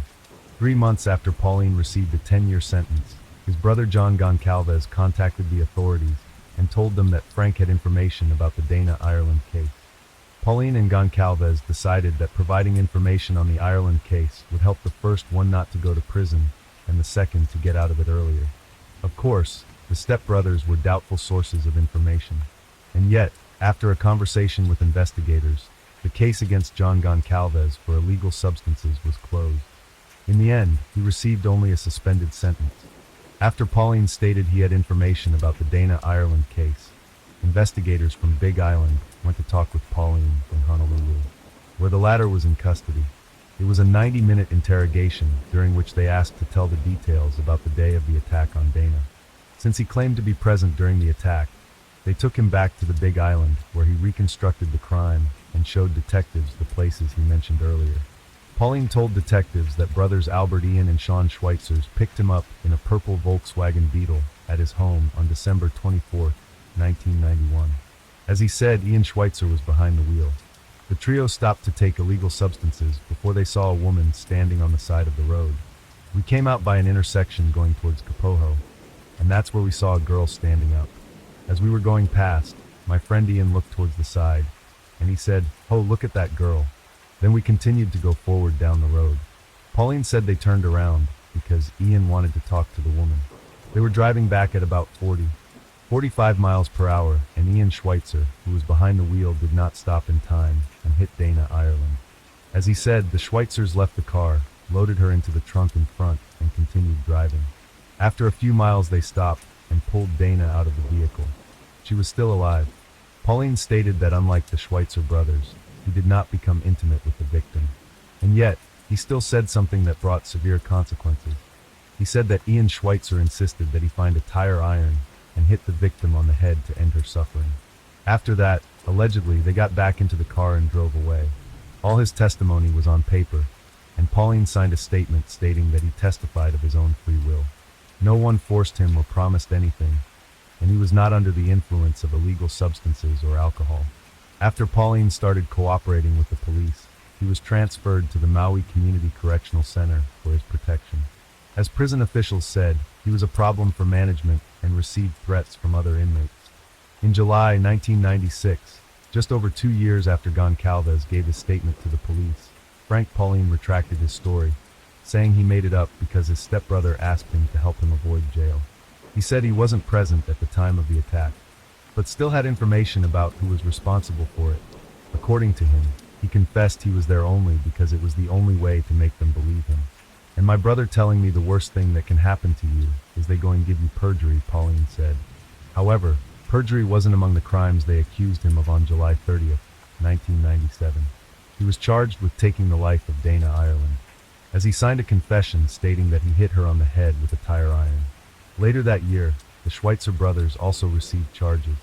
They denied their involvement in the case, stating they had been with their family on December 24, 1991. It is worth mentioning that the police had reason to believe that Pauline lied when he said he participated in the crime with the Schweitzer brothers. After all, when investigators took him to the Big Island, he could show neither the exact place where they hit Dana nor where people later found her.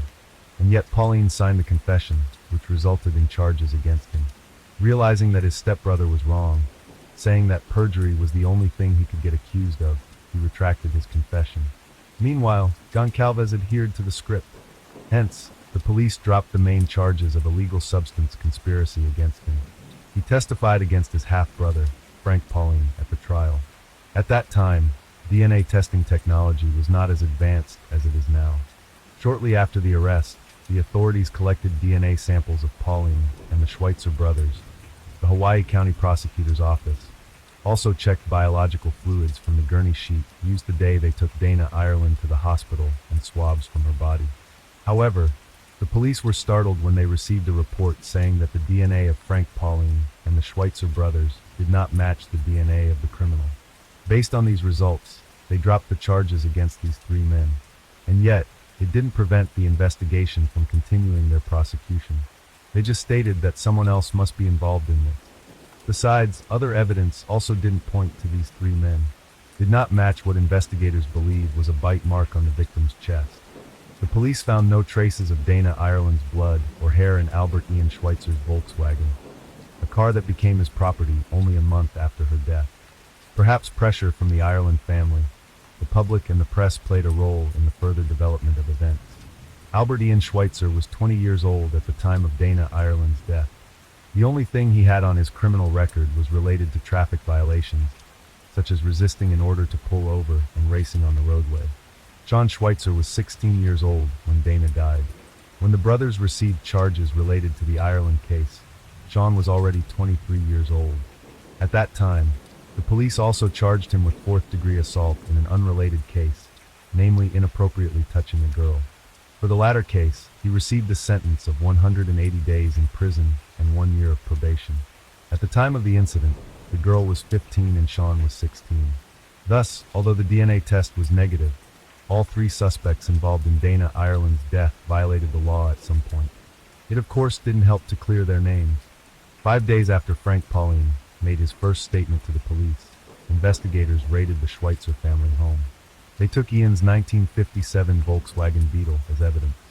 Both brothers told the police they weren't with Frank Pauline, although they knew him. Sean said he was at home that Christmas Eve, and Ian said he was either at home or at his uncle's house. Ian also told the police how he got his car. Firstly, Ian denied doing any bodywork with the vehicle. When he first got the car, it was purple, but since it wasn't his color, he decided to repaint it yellow. Schweitzer's lawyers believed Frank Pauline accused the brothers because of the enmity between their families. Despite all that, the prosecutors continued to move forward. On May 5, 1999, a few days before the statute of limitations on some crimes committed against Dana Ireland, the police received what they thought was another breakthrough in the case. They received a statement from a prisoner named Michael Ortiz. Being an accomplice of Goncalves, he was in the same cell with the Schweitzers before the police dropped charges against them. In conversations with the authorities, Ortiz claimed that Albert Ian Schweitzer confessed to him what he had done. Based on Ortiz's testimony, just 2 weeks later, Frank Pauline and the Schweitzer brothers were again charged in the Dana Ireland case. After this, some people had suspicions and distrust of the authorities. After all, they received information from a questionable source just a few days before the statute of limitations ran out. It seemed too convenient. Frank Pauline was the first to appear in court. The trial was very emotional. Pauline insisted on his innocence, telling the court that he had lied when he confessed his involvement in Dana's death. On the witness stand, Mary Ireland recalled getting that first call about what had happened to her daughter. She said something awful has happened. She said there's a bicycle in the road, a shoe and hair, Ireland recounted. But the witnesses who linked Pauline to the crime had questionable background, and some had a lot to gain by pointing the finger. Among those who benefited from Pauline being found guilty was his half-brother, Goncalves, who became a witness for the prosecution. Witness William Chung, who also testified against Pauline, said Frank confessed his involvement in this crime. However, when asked if he saw Pauline in the courtroom, he pointed to another person, although Frank Pauline was there. The jury also saw Dana Ireland's bike, shorts, top, underwear, and a Jimmy's t-shirt recovered from the scene. Not one of those items had DNA from Pauline or the Schweitzers.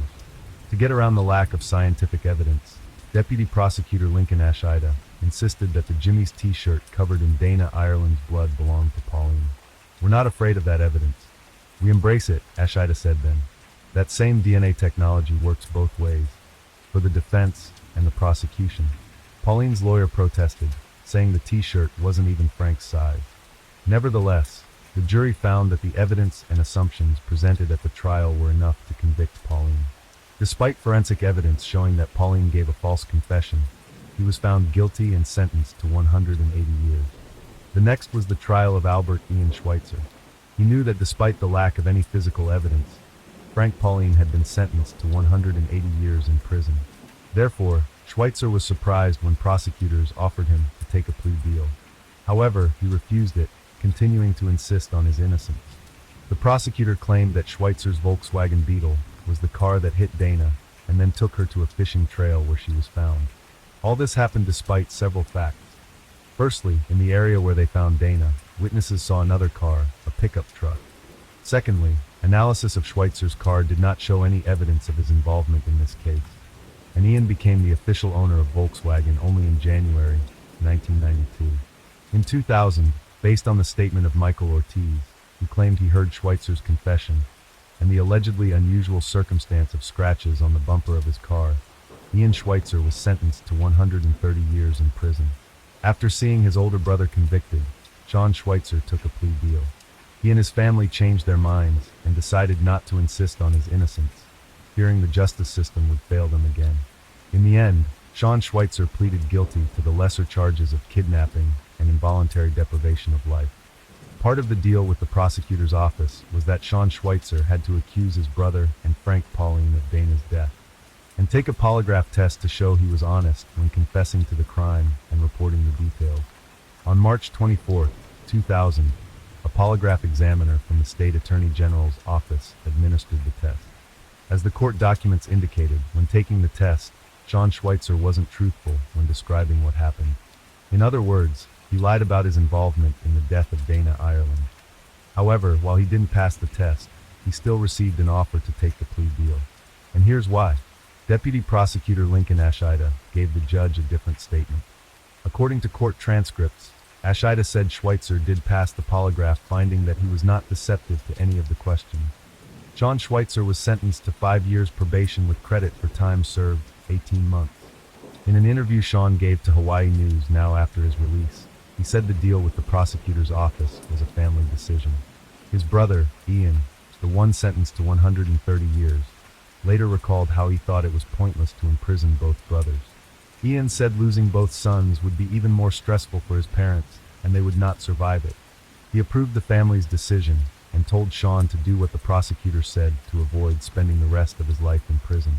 Sean still feels remorseful for making the deal and testifying against his brother. And as the months and years passed, he and his family also struggled with the stain left by this case. "I went through many years of disappointment, had hard time to find a job," Sean Schweitzer said, adding that community members made remarks about the case for years after. Dana's father, John, died in 2000 at 76. After the death of his daughter, he became an advocate for the rights of crime victims. He also worked on the adoption of a law concerning the statute of limitations for violent crimes. Ian Schweitzer and his family did not accept his wrongful conviction and continued to fight. In 2005, Ian Schweitzer applied for a case review from the Innocence Project. 5 years later, in 2010, work on this project started gaining momentum. Law students at the University of Hawaii, lawyers and professors studied old documents related to the investigation of the Dana Ireland case. The prosecutors of Hawaii County let them do their job. They allowed the Innocence Project to review the case to determine if the wrong people were convicted. Year after year passed, but the work to achieve justice did not stop. Dana's mother, Mary Louise Crank Ireland, died on October 10, 2016 at 92. During the many years Ian Schweitzer spent in prison, his parents tried to visit him as often as they could. However, the visit stopped as soon as he was transferred from prison in Hawaii to Saguaro in Eloy, Arizona. The long flight and the protracted drive from Phoenix were challenging for them, and especially for Linda Schweitzer, who was fighting breast cancer those days. That one time in the Arizona prison, her son said something to her that still stings. He said, "Mom, don't come back, because I don't want to watch you walk away from me again."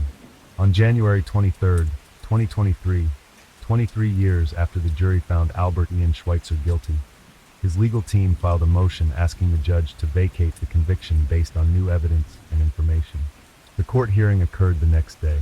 A few hours after Ian's team filed the motion, a state deputy sheriff took Schweitzer from Arizona's Saguaro Correctional Center and escorted him on several flights to Hilo. They reached it in time for the hearing. After a long night at the hotel, his family gathered at the Hilo courthouse the following morning. They were anxious to see Ian Schweitzer, who had only arrived on the island hours earlier. Dressed in an aloha shirt provided by his legal team, Schweitzer smiled when he appeared in the courtroom. His legal team presented new evidence to the court. DNA expert Nancy Bin was one of those who testified at the trial. They tested all the items again using advanced methods unavailable during the original trials. The technology, it got better, Din explained. It got improved in a sense that we can now see things that we could not see before. In 2000, authorities said there was too much Dana Ireland's blood on the t-shirt, stating it as a reason they did not find any DNA of Frank Pauline or the Schweitzer brothers on it. However, scientists who studied the evidence of the Innocence Project distinguished Dana Ireland's DNA from other DNA found on the t-shirt using modern technology. They also found seminal fluid and sweat from the armpit on it. DNA expert Nancy Din testified that the DNA found on the t-shirt and Dana's body belonged to the same person. But this person was neither Frank Pauline nor one of the Schweitzer brothers. After Din's statement, a tire tread expert gave remote testimony, telling the court that Schweitzer's Volkswagen could not have left tracks found at both crime scenes. In his opinion, a larger vehicle, a truck, SUV, or van, left those tracks. Dentist Adam Freeman was the last to testify. Ireland had an injury on her left breast, which according to the initial opinion of the prosecutors was a human bite mark. But Freeman said it wasn't a bite mark. This particular case is a poster child for bad forensic sciences, where bite marks are flawed, he testified. Late in the evening, the witnesses finished testifying, after which District Court Judge Peter Kubota announced his verdict.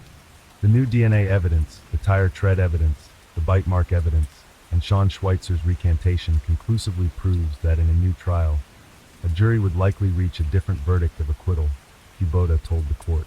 So therefore, the conviction of Albert Ian Schweitzer is hereby vacated, and Mr. Schweitzer shall be released immediately from custody. With those words, coming 23 years after a jury found him guilty and 25 after he got arrested, Ian Schweitzer was suddenly a free man. Next, the judge addressed Ian Schweitzer with moving words. You got 1/3 of your life ahead of you. You can live it being angry and resentful at the process or the people that put you there, or you can live it with a new freedom, Kubota said. I suggest that since you have your whole family here, you hug and love your family and live a fulfilled life and make the best of the next one-third of your life. Freed from the handcuffs, Schweitzer first hugged his lawyers and then his family members, some of whom he had not seen for decades. His mother was crying in his arms. Ian's son, who was very young when his father went to prison, was present in the courtroom too. They shared a hug. His younger brother, Sean, was also there with a smile and open arms. After the acquittal of Ian, his brother Sean's lawyer is also seeking to have his criminal record cleared. Frank Pauline died in prison in New Mexico in 2015. On April 27, 2015, an inmate, Daniel Hood, who was serving time for taking the lives of two people, attacked Frank Pauline, hitting him 3 times on the back of the head with a rock when they were all in the recreation yard at the Southern New Mexico Correctional in Las Cruces. They were cellmates. Hood attacked Pauline because he considered him a snitch. The medical staff of the prison could not save Pauline. His family's lawyer plans to file a petition for his posthumous rehabilitation. As for Ian Schweitzer, he says that the transition from a prisoner to a free person is an arduous process. Adjusting to life outside the prison walls is more challenging than he expected. He says he fights with anxiety most of the days. Schweitzer may be entitled to compensation for wrongful imprisonment, which allows rehabilitated persons to receive $50,000 for each year spent in prison. However, it is not an easy process, but his lawyers are working to ensure he receives compensation. 3 decades later, the Dana Ireland case remains open, and the investigators hope that new methods of DNA testing and genealogy will allow them to find the person who destroyed the life of the Ireland family. Story 5. The Salma Montez case. Why did a young student pay with her life? Our today's story, widely publicized as the Salma Montez case, took place in Mexico just a few years ago. The victim was a young law school student who was guilty of breaking off her engagement to her fiancé who abused her. For this, the 22-year-old girl paid for her life in the most brutal way, and her executioner, with the support of loved ones, was confident that he would escape punishment. In a wicked irony of fate, Salma studied at the faculty, specializing in crimes against women. Who is Salma Montez? Our current heroine was born in 1996, November 18th, in a small Mexican town, Delicias, located in the state of Chihuahua, in the northern part of the country. The full name given to her at birth is Salma Yaira Montisoto. She was the youngest of 2 children in the family, and was raised with her older sister Karen. The girl's birth father, whose name was Gabriel, passed away from a heart attack when Salma was barely 4 years old and her sister was 8 years old. Since then, their mother Soledad raised the children on her own. The woman never married again and devoted herself to her daughters, doing everything to ensure that they did not need anything. Salma grew up a kind, sociable, and responsive girl. She had many friends from an early age. She adored animals and always came to the aid of others at the first call. Those around her characterized her as a petite, smiling brunette with incredibly beautiful eyes and a kind soul. As a child, Salma, playing with her sister, fell off the swing and split her eyebrow, which left her a small scar in the form of a crescent moon, but it did not spoil her attractive appearance, and rather even became a kind of highlight. In adolescence, the girl, like many of her peers, decided to make a few small tattoos, which, as it seemed, reflected her inner world and state of mind. Her mother, although she was a person of conservative views, did not object and prevent her younger daughter's self-expression. She did well in school. Although she was not an excellent student, she dreamed of getting a higher education, but knew that her family has no money to pay for expensive university tuition, and therefore made every effort to get a scholarship and study for free. Although not without difficulty, but Salma succeeded, and she became a student at the prestigious National Autonomous University of Mexico. The girl entered the Faculty of Law, choosing a specialization, crimes against women. Roman with a butcher.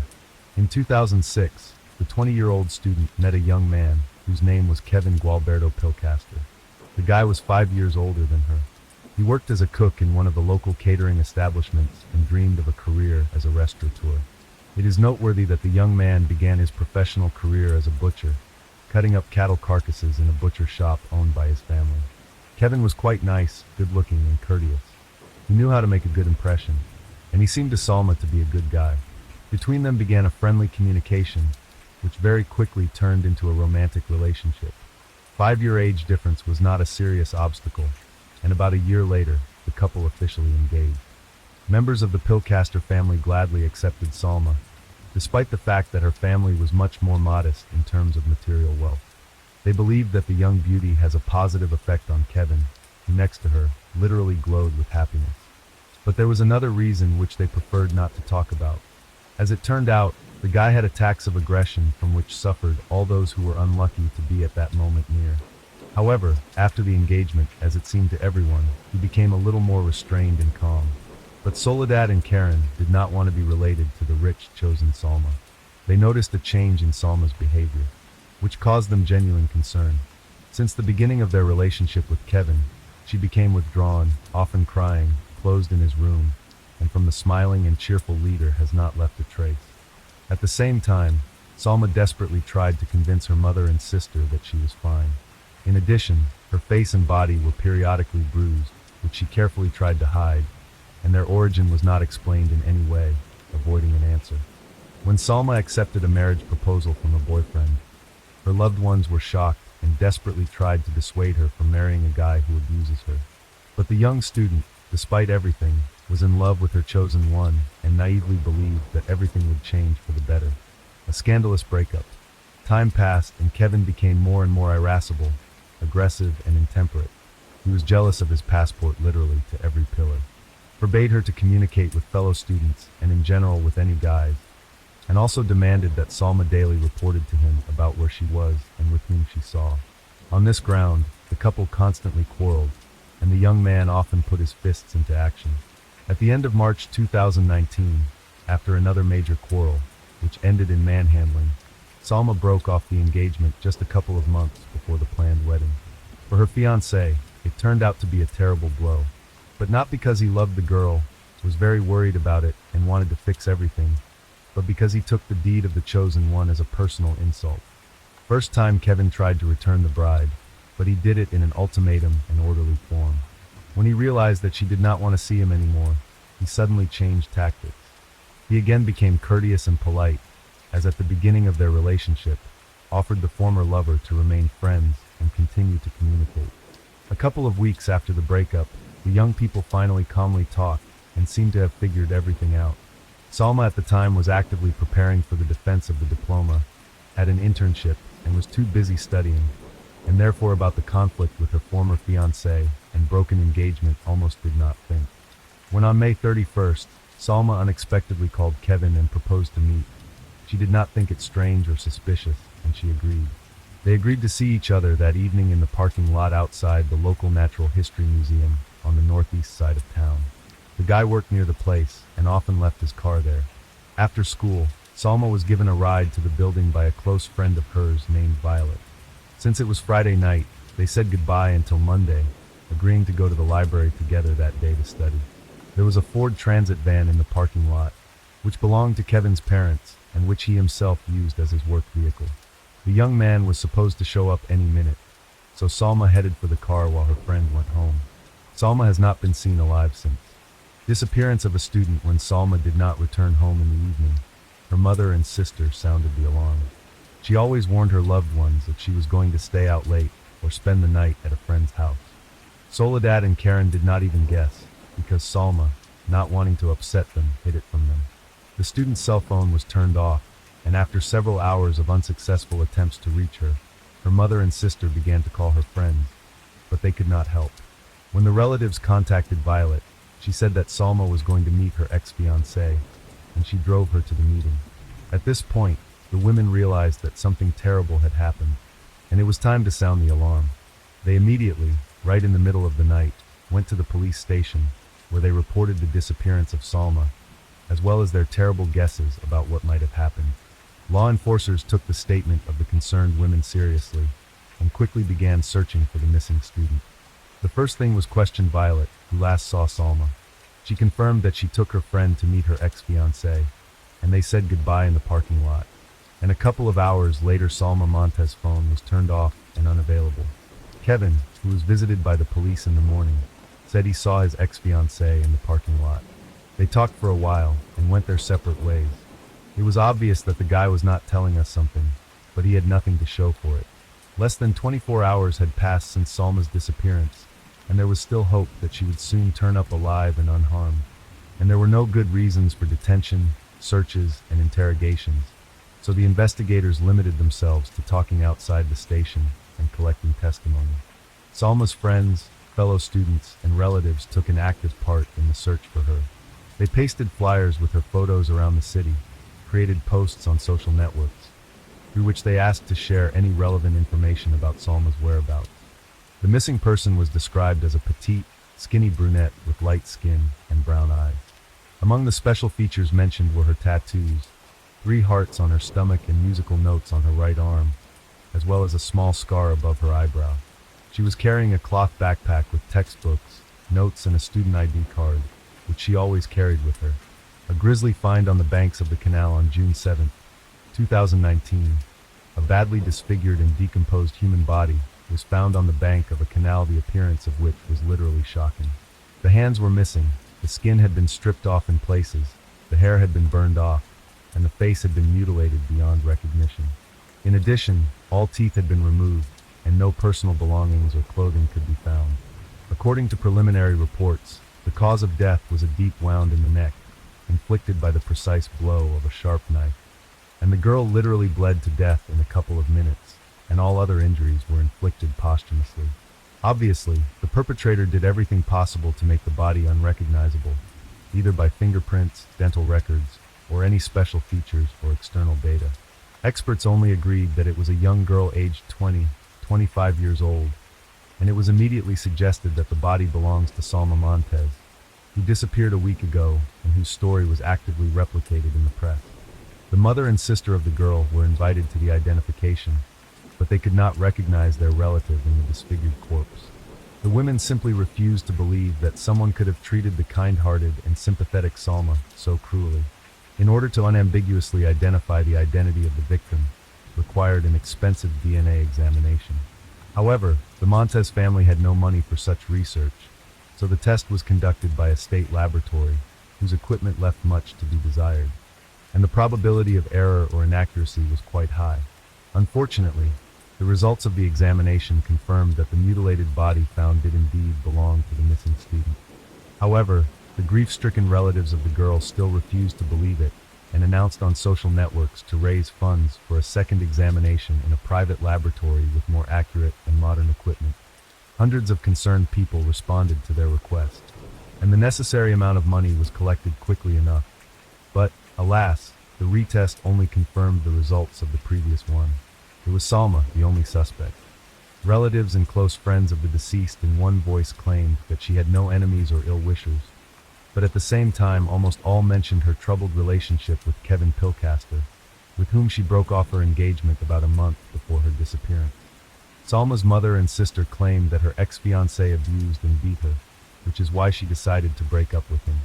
It would seem that this guy should have been the main, if not the only, suspect from the beginning, but until the body was identified, he remained at large in his house. Car and personal belongings were not searched, which gave him a great opportunity to get rid of the evidence. Only 2 weeks after Salma's disappearance and a week after the discovery of her body, Kevin was taken into custody on charges of kidnapping and brutalizing his former fiancée. The young man himself categorically denied his guilt, although he agreed to cooperate with the investigation. However, his testimony has largely changed. The new version and found evidence in the opinion of forensic experts. An experienced butcher or surgeon worked on the body of the girl. The hands were separated from the body with precise cuts on the joints, which spoke of a good knowledge of anatomy. The skin was also expertly and skillfully removed. As it turned out, the perpetrator removed it in places where there were tattoos, as well as noticeable birthmarks, in order to eliminate the possibility of identifying the body by them. Since Kevin had worked as a butcher in the past and had extensive experience in cutting carcasses, the prosecution tried to cling to this thread, but the defendant's lawyers insisted that it was a mere coincidence, and this circumstance could not be used in court as evidence of their client's involvement in the case. According to the new version told by Pilcaster after his arrest, that evening they actually met with his ex-fiancée in a parking lot near his work. They were just talking when suddenly another guy approached them, who, according to Kevin, was Salma's new boyfriend. Allegedly, this guy was jealous of the girl's former fiancée and punched her in the face with a swing. But the defendant stood up for Salma. He told her to take shelter in his van, and he himself decided to deal with the offender in a manly manner. However, the fight had barely started when Salma jumped out of the van and begged Kevin not to hurt her boyfriend. After that, Salma and the stranger left, and Pillcaster went home. The defendant's parents and grandmother, who were called as witnesses, claimed that he returned home at midnight, changed his clothes, and went out with his new girlfriend named Consuela. Soon the girl herself showed up at the station to confirm Kevin's alibi, saying that on that fateful night he was with her and could not have committed the crime and then cover his tracks. The van in which the suspect was traveling was seized, and inside the vehicle was found washed-up traces of blood belonging to the deceased. In response, the young man claimed that Salma had gotten a nosebleed after a jealous boyfriend punched her. She probably left a trail when she hid in the van while the men worked things out. However, according to Salma's family and friends, no new boyfriend has appeared for her since her breakup with her fiancé. She was completely absorbed in her studies, wrote a diploma, and preparing for his defense. By the way, to find this mysterious boyfriend, which Kevin could not even thickly describe, and failed, most likely because he made him up. Despite the new details in Consuela, who came out of nowhere to confirm the alibi of the accused, the whole story looked very strange and unreliable. Nevertheless, the court found that the evidence presented by the prosecution was insufficient to convict. Pillcaster was acquitted and released from the courtroom in August 2019. Escape from the city. Almost immediately after his release, the young man hurriedly left his hometown and for about 6 months did not give any news of himself at all. This caused a storm of indignation among the relatives of the murdered girl because the case was not closed. The investigation continued, and the only suspect was simply released like this, in fact, letting him escape. As this unprecedentedly brutal case became publicized and its details were covered in the press for about 2 months, many residents of the city decided to express their support for the Montes family. People gathered at spontaneous rallies, demanding to find Kevin and to reopen the case against him because he was clearly not telling something and the story he told was not believable. Salma's family and the activists who helped them succeeded in getting the investigation reopened, and a second search of the suspect's home revealed a hidden cache in the wall containing Kevin's bloody clothes and a large kitchen knife, which he had probably used to kill and then partially cut up his victim. Most likely, he had not had time or was afraid to dispose of this evidence, believing that no one would find it in the stash. At almost the same time, Pillcaster, apparently following the advice of his lawyers, decided to make himself known and go on the attack. He didn't just make himself known, he filed a lawsuit against the Montes family, accusing them of slander, organizing his harassment, and tampering with evidence. The man said he was forced to leave town because he feared for his life, because of the harassment organized by Soledad and Karen. In his opinion, the women had turned the entire town against him, and he was simply afraid of being lynched. As evidence, Kevin provided a mass of anonymous, threatening messages that he received on a daily basis, all because his personal information, including his phone number and email address, was published on the internet, as he assumed it was done by relatives of his ex-fiancée. He also claimed that he was being guarded under the house by unknown people who threatened to do away with him and his family.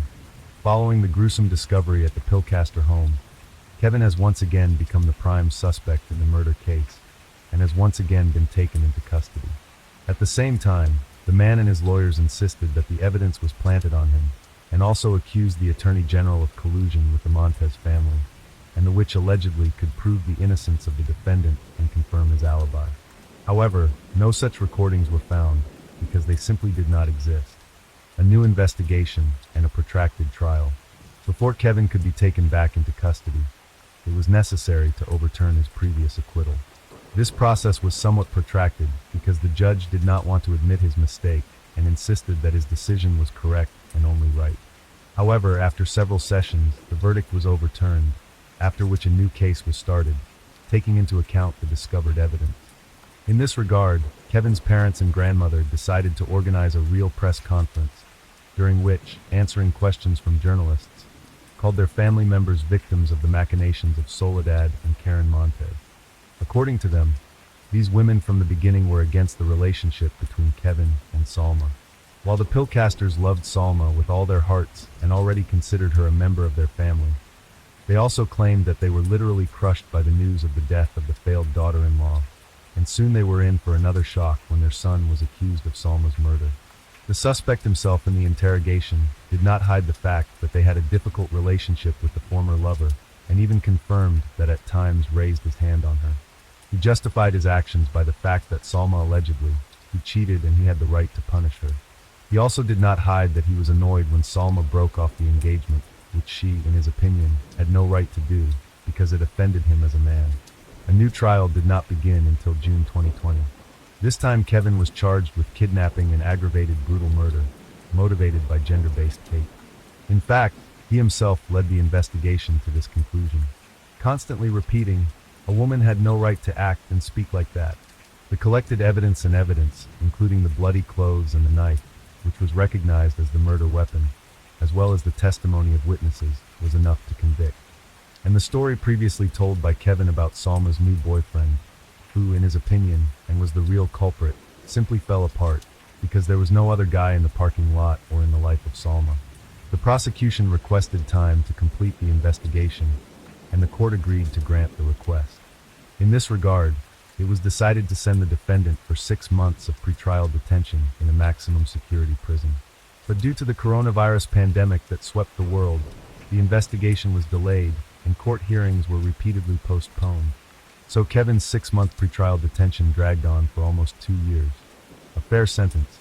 It wasn't until May 2023, on the eve of the 4th anniversary of the crime, that a new hearing was held, at which the prosecution presented all the evidence it had managed to uncover in the meantime. In court, several witnesses testified to the fact that Pilcaster abused his fiancée, beat her and sought to control her every move, depriving her of any freedom. He treated her like a thing that belonged only to him and did not accept the fact that she chose to leave him. On August 16, 2023, Kevin was found guilty of aggravated murder as well as cruelty to the body. As for the kidnapping, this point of the charge, according to the judge, was not proven because Salma herself came to meet with her ex-fiancé and herself could get into his car. Nevertheless, the evidence presented in the courtroom was enough to send a young man to prison for life.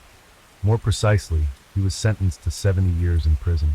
But if we take into account that at that time the defendant was 32 years old, it is fair to say that such a sentence became for him a life sentence. In addition, Kevin was required to pay the Montez family about $45,000 as moral compensation. Salma's mother and sister later stated that they were quite satisfied with the verdict, although Pilcaster never admitted his guilt, did not repent, and did not explain the motives for his terrible and inhumane act. Story 6. We'll discuss the story occurring in England in 2011. 17-year-old Emily Longley was full of hope and had a bright future awaiting her, but unfortunately, all her plans collapsed. This case caused a great resonance, not only because of the death of a young woman, but also because of how events unfolded after her death. Emily Longley was born in England in 1994 to Mark and Caroline Longley. 2 years later, her parents had another child, Emily's younger sister, Hannah. From early childhood, the girls were very close to each other. They lived in a loving and caring family. When Emily was 9 and Hannah was 7, the family moved to New Zealand. Auckland became their new home. When Emily fell in with the wrong crowd after emigrating to New Zealand, her middle-class parents sent her back to the UK to start a new life with her grandparents. In 2010, Emily flew to England to study at Brockenhurst College. She wanted to get a business degree and dreamed of becoming a model. In England, she lived at her grandparents' house in Bournemouth. Bournemouth, adjacent to Poole in the west, is a town in the county of Dorset, a popular resort on the English Channel coast. When Emily moved to England, her sister Hannah was still at school, and her parents, Mark and Caroline, divorced but maintained a friendly relationship. Emily was a beautiful young woman who attracted much attention. One day she met 20-year-old Elliot Turner. He made quite an impression on her. Gradually their communication grew into a romantic relationship.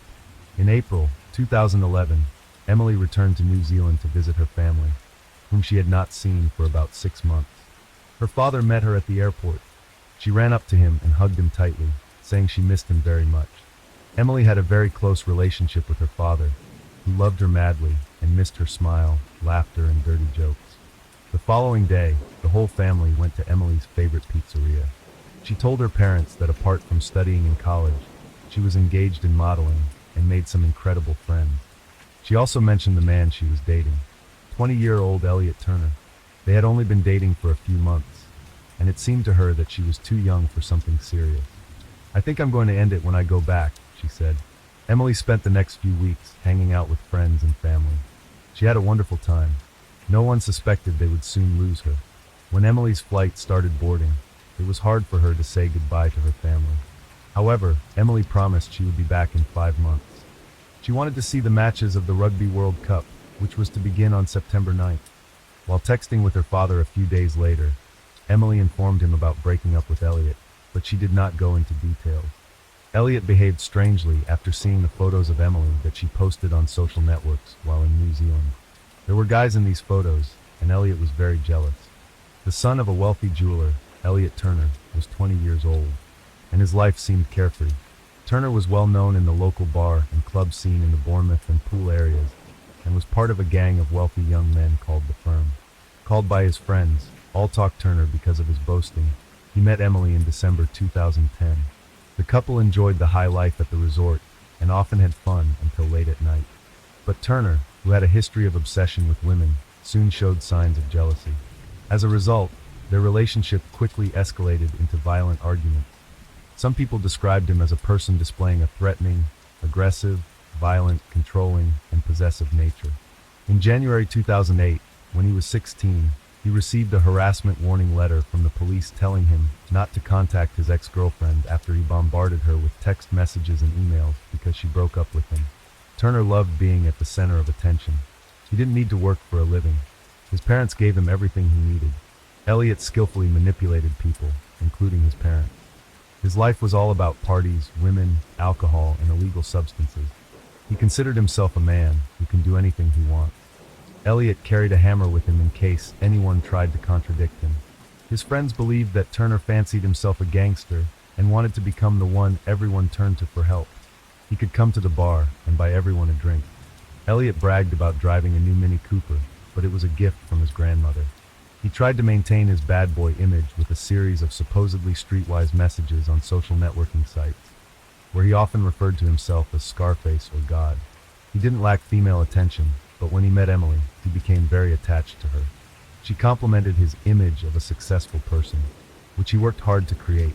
As their relationship developed, Turner started showing his controlling behavior more and more often.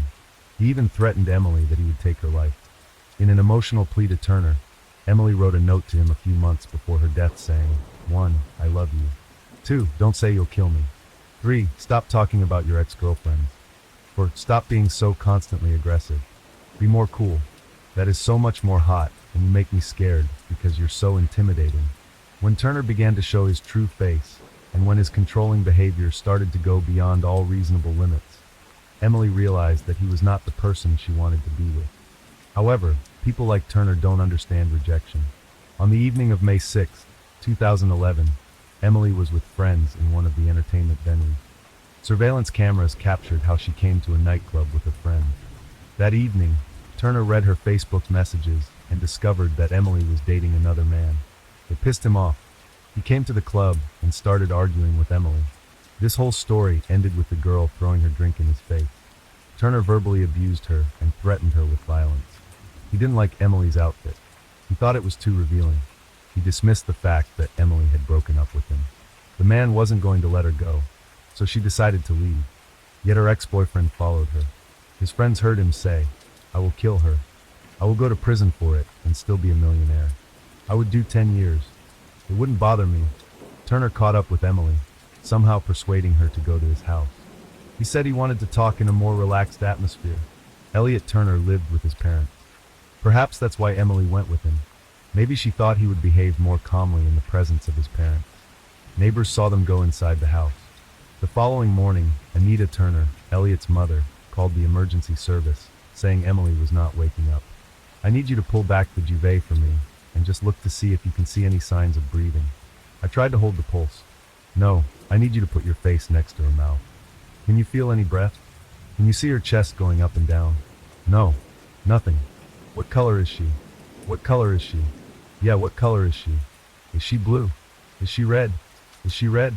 My husband is having a look now. Hang on." It was about 9 a.m. Before the arrival of the ambulance, Anita listened to the operator's instructions on how to help Emily. Unfortunately, when the ambulance arrived, The only thing they could do was to state the death of Emily Longley. Anita was an Indonesian citizen who came to the UK to marry Lee Turner. When the couple had a son, they did not deny him anything, which was a big mistake. During her conversation with the emergency service operator, Anita's voice did not sound like the voice of a mother who had just found her son's girlfriend dead. She was too calm, as if nothing unusual had happened. Thousands of miles from England in New Zealand, Emily's father, Mark, woke up at 2 in the morning and saw a bunch of missed calls from his ex-wife, Caroline, and younger daughter, Hannah. There was also a voice message from Hannah, but Mark could barely make out what she was saying. Then he heard Caroline scream in the background, and her words, "Emily is dead." Mark refused to believe it. He called his mother in England. When she answered, his whole world fell apart. His mother was crying hysterically. Moments later, one of the police officers took her phone. "I'm sorry to tell you that your daughter Emily is dead," he said. Mark couldn't believe it. After all, Emily was sitting on his couch and smiling just a week ago. The grief-stricken father still refused to believe that his daughter was dead, but unfortunately, it wasn't a dream. The loss of the eldest daughter was a heartbreaking challenge for Emily's parents. The police told them that Emily had died in her sleep. It didn't make any sense. She was young and healthy. The police collected some evidence, but it was unclear what happened to Emily. They had to wait for the autopsy results. Told investigators they had been home all night and had not heard anything suspicious. Elliot publicly mourned Emily by posting photos of them together on his Facebook page. The police had nothing bulletproof to refute the story of Turner and his parents that Emily mysteriously died in her sleep. During the investigation of any death, the main factor is to determine the cause of it. When investigators discover the cause of the victim's death, they understand what they are dealing with and how to conduct an investigation. While waiting for the autopsy results, the investigators found out that a few days before her death, Emily had posted something strange on her Facebook page. "I have a stalker," she added. "Someone just called me and I was like, who's this?" And they were like, "You don't know me, but I know everything about you." And I was like, "How did you get my number?" And he was like, "They'll tell you when I see you," and kept asking me out. So I hung up, and they won't stop calling. Emily wrote on Thursday, May 5th. At the same time, the police managed to find out that before her death, Emily quarreled with Elliot Turner in front of other nightclub guests. After interviewing Turner's friends, investigators learned that he tried to control Emily's every move, that he found out about her meeting with another man, and most importantly, that Elliot threatened to take her life many times. But his friends did not attach any importance to this, believing that these were just words with which Turner strengthened his image of a gangster. The autopsy did not give an exact cause of Emily's death. However, experts mentioned it could be strangulation, and one of them said, "The physical findings are entirely consistent, with pressure being applied to the neck." Investigators believed that one of the Turner family members could be involved in Emily's death, so they decided to install listening devices in their house. The police were hoping to find out if they were hiding anything, and they were right to do that. "You are so guilty. It's so obvious. Keep it back down. I'm burning me, eating me up. God, you're so dead, right?" They heard Elliot instructing his mother on how to behave with the police and what she needed to say. His father, Lee Turner, seemed to be the only person who understood what he was doing was wrong. But eventually, he submitted to the will of his son and wife. While listening to the recordings, investigators also heard what happened to Emily Longley. Elliot Turner admitted that he caused her death. They arrested Elliot Turner a week after Emily's death. He of course denied his guilt. His lawyers tried to challenge the authenticity of those audio recordings. However, having studied all aspects of this case, the judge allowed the prosecution to use the recordings as evidence. Not knowing the police were listening, Elliot admitted that he felt angry every day and that no one had ever pissed him off as much as Emily. During the trial in May 2012, his lawyer stated that their client acted in self-defense. Elliot Turner said that the quarrel in his bedroom turned violent, and he had to grab Emily by the neck. He said he didn't strangle her, he just found her dead in his bed the next morning. During the second day of the trial, Turner told the court that he was disgusted by his actions that night. Allegedly, after finding Emily dead, he wrote a letter to his mother saying how ashamed he was and that he was leaving for Spain. One can assume Elliot Turner was going to leave the country on the day of Emily's death, but changed his mind for some reason. When the police arrived at Turner's home after the 999 call, they saw packed bags. Elliot's passport was in his pocket. He admitted in court that he had threatened Emily and felt upset and deceived the night before her death after seeing false emails on her phone saying he had smashed her face into a table. When describing the fight they had before her death, he mentioned Emily started beating him with her hands and feet. He tried to calm her down before giving up and throwing her a 20-pound note for a cab. He said, "She just ignored me at first. Then 5 seconds later, she just went crazy." I had never seen Emily get to that point of rage. I didn't know what to do. She would not stop. I kept repeating myself, "Stop it, calm down." At that point, I grabbed her by the neck using my right hand. Defense counsel Anthony Dunn asked, "Why did you do that?" Turner replied, "To stop her going nuts." I did not know what to do. My right hand made contact with her neck. When the defense counsel asked how hard he grabbed her, Turner replied, "I would not say very hard, but it was quite hard. I grabbed her and pushed her down onto the bed. I pressed down on her neck when she was in the lying down position." He said he held her there for 5 or 6 seconds, then let go and stormed out of the room. When asked if he intended to kill Emily, Turner replied no. He said he thought Emily had gone to sleep. Allegedly, he realized Emily was dead only when she did not wake up the following morning. In an interview with the Herald newspaper, Emily's father Mark spoke about how hard it was for him to lose his daughter. "Here's the thing about death. It sucks. It doesn't matter if it is your child, your partner, or your 99-year-old grandmother. It sucks that a person is there one day and not the next. Well, it is not something we can deal with easily. All anniversaries are hard. Birthdays are hard. Christmas is hard. Easter is also tough because it was the last time I really spent time with her," Mark Longley said. He said the heaviest part was that he would never see the woman she could have become. "I miss seeing the life she was denied unfold. We had a brief glimpse of the woman she was becoming, and I was so proud of her. I am her father, and of course I'm biased, but the world really was a better place with her in it. It was certainly a lot more fun." At the trial, they portrayed Elliot Turner as a spoiled, wealthy kid whose parents wanted to help him escape punishment. The court heard he was given the run of the family's home in the affluent Queen's Park area of Bournemouth, where he would hold parties for his middle-class friends. Described as wild by his father, Lee, he was given his own living space in the converted garage of his parents' house, so he could come and go without disturbing them. It was in his room, which had its own mini bar, that he strangled Emily on his bed. The police examined the computers seized from Turner's and found the following search queries: death by strangulation, and how to avoid punishment for a crime. The main motive of the crime was jealousy. The court heard testimony from Luke Ashford, who spent the night with Emily. As already mentioned, Elliot Turner found out about it. Even while in custody, Turner boasted that the jury would believe his twisted story that Emily had attacked him, and he had acted in self-defense when he strangled her in a fit of jealousy. In letters from his prison cell to his friends, he said he would soon drive a new Range Rover and move to Spain. He planned to sell the rights to his story and live a fashionable life. However, the jury quickly shattered his illusions when they found him guilty. On May 22, 2012, the court sentenced Elliot Turner to life in prison with a minimum term of 16 years. Mrs. Justice Dobbs described Turner as a man of striking arrogance. She said, "Emily was a lovely, kind, fun-loving girl who brought a ray of sunshine to those she touched. That light has been extinguished suddenly and needlessly by you. You did not love her. She was just a trophy. The relationship, if it can be called that, was all about you. It was about control. Control you carried out using aggression and threats. You can put away thoughts of champagne, Bentleys, and girls, and concentrate on the reason you are serving a life sentence." Mrs. Justice Dobbs also sentenced Turner to 9 months to run concurrently for perverting the course of justice. But Elliot Turner wasn't the only person on trial. His parents, Anita and Lee, whom Turner used for cash to fund his lavish partying, loved their son so much they tried to cover his crime.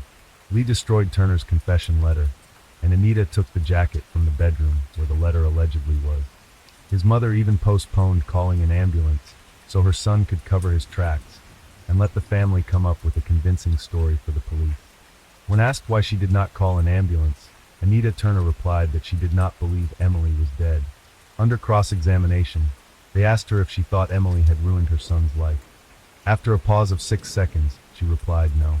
In the recording, Lee asked Anita whether they had done the right thing. "You've done the right thing," Anita replied.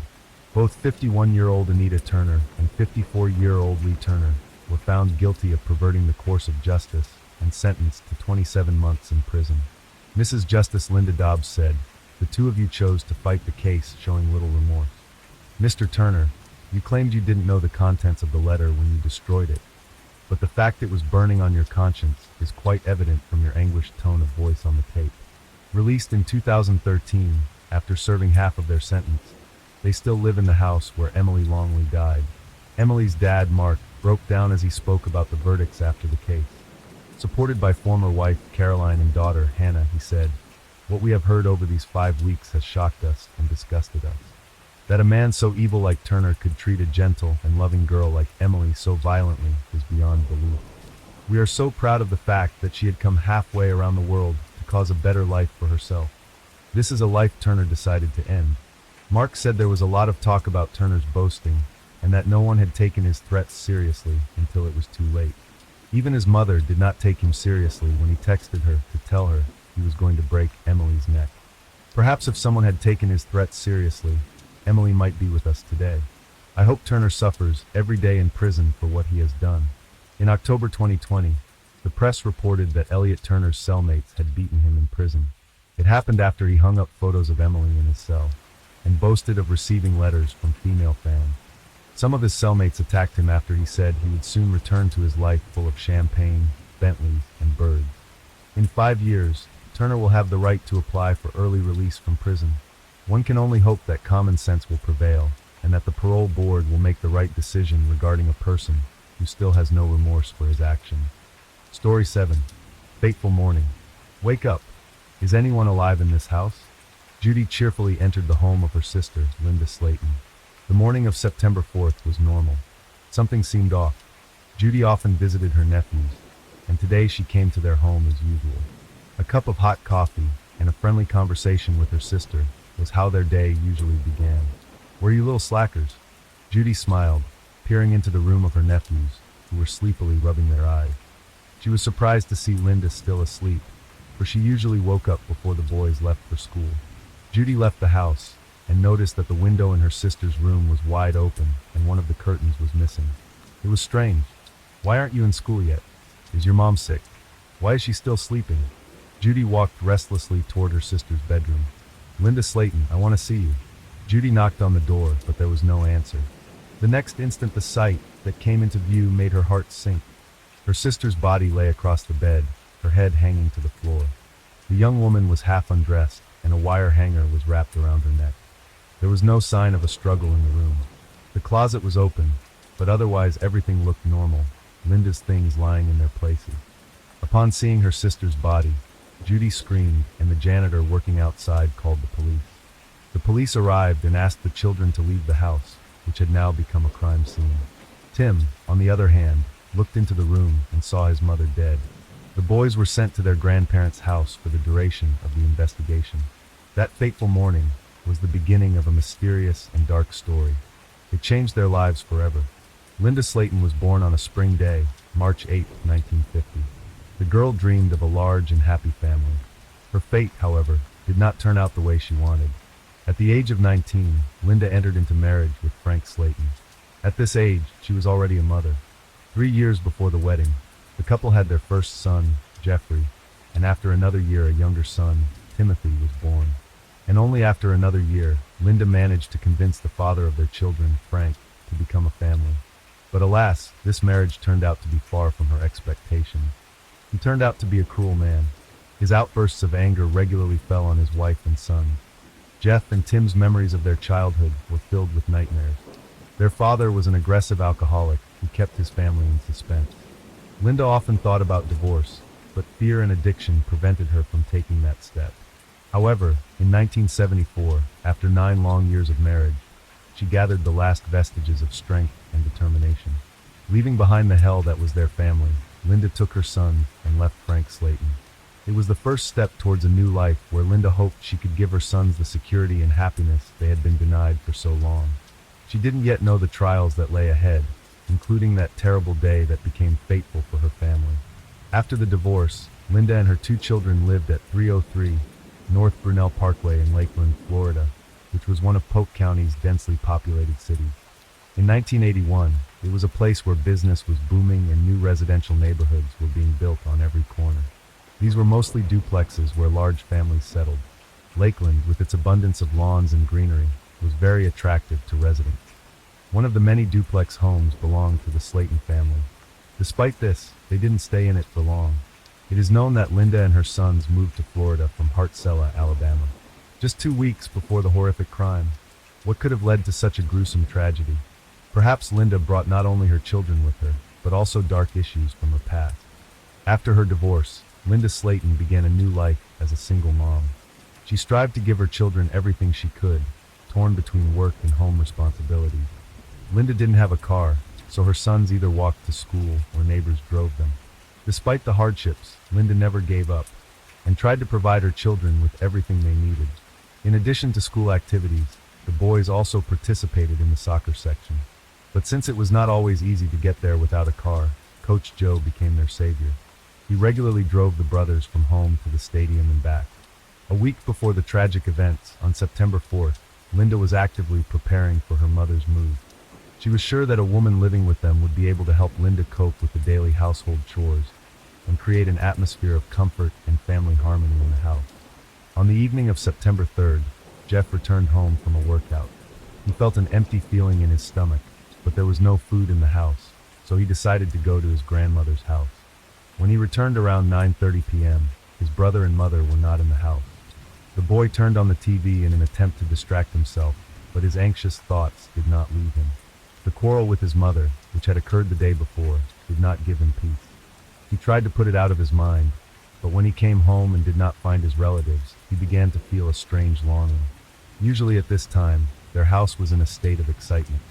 Linda's mother was cooking dinner in the kitchen, the smell of delicious food filling the house, and her younger brother, Tim, was merrily hanging around, sometimes running up to Jeff, hoping for a conversation. But sensing his brother's displeasure, he ran back to his mother. These moments were repeated several times until everyone was gathered around the table for dinner. Around 11:30 p.m., the noise and laughter of family members in the hallway interrupted Jeff's musing. His heart began to beat more calmly. His mother and brother came home, and Jeff finally went back to watching the movie that was coming to an end. Linda talked about going to spend the evening with the neighbors and playing cards, but before that, she decided to do some housework. When his younger brother Tim went to bed, Jeff stayed and helped his mom wash the dishes. Before going to bed, he decided to stop by her room to apologize for the fight that happened between them earlier. Jeff remembers that his last words were, "I love you, Mom. I'll see you tomorrow." If only he had known that those words would be the last words he was able to say to his mother. September 4th, 1981 was a tragic day in the lives of two brothers, 12-year-old Tim and 15-year-old Jeff. It was then, on that terrible day, that they found their mother, Linda Slayton, dead in her bed. At the time, Linda was only 31 years old. Who could have committed such horrific cruelty against the mother of two defenseless children? Was it someone they knew, or was Linda the victim of a random attack? Sergeant Edgar Pickett of the Lakeland Police Department arrived on the scene. He was the first detective to begin investigating this terrible tragedy. As soon as he arrived, police officers, reporters, and ambulances streamed to the house. The place was cordoned off, yellow tape reading, "Crime scene no trespassing," was stretched around the house. Sergeant Pickett was the first to uncover the most important piece of evidence in the case. On a window where the curtain was missing, he discovered a palm print that did not belong to the murdered Linda. This footprint could have been an important DNA sample, but at the time DNA testing was not yet widespread. To find out the exact cause of Linda's death, her body was sent for an autopsy. It revealed bruises on her shoulders, arms, and neck. The fact that she was half naked indicated a possible rape. After a detailed autopsy, it became clear that Linda had first been severely beaten, then abused, and then strangled with a hanger from her own closet. This horrific scenario became the starting point of the investigation, but there were still many questions. To solve the mystery of Linda Slayton's murder, the police decided to go through the genealogical tree of the Slayton family. The first suspect turned out to be Linda's ex-husband, Frank Slayton. Information about him indicated that he was a violent and aggressive man who often abused his wife and children and showed no concern for the family. Frank immediately came under the suspicion of the police. He was detained for questioning, but it soon became clear that he was in Alabama on the night of the murder. Nevertheless, the police did not rule him out as a suspect. The second suspect was Linda's eldest son, Jeff. On the day before the murder, He and his mother had a serious argument. According to witnesses, the relationship between Linda and her son had been strained recently. Jeff, as the eldest child in the family, had experienced the full brunt of living with an abusive father and then with his mother, who was raising his brothers alone. Their frequent conflicts were in plain sight, but Jeff always tried to smooth over quarrels and make peace with his mother, just as he did the night before Linda's murder. The police conducted 2 polygraph tests for Jeff, and both times the results were negative, thus eliminating him from the list of suspects, whose name has not been released. This white man was a close friend of Linda's and often socialized with her children, but polygraph testing revealed nothing suspicious, and police were forced to clear him of suspicion. After Linda's funeral, the family gradually began to get the brothers' lives back to normal. The boys went back to school and tried to suppress in their minds the horrible event that had occurred at 303 North Brunel Parkway, and he always felt support from his team and coaches. Coach Joe stayed true to his promise and continued to give Tim rides home after practice. A month after the tragedy, Tim put a picture of the team and coach by his bed. Weeks turned to weeks, months turned to years, but the case of Linda's murder remained unsolved. The Slayton brothers had to accept the hard reality of their new life. Their mother had been murdered, and only their grandparents, Clarence and Margaret Harris, were left with them to support them through this difficult time. It had been a full 17 years since the horrific murder of Linda Slayton. The years have passed, and the boys who lost their mother have grown into grown men full of love and care for their own families. Both brothers started families, and Jeff had 2 children. However, he never forgot that last night. I didn't hear anything at all. Even the neighbors claimed they didn't hear anything suspicious that night. It weighs heavily on me. He often repeated in conversation with his loved one. Sometimes, sitting in front of the television waiting for dinner while his wife fussed in the kitchen and his children ran around him, Jeff would catch a glimpse of the past. At such moments, he was taken back to his childhood home, to the last evening with his mother. The unsettling feelings that had gripped him that last evening seemed to foretell a horror that would change his life forever. The voices of his children and wife, each time as a rescue, brought Jeff back to reality. Despite the successful lives the brothers have built, they have never stopped following the investigation and have worked hard to keep the case alive. They regularly return to Lakeland to see if there was any news in their mother's case. In an interview, Tim said, "No matter how many investigators are replaced, we always remind them that we are waiting to find whoever killed our mom. The burden is on us, and I can't let it go." In 2001, detectives finally had a new thread that could lead to the solution of this long-standing mystery. In the same neighborhood where Linda was murdered, police arrested a man named Jimmy Ulmer, who had similar mannerisms to Linda's killer. He was charged with the attempted murder of a little girl he had tried to pull through the window of her room. The police began to scrutinize his connections and alibis and discovered that he was now already sentenced to 80 years in prison for other crimes. For the police, he became the prime suspect. However, a small problem arose. By that time, Jimmy had already passed away, and it was impossible to conduct DNA testing. However, Jimmy's mother agreed to provide a sample of her DNA. Unfortunately, the results did not match the sample found at Linda's murder scene. The investigation again went unanswered. In 1998, the investigator who had been looking into Linda Slayton's murder, Edgar Pickett, resigned and was replaced by a new detective, Brad Grace.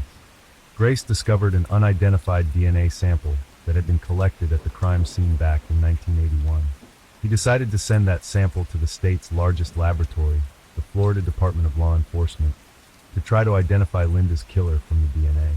By 1999, the department already had the means to conduct such tests, and Detective Grace sprang into action. He reviewed the list of suspects and decided to collect DNA samples from each of them. In 2001, he was confident that he could find the perpetrator through his DNA. He first contacted the Slayton brothers and asked them to submit DNA samples for comparison with samples found at the crime scene. The results of the analysis completely ruled the brothers out as suspects. Detective Grace then contacted Linda's ex-husband, Frank Slayton. Frank, after Linda's death, had reevaluated his life and was living a good life. Frank voluntarily gave up his DNA samples. Again, no matches were found. In 2005, Grace submitted DNA samples from the unknown perpetrator to the FBI to be tested against the data in the federal database. These comparisons were made regularly, but were inconclusive. 17 years after Linda Slayton's murder, Detective Grace retired and was replaced by detectives Tammy Hathcock and Russell Hulley.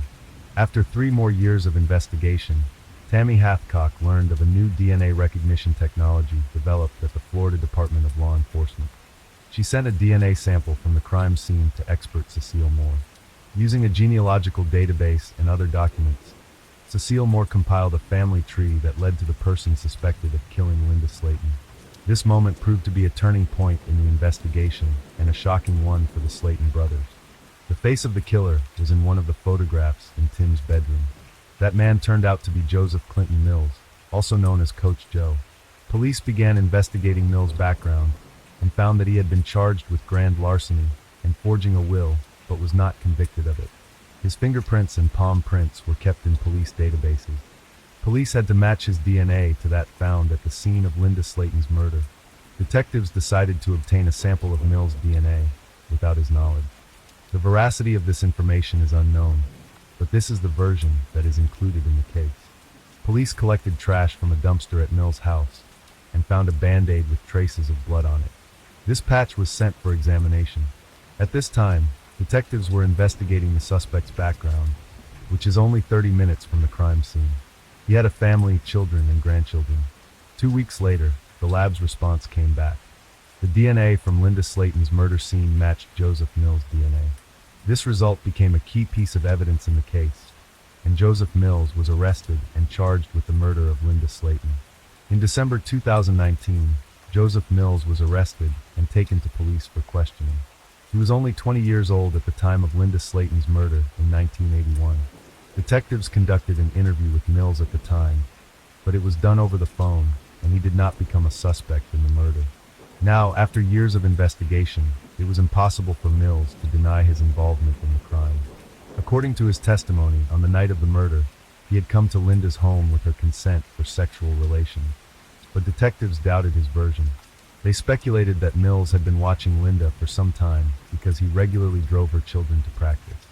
According to investigators' version, after the coach brought the boy home from practice, he waited until the house was empty before sneaking into Linda's room through a window.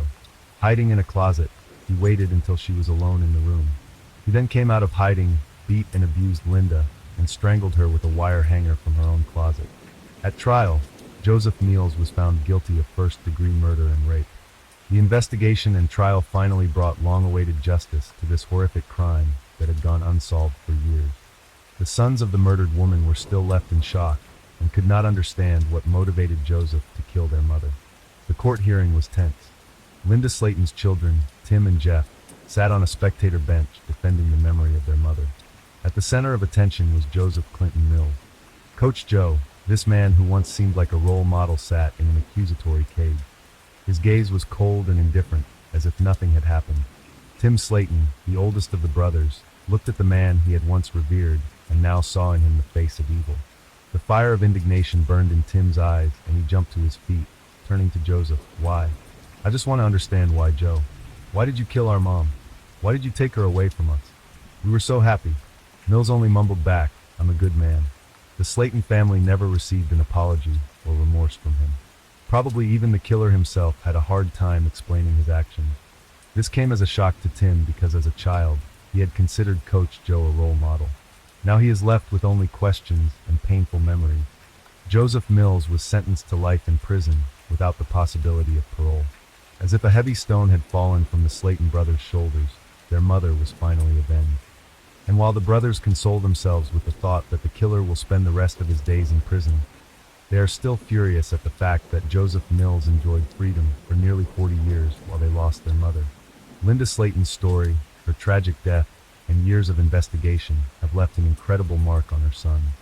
Two brothers who not only witnessed this tragedy, but also became first-hand participants in the investigation, share their experiences and feelings. "He kept asking us how the case was going," says Tim, the older of the brothers. "He didn't ask specific questions. He just wanted to know if there was any news on the case, if there was any new evidence, and I just told him that nothing had changed." Tim still can't believe that his mother's killer was a man he considered a friend and respected. The picture of him standing behind Joseph Mills has always reminded him that life goes on, but without his mom. Jeff, the younger brother, always thinks about how his life would have turned out if Mom had been alive. This tragedy has left an unbearable void in his heart that nothing can fill. Despite all the hardship and suffering, the Slayton brothers try to live a full life for their mother, Linda Slayton. They visit her grave regularly, placing fresh flowers and praying that she knows they will never forget her and will continue to fight for justice. Linda Slayton's story is one of fortitude, of incredible endurance, and of the fact that even after the most horrific losses, the love and memory of loved ones lives on in the hearts of those left behind. Interested in more real-life murder mysteries? Be sure to like and subscribe to our channel. Leave me a comment and I'll read you. Enjoy life because there is only one life.